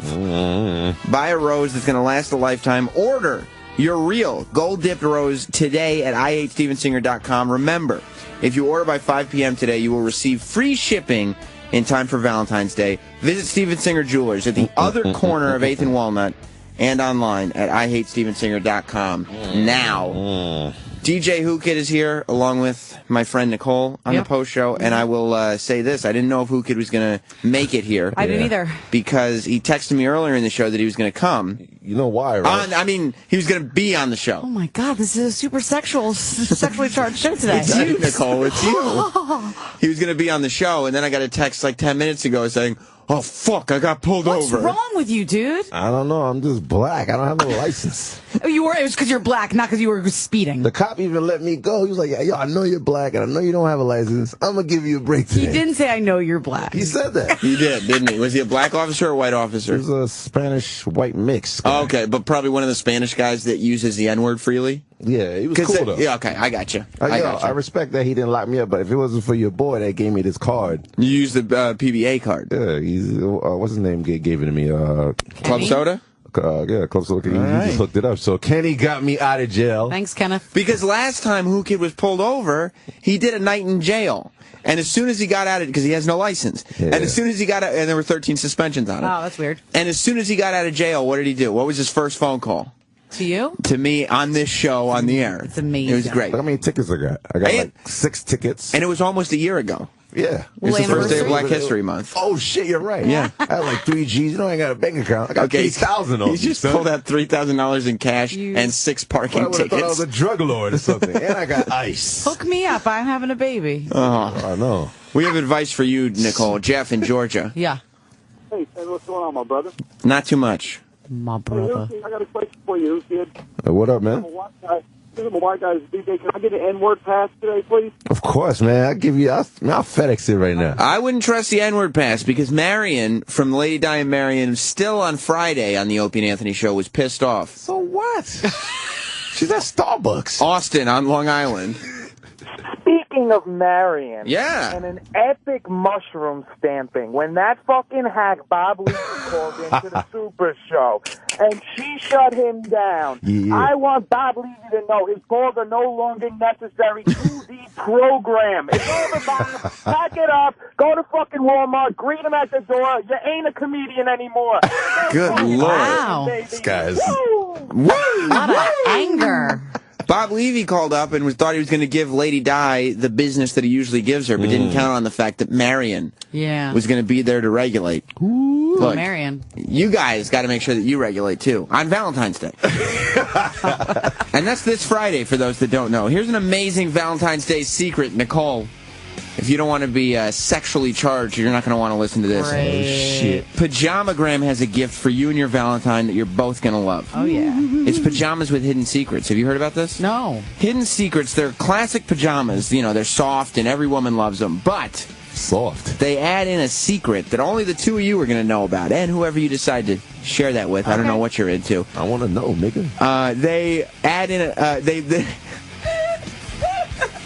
He wants to know. I understand. They include a unique design. Yeah, you understand that. That has hidden access points. Wow. In the top and bottom to allow for a little hands-on fun. Touch it. You get it? Yeah. Touch, you can see them for yourself at pajamagram.com. They have lots of styles to choose from. You can get a pair of sexy tank top PJs that flip up to say kiss me. Pause. Just imagine her, it's for a woman who can, her. Oh, it's for you, nigga. Flashing you with that message.